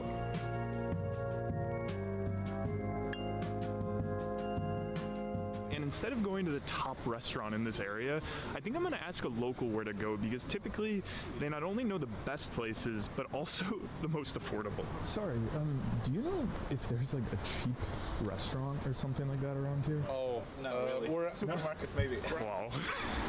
Never have I received such like a blunt answer right away, like, no, we have no idea where a cheap place is. Not in Monaco. Anyway, they did say a supermarket could be a good option. And so I just looked up supermarket, and it turns out there's actually a street food market nearby. My thought is street food is typically the cheapest food option. Wow, this is wild, man. It looks like a street food market with like luxury sprinkled in. Like over here, we have a truffle place. Anyway, truffles are definitely outside our budget, so I'm gonna look around, see if we can find something, one, local, two, more importantly, affordable.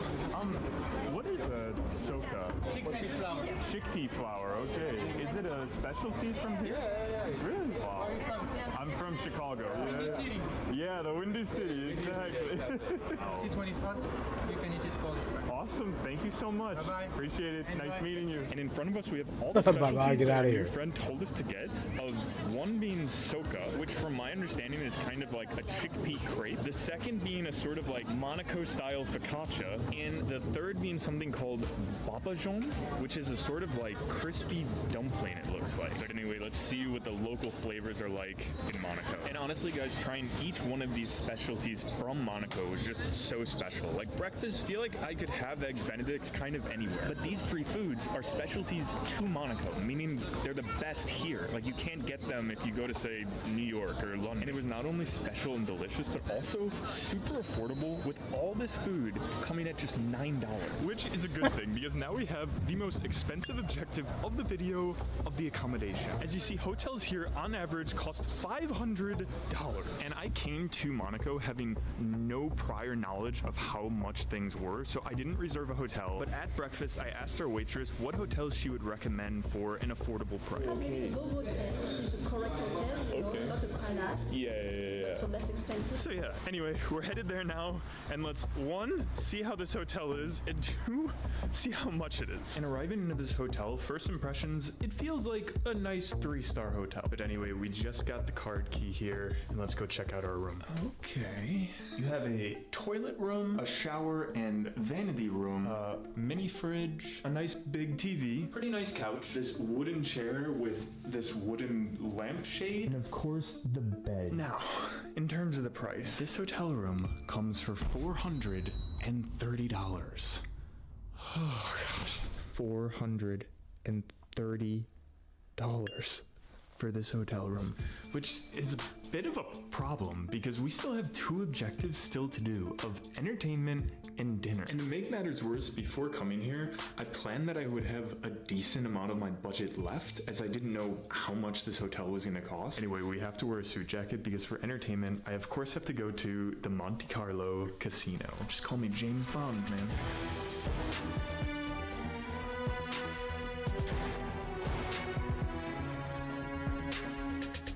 I gotta say, this casino is by far the most beautiful, the most stunning, the most luxurious casino I've ever seen. But it also functions like it too, because to just gamble, to just get inside, you have to pay an extra €20. That old expression of the house always wins really like doubles up here. But anyway, I'm gonna go inside and let's see what we can do. Oh, that was bad. Oh, that was really bad. Like the roulette limits were so high that I just lost like that. After one literal turn of everything. You might be saying like, oh Bobby, why didn't you try like one more time, like a second time? Well, it's because we would have had no money for our last objective of dinner. And unfortunately, even with that budget left, we only have one option, and that's the supermarket. And although I cannot believe that we're having supermarket food for dinner on a $1,000 challenge, honestly, I'm not complaining. Like, this is a lot of food here. Anyway, dinner is all set now, which actually means I can head to Thailand, which is the new cheapest country in the world in 2025. Its cost of living is 86.5% lower than Monaco. Like, just to have you understand how cheap that is, a 1-bedroom apartment here on average costs $249 a month. A 1-hour massage on average costs $4, and a plate of food averages just $1, with some foods coming even cheaper, like Thai pizza coming as low as just 9 cents a slice. So yeah, you can say I'm excited to see what $1,000 can get here. Anyway, right now we're a bit on the outskirts of Bangkok, so I'm gonna get a taxi and head to the city center for our first objective of coffee. And as we make our way to the city center, I want to talk about something that I've been seeing a lot in the comment section lately of what my biggest travel tips are for this year. And honestly, the biggest game changer is something that I think every traveler needs. And the best part is they gave me $10 just for signing up. You see, one of the biggest challenges while traveling is managing money, whether it's withdrawing cash from ATMs or figuring out currency exchange rates. Like, I saw this breakdown recently of ATM fees by country, and it is just insane sometimes what ATMs can charge abroad. But luckily, Revolut makes it so much easier to manage my money both abroad and at home. Like with the standard plan, there's no monthly fees and you can pay with your card right away, with also having no fee withdrawals on in-network ATMs. And on top of that, super low FX fees. As Revolut is an all-in-one finance app, like whether I'm spending, saving, or investing, it's all in one place. And right now, if you sign up using my link, Revolut will give you $10 for just signing up. So huge thanks to Revolut for sponsoring this video, and be sure to sign up using the link in the description box below. Anyway, now we're arriving to one of the most popular coffee spots in all of Bangkok. Hello! Oh yeah! I hear you make the best wow. Thank you so much. Thank you. Thank you. Bye. Great meeting you. Woo! All I have to say is that is a good welcome to Bangkok.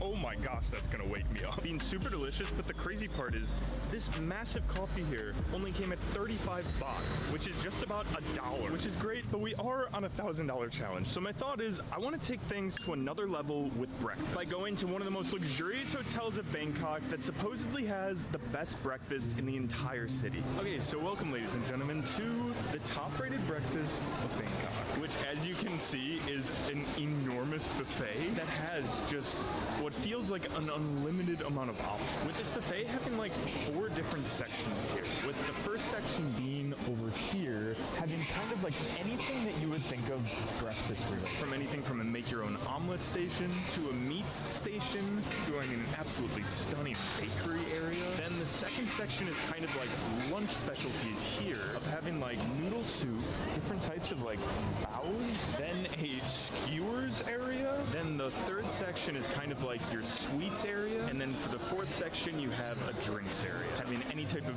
juice, coffee, or tea you can think of. Wow. Anyway, those 4 sections give us a decent amount of options, so I'm gonna grab a plate and see what looks best. Oh my gosh, ladies and gentlemen, do we have a feast in front of us? Honestly, looking at all this food, I have no idea even where to start. Wow. All I gotta say is that hit the absolute spot. And I actually just paid, and similar to Monaco, I'm a bit shocked. You see, typically this buffet comes at $26, which is already a good price, but right now they're running a sale where it comes at only $17 for all this. But next, for the local activity, when you walk down pretty much any street in Thailand, you see a spa. And in Thailand, one of the most unique things that you can do at a spa is get a massage by, wait for it, fish. I'm a bit scared. Does it hurt? That wasn't an answer. All right, here goes I don't nothing. know what you're saying. Oh my god. They're all attacking me. There's so many of them. How long have you been massaging? You think them fish get stepped on sometimes? I'll take that as many years.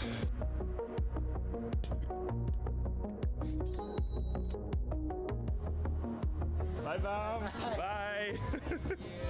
Oh, what an experience that was. Bum is the absolute man. With being such a cool experience, but costing way less than I was expecting, which means we continue to not make a dent in this $1,000. So for lunch, I'm thinking I need to search for another level. And luckily, after researching, I found one of the top-rated restaurants in Bangkok, with this restaurant having a Michelin star, which typically Michelin star restaurants are some of the most expensive in the world. So anyway, let's go inside and see how a Michelin star restaurant is in Bangkok. Oh wow, that's a very cool wet towel. Oh wow. Lemongrass. But anyway, my waitress just came by and explained to me that for lunch they serve a 3-course meal, which the prices aren't listed on the menu, and 3-course meals typically are quite expensive, so this should be interesting. If you can handle this spicy, actually you can handle the level less spicy from Thai food. You think I can't handle the spicy? Yes. So for the first course, in front of us we have 2 little appetizers here. Of one being a steamed dumpling filled with fish, and then the second being a banana blossom salad with shrimp, which supposedly is a bit of a test for heat. Thailand is notorious for having some of the spiciest food in the world, so I'm not gonna lie, I'm a bit scared. I think I'm fine. I think I'm good. It's really good too. I handled the banana salad, so I think I can handle this. So like now, please go challenge with the highest spicy. Continuing on to the main course, we have the beautiful braised beef cheek. Now served with it is coconut milk, which you put on top, and also chili powder, which just to show off to my waitress, I put not 1, but 2 spoonfuls in there. I might regret that later. Tasting honestly, and I'm not exaggerating here, the best food we've had in the last 40 hours of doing this challenge. But I'm not gonna lie, it is really spicy. That was not a good idea. My belly's a-rumbling from that chili. This might help with the spicy. Oh, thank you so much. This is exactly what I wanted right now. Sweet relief, completing such an incredible meal, but honestly, I'm a bit scared to see the price tag of this. Ladies and gentlemen, that 3-course meal here costed 950 baht.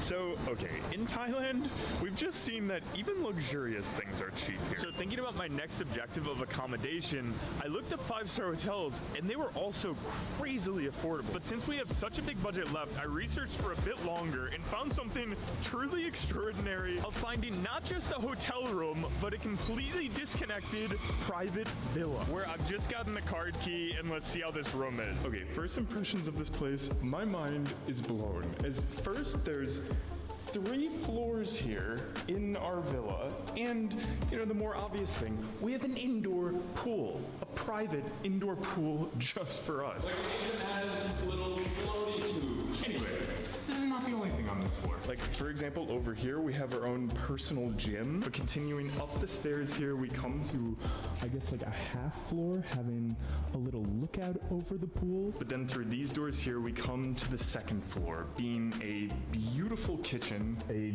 dining room table I'd take a with nap.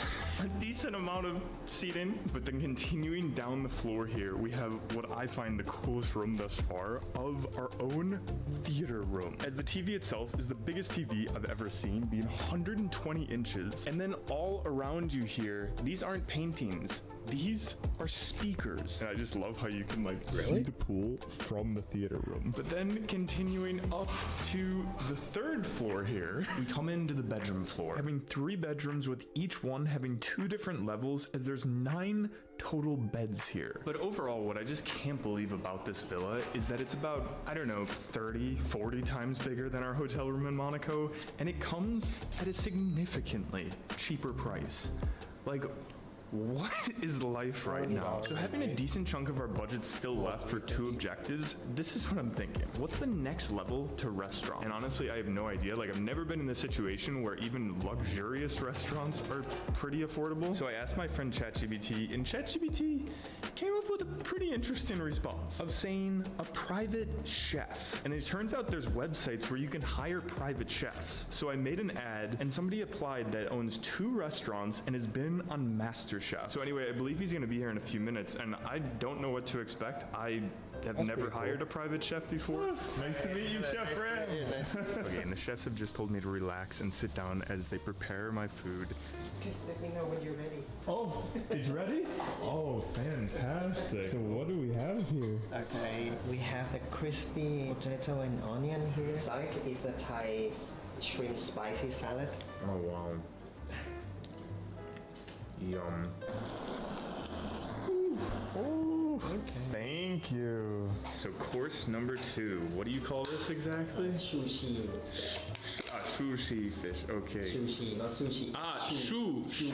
Sushi. Okay. With this fish being truly unreal. But course number 3 is when things truly went to another level, with Chef Ram teaching me about the different ingredients within the next dish of the mushroom coconut soup, which was super flavorful. However, when course number 4 arrived of the chicken lemongrass with curry sauce, I really started to realize how special this meal was, with Chef Ram telling me that this recipe has been in his family for over 100 years. But for the 5th course, we had the coconut mango sticky rice, being possibly the best bite I've had during this entire challenge, completing one of the most special meals of my life. But honestly, with Chef gone now, I'm not gonna lie to you guys, I'm a bit lonely here. Like, I mean, the couch that we're on right now is meant for maybe 6 people, the dining room table, 10 people, and I don't even want to get started on the bedrooms. Like, there could literally be like 16 people here right now. Like, although it's cool to do the most exclusive and expensive experiences, honestly, my favorite moments during this challenge have been with connecting with people, experiencing the local culture, and just overall having moments with like very little to do with how much I spend. So for entertainment tonight, I don't care about stretching my budget. I care about connection. I care about experiencing the local culture. So on the Couchsurfing app, which is an app that connects locals and travelers together, there's a hangout feature, and I put myself in hangout mode. I made an event for going to a night market, and 2 people contacted me saying that they wanted to go to the night market with me. Anyway, gonna head to that night market now and meet these people that I've never met before. And I gotta say, this place is buzzing, man. You see, all around Thailand, after about 8 p.m., these markets start until about like 5 in the morning, where they have a bunch of food like that Thai roti pizza that starts at just 9 cents per slice, clothing and different knickknacks, and pretty much anything else you can think of. Anyway, we're meeting a guy named Zizou here. I've never met him before. Zizou. Hey, Bobby. Great to meet you, man. Oh, the night market hangout. Honestly, hanging out with Zizou turned out to be one of my favorite things I did on this challenge, with us discovering the market together by eating snacks, drinking coconuts, and having mildly deep conversations. If you could say one thing to the entire world, 40 B. Let me finish. It's a big responsibility. It's a big responsibility. Enjoy your life. And I gotta say, this challenge really surprised me, with the best moments having very little to do with how much I spent. I was If just anything, relaxing. Spending more sometimes left me disappointed, really making me realize that the cost of things don't really equal an experience being special or the best. So thanks for coming along on this journey with me, and I'll see you guys next time. Okay.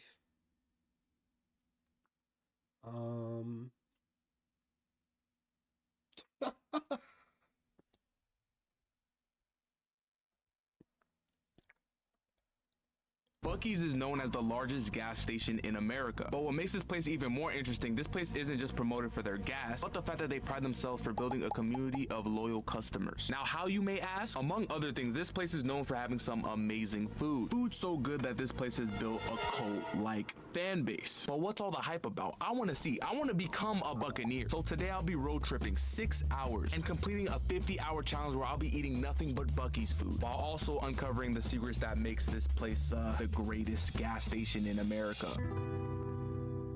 The world's largest gas station definitely lives up to its name. I mean, golly, like, sheesh. All right, y'all, we here. It's meal one. Man, dang, I ain't gonna lie. Buc-ee's is a lot bigger than I thought, bro. This is actually like a massive gas station. And there's multiple parts. There's another side too. First off, 50 hours, man. Let's talk about this. As here are the rules to make this challenge a bit more interesting. Rule number 1, everything I eat for the next 50 hours must come from Buc-ee's. Rule number 2, everything I eat must be decided on a wheel. And everything on said wheel, let's just say, is interesting. And rule number 3, I have to buy some merch. Like a lot. Seems simple enough, right? But before we head inside and devour some Buc-ee's food, per the rules, let's spin the wheel. Hopefully we start off the video decent. At least decent. All right, let's go. Come on. Come on. And it's a $5 limit. All right, I can't go above $5, which I mean, in today's economy, that's kind of impossible. We're gonna try. $5 limit. Let's head inside and let's see what the world's largest gas station got for us, man. $5 limit.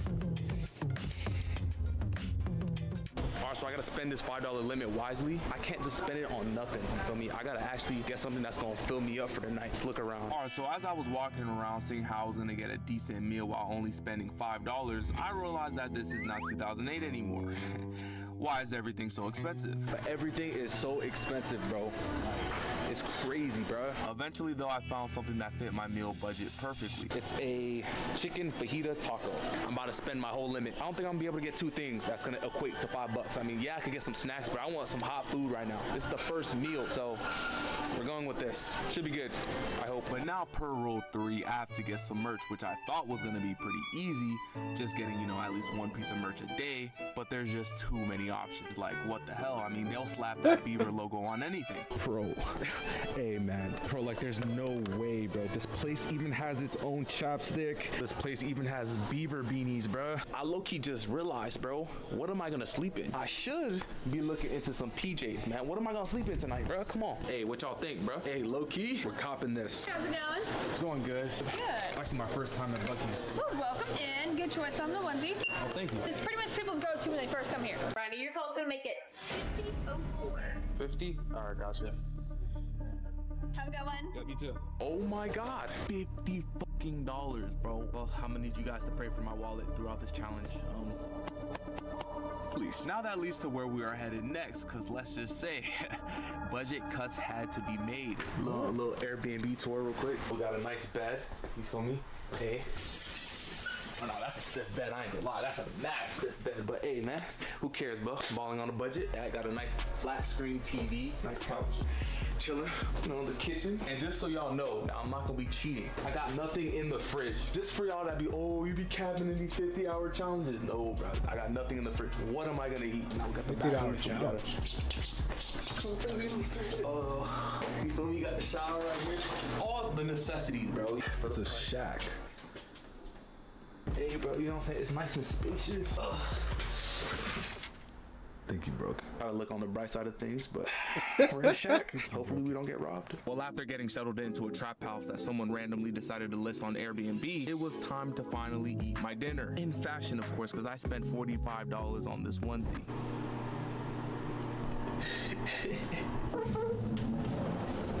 the fit. Yeah. Dude.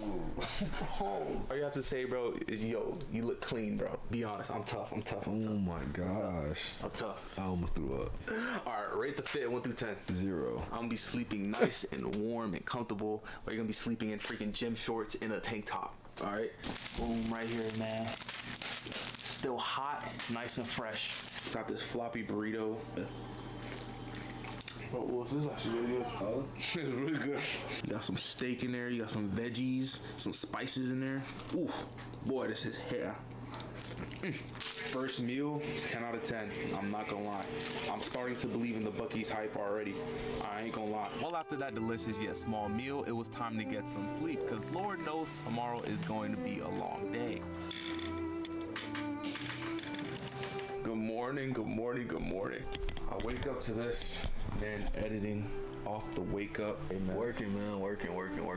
Bro, how was the night sleeping here? I'm not gonna lie, I slept like a baby, bro. I'm gonna get ready, you know what I'm saying, shower, clean myself, and go head to Buc-ee's. I'm actually excited to explore some more things off their menu, because it looked like they had hella food, so I'm definitely excited for that. Yeah.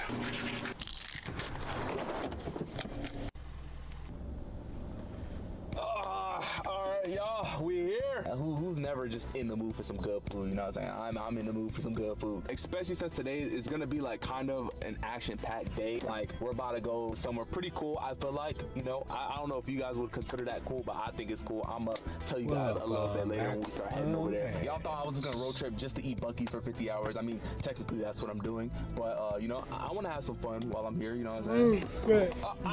Oh no, that was corny. I was gonna like fake leave and then be like, oh nope, but you guys know what I gotta do. I gotta spin the wheel. I gotta spin the wheel. You know, it's a must. It's a must.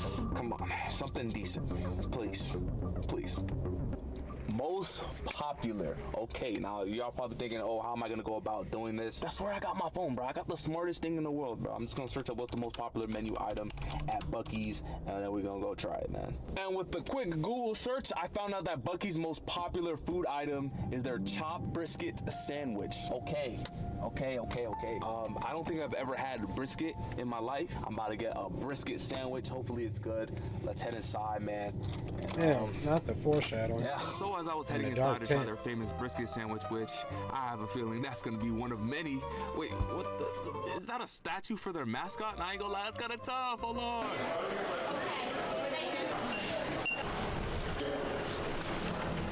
Alright, y'all, so there's nowhere in there I could eat, so I'm just gonna eat here. This is my first time ever having a brisket sandwich. To be honest, this reminds me of what they sell at freaking Arby's, bro. And we all know my experiences with Arby's, bro. I am who? It doesn't look the best, but it might taste good. Who knows? This is the most popular menu item, so let's see. Oh, shoot. Okay, it's good. It's good. I was about to like explain why this sauce is so good, but I think they just put ketchup and brisket. Hey, this is my first time having brisket, and man, I wasn't familiar with this game. Oh my God. And the bun's so soft. I think, what is this, like a brioche bun? I see why it's the most popular food item here, bro. Now that meal 2 is done, now it's time I tell you guys what I have planned for the day. Ladies and gentlemen, I'm in America's oldest city. And the cool thing about being in the oldest city in America is they have this one preserved artifact that's probably the coolest thing in the world. Like literally, like it doesn't get no cooler than this. They have something called the Fountain of Youth, and it's exactly what it sounds like. It's a fountain of water, and if you drink it, you stay young forever and you basically become immortal. Stories have circulated for centuries about a mystical fountain that if you drink from it or bathed in it, the waters would turn back the hands of time and restore your youth. But since this place is far from Buc-ee's, I have to quickly spin the wheel again, get meal 2, eat it in like the car or something, and go to the oldest city in America, even though I'm in it, but like the Fountain of Youth is kind of far, so yeah. Okay. Employees pick. All right, so I'm just gonna walk in there, find an employee, ask her what I should get, let her pick, and try it. Hopefully it's good. Hopefully it's decent. You know what I'm saying? Like, be decent. All right, I found an employee. Let me ask her real quick. Excuse me? I'm doing like a spin a wheel, like beside my meals, right? And it landed on employees pick. Whatever you think I should eat, I'll go get. Everybody says the brisket is the best. Brisket? I just had the brisket sandwich. You did already? Yeah, boy, but you picked it though. All right, the pulled pork then. I heard it was a 10. 10? Yeah. All right, bet. So pulled pork. All right, thank you. Wait, what's your name? Bon appetit. Bon appetit? I am who? All right, guys, she said get the pulled pork. She said brisket at first, but she said pulled pork. Even though, isn't that kind of like the same thing? I don't know. I don't know. y'all, now that I got meal 3 in my possession, it's about time we head to the Fountain of Youth, where I'll be gaining immortality, man. But before we do that, we gotta explore the city a bit.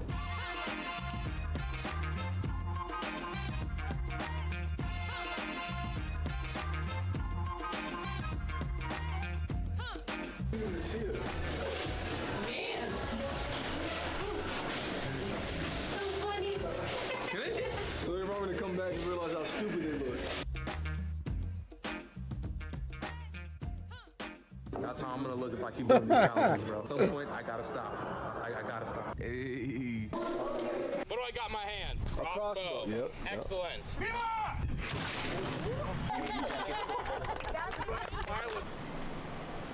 So this is the Fountain of Youth. Do you think it works? It does promote health because it is got over 30 minerals to it. Okay, that's a great way of saying it doesn't work, but it's healthy. All right, y'all. Fountain of Youth right there. Hey, man, I'm forever gonna look like this after drinking this, bro. Literally, this is real. This is the Fountain of Youth. The key to immortality right here. Let's try it.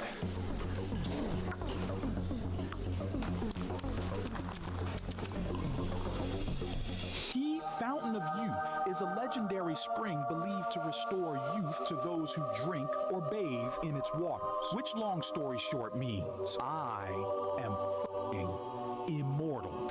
Nah, I'm playing.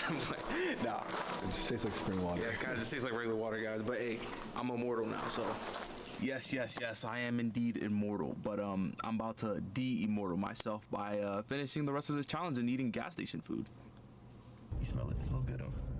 It smells good. You ain't getting none though. So I decided to absolutely devour that pulled pork sandwich, which was so good, bro. I ain't gonna lie, that pork was mad juicy. It was really good, very flavorful, you know. I'm not gonna lie, bro. So far, I'm really believing in that Buc-ee's hype, man, because, I mean, they're, what, 3 for 3 right now. Anyways, I headed back to the Buc-ee's area where I decided to hit the gym before dinner because, I mean, there's muscles I gotta build. All right, y'all, as y'all can clearly tell, I'm at the gym, about to get a nice pump in, you feel me? And, yeah. Now, I already know a lot of you guys are thinking this is a bit dramatic, but no, this is exactly how the workout went. Muscle. W workout. Now I'm gonna head home, freshen up a bit. Then we're gonna go head to Buc-ee's for meal 4 to finish off day 2. Yes, sir, man. Low key, the challenge is already almost done. This challenge has kind of been kind of sweet, low key so far. I ain't gonna lie, I'm just eating good food for 50 hours. Yes, sir. Back at Buc-ee's, man. I ain't gonna lie, I gotta hype myself up for this because I keep having to make this long drive just to eat some freaking Buc-ee's, man. But y'all already know what time it is. It's time to spin the wheel of meals, the meals of wheels, the wheels, meals, wheels. I am who? Let's see.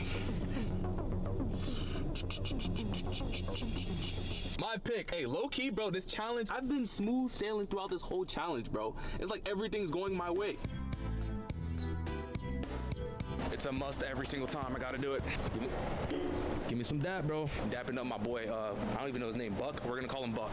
Bro, for some reason, every time I come here, I just walk straight to the gift shop, bro. Hey, yo, chat, what should I go with, bro? Should I go with the long sleeve? Should I go with the hoodie? I don't know, bro. I feel like the hoodie's gonna do me well, and it's more versatile. Like, not every time you just wanna wear, like, a long sleeve. I feel like that's kind of boring. They got a smaller size, bro. They have this in freaking 4X. Who the hell is size 4X? Yo, no. Us as Americans, we gotta do better, bro. 4X. I don't want to spend too much time dwelling on merch I should get, but like, bro, there's just so much good stuff, you know? Hold on, I'm gonna ask somebody. Excuse me?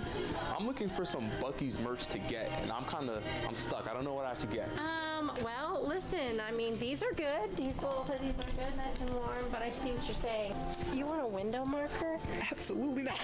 See, you're not a true Buc-eean. There you go. I think you need these. It was very nice, and I respect that.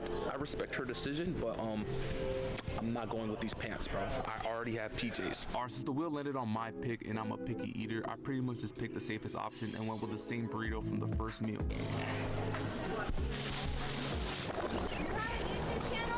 Yeah. What is it? Right there. Oh, I'm gonna subscribe. Oh my god, look! I'm very Wait, you're about to subscribe live? Yeah, look, hold on. Oh, nice. So you're just visiting? Yeah. Oh, nice. Oh, look, Did you I get their subscribed. Yeah, I did. That's I got so the brisket cool. and they had like some fajita thing. Yeah. Wait, do you have an Instagram? What's your Instagram? Yeah, you can just spell it, bro. There it is right there. That's so cool. I'm following you. Oh my Appreciate god. you. Thank you. Thank you. Nice to meet you. Yeah. Thank you. Got guys have a good one. Hey man, if a random could follow me on Instagram, that means y'all should be following me on Instagram too. Like, what are y'all doing, bro? Follow me on the gram. DM me, bro. I'ma DM you back. You feel me? Anyways, I headed home where I absolutely destroyed my dinner, man. I'm not gonna lie. That Texas cheesesteak burrito thing was so good, bro. I'm not gonna lie. So far, like, nothing tops that. This right here? Oh my goodness. Anyways, after absolutely destroying my burrito, it's time I prepare for the next day, because Lord knows the last day of these challenges be the hardest.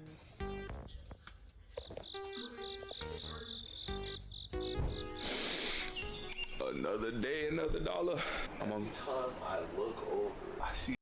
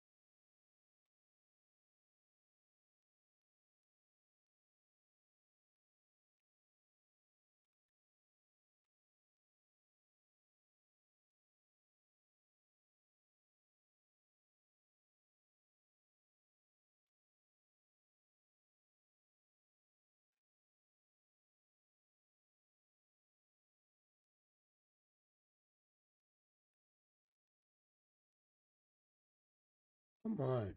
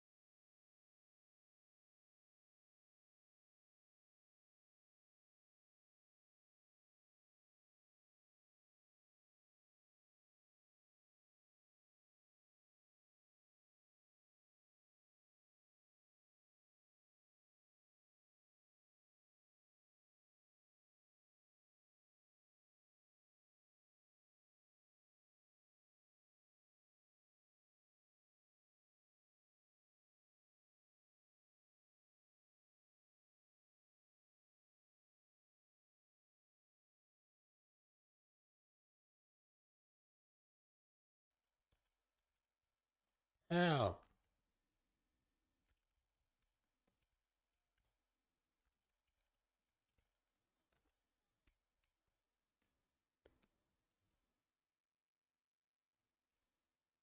It brought me out of the water and into the side. Oh, oh.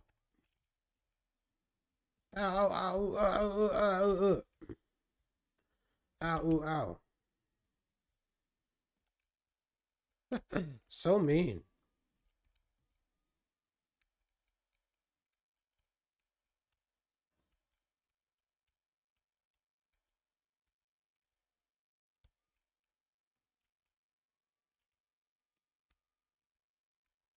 Ooh.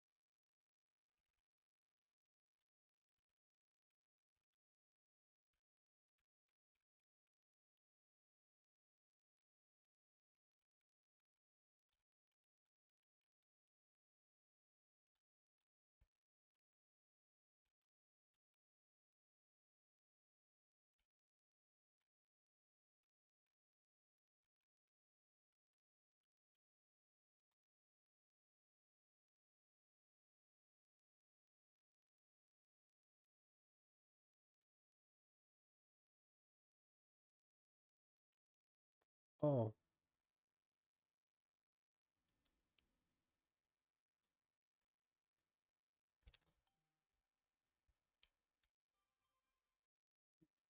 Oh. Okay.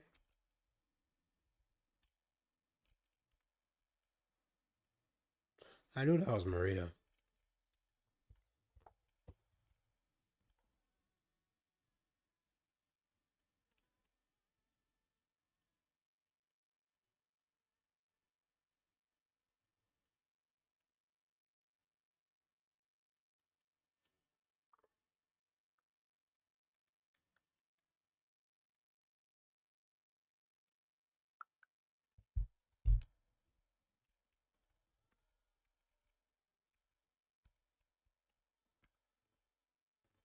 Oh, luckily I had that.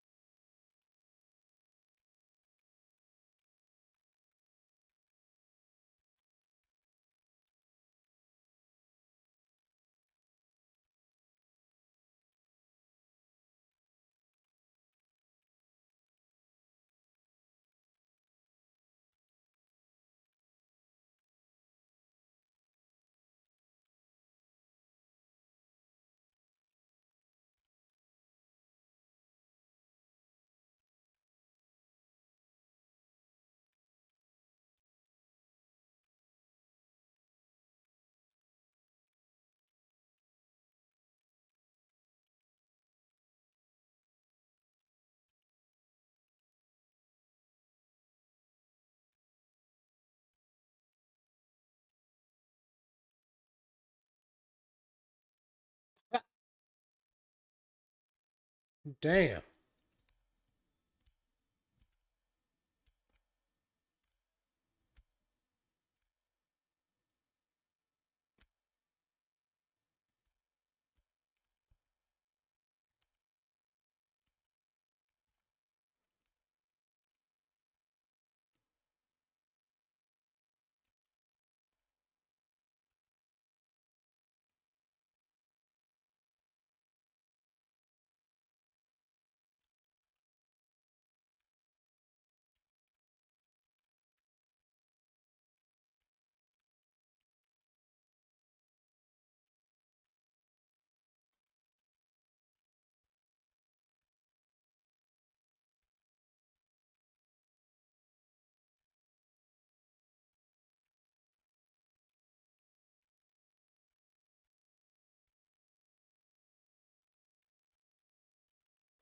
Where on earth is it?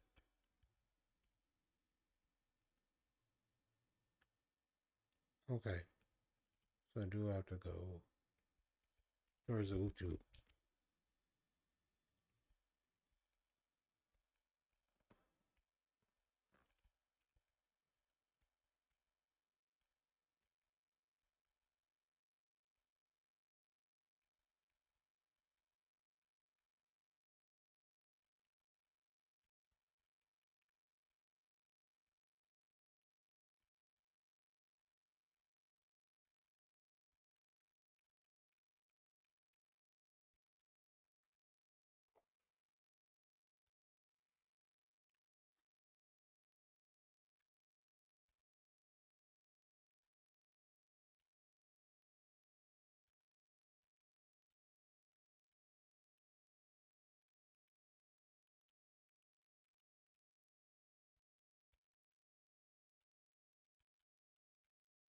No reason for the car to even be doing all this.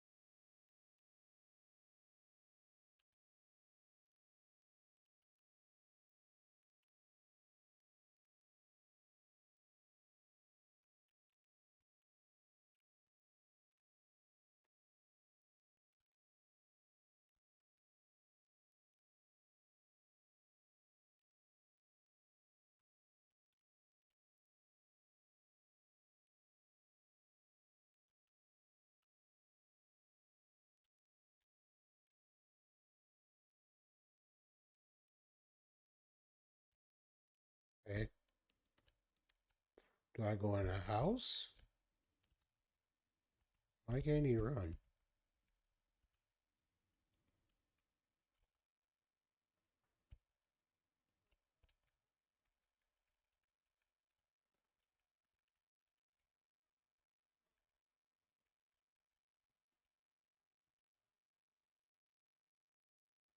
Oh, what the fuck?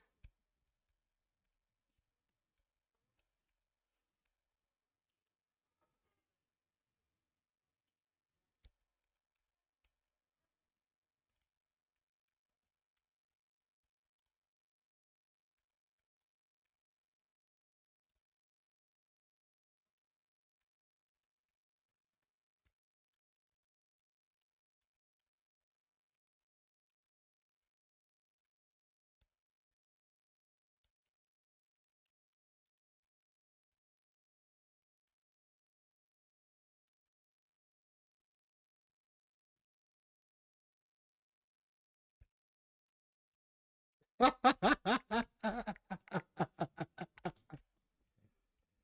stupid of me.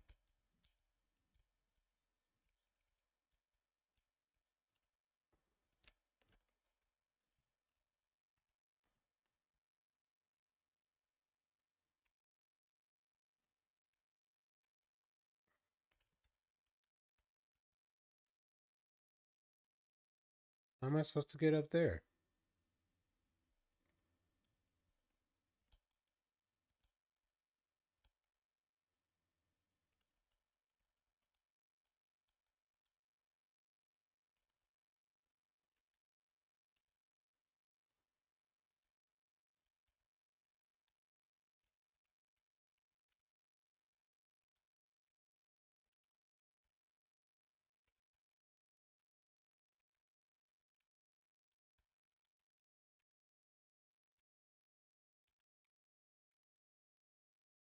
Oh, what?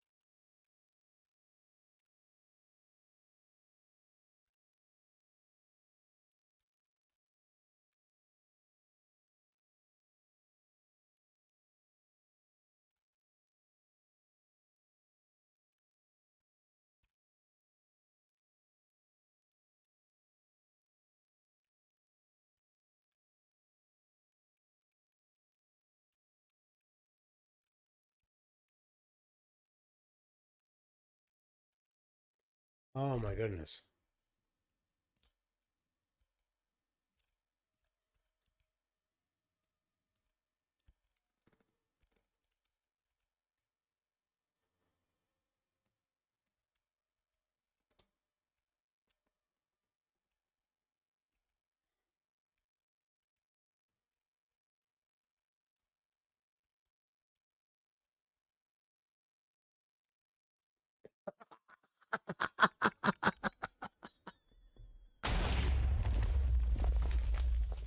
Oh my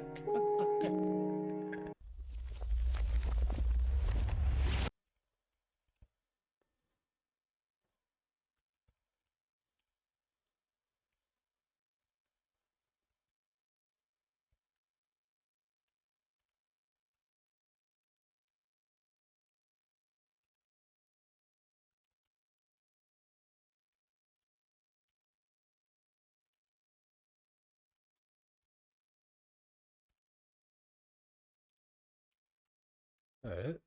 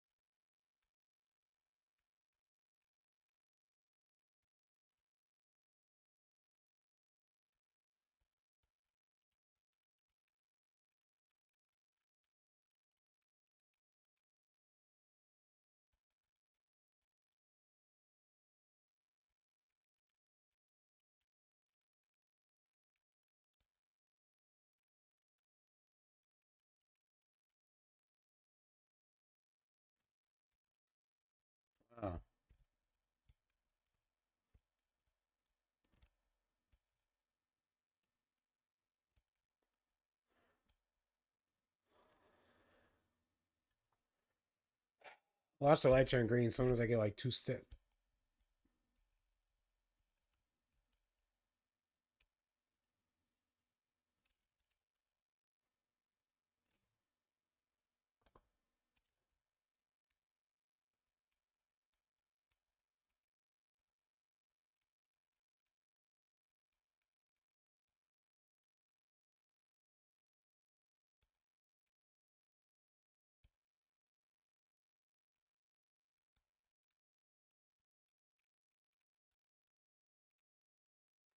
Ah, like what? At what point are you gonna let me have control?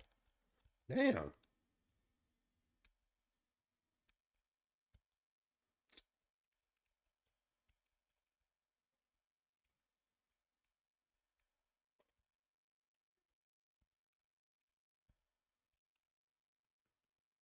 Oh my god.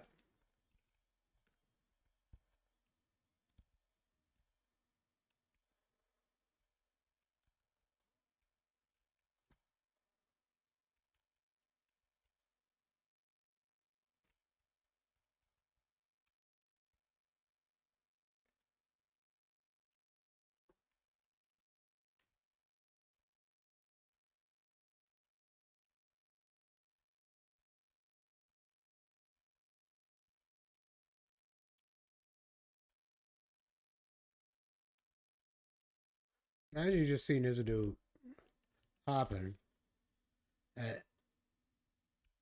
Oh my god.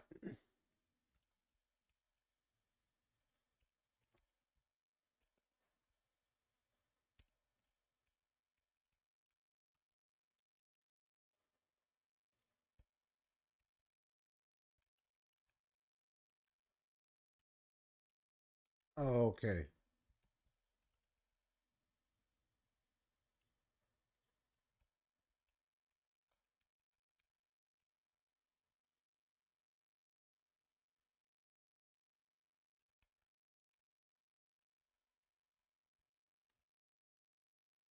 Oh my god. Recoil's insane. But strong as shit.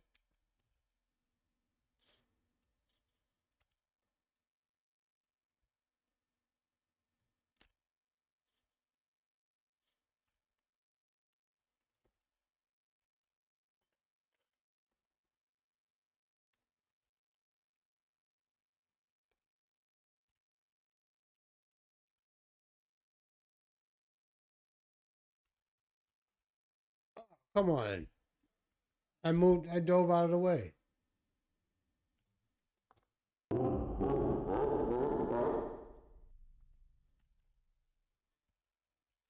Oh man.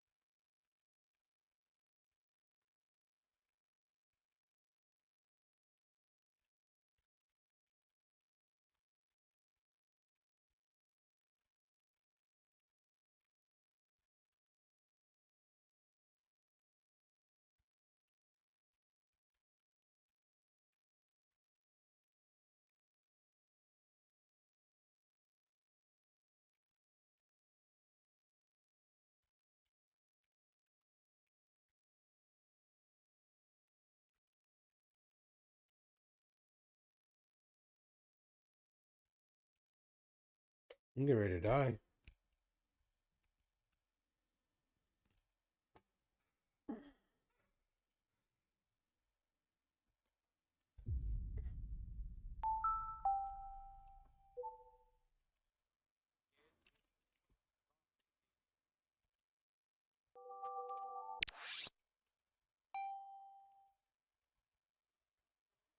Oh, so the gun. Okay, well, that's crazy.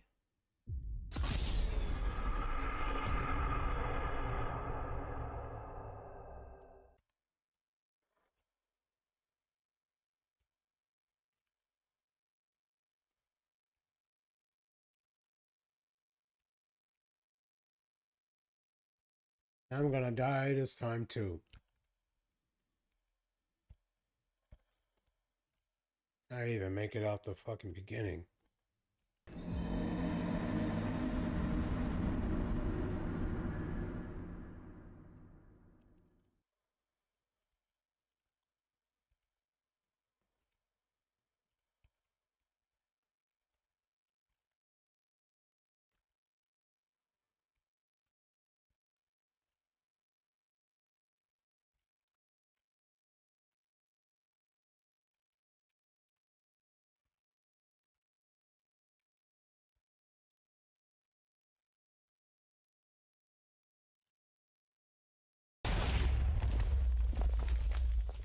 I don't know what's going on.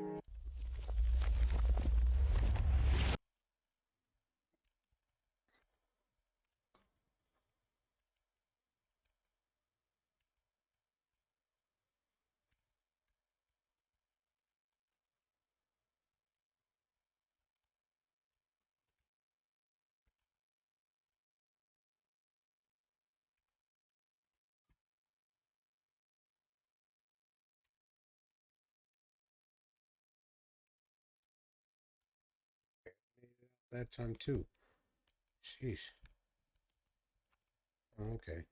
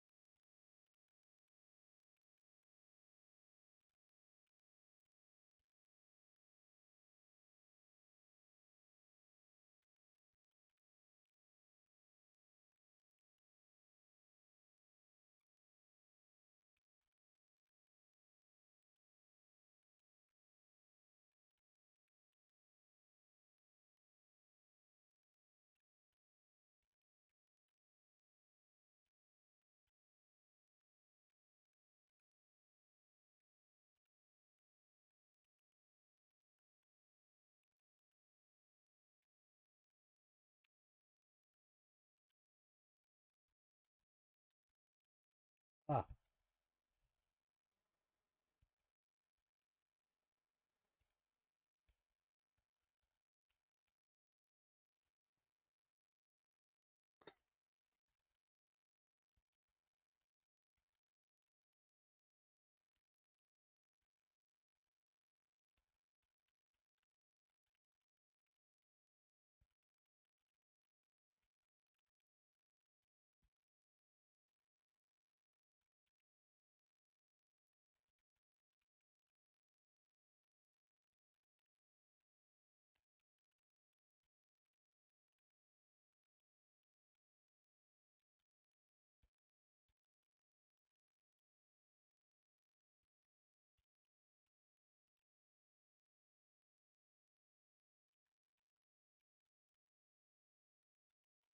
What are you doing?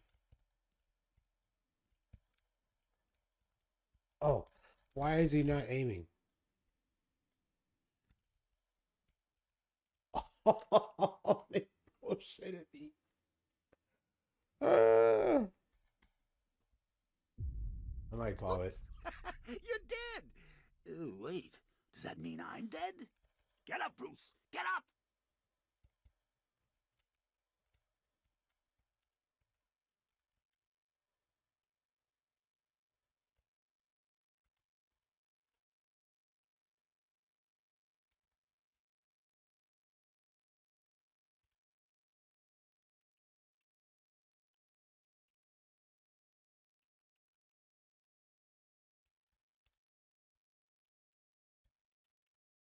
Hmm.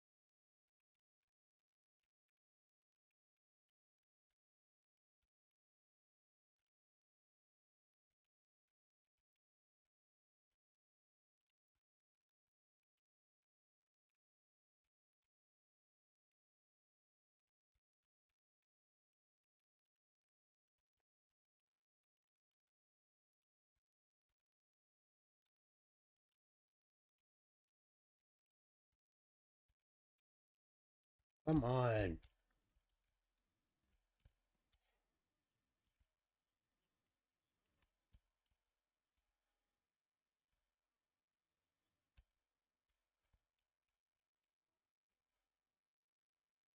Damn.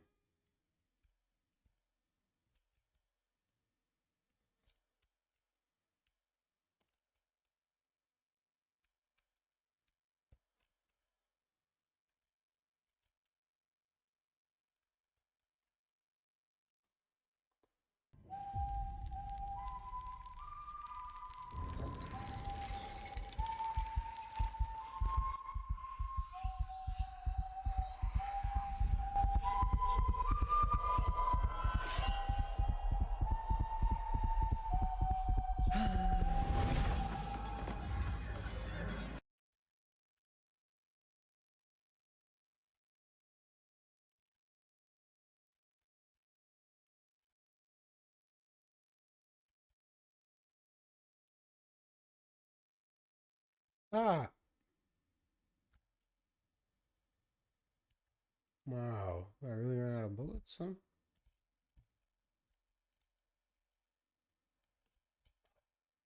Where's the gun?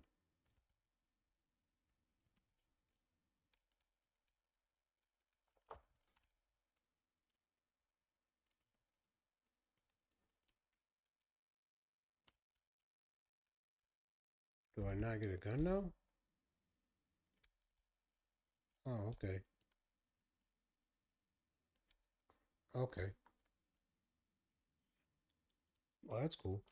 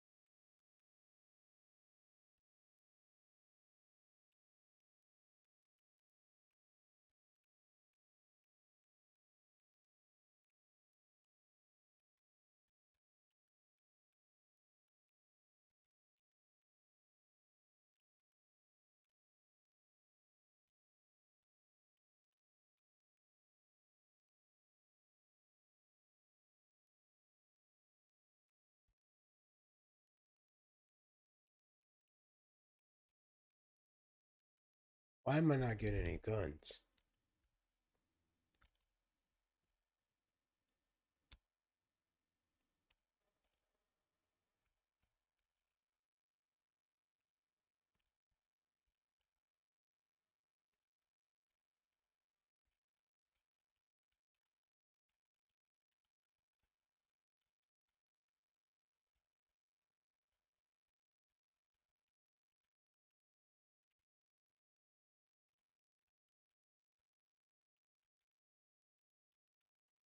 No.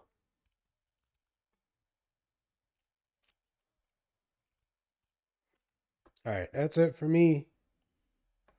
We'll try again later, but I'm just probably gonna go to sleep.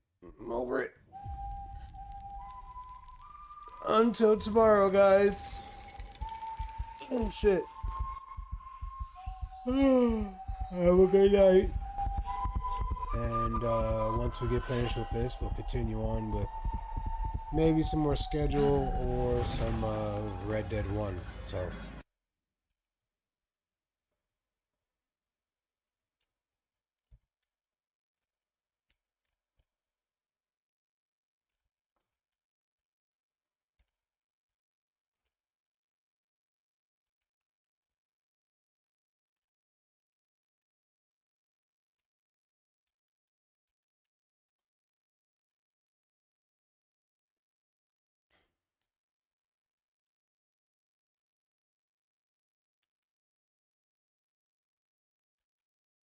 I got that one. At least.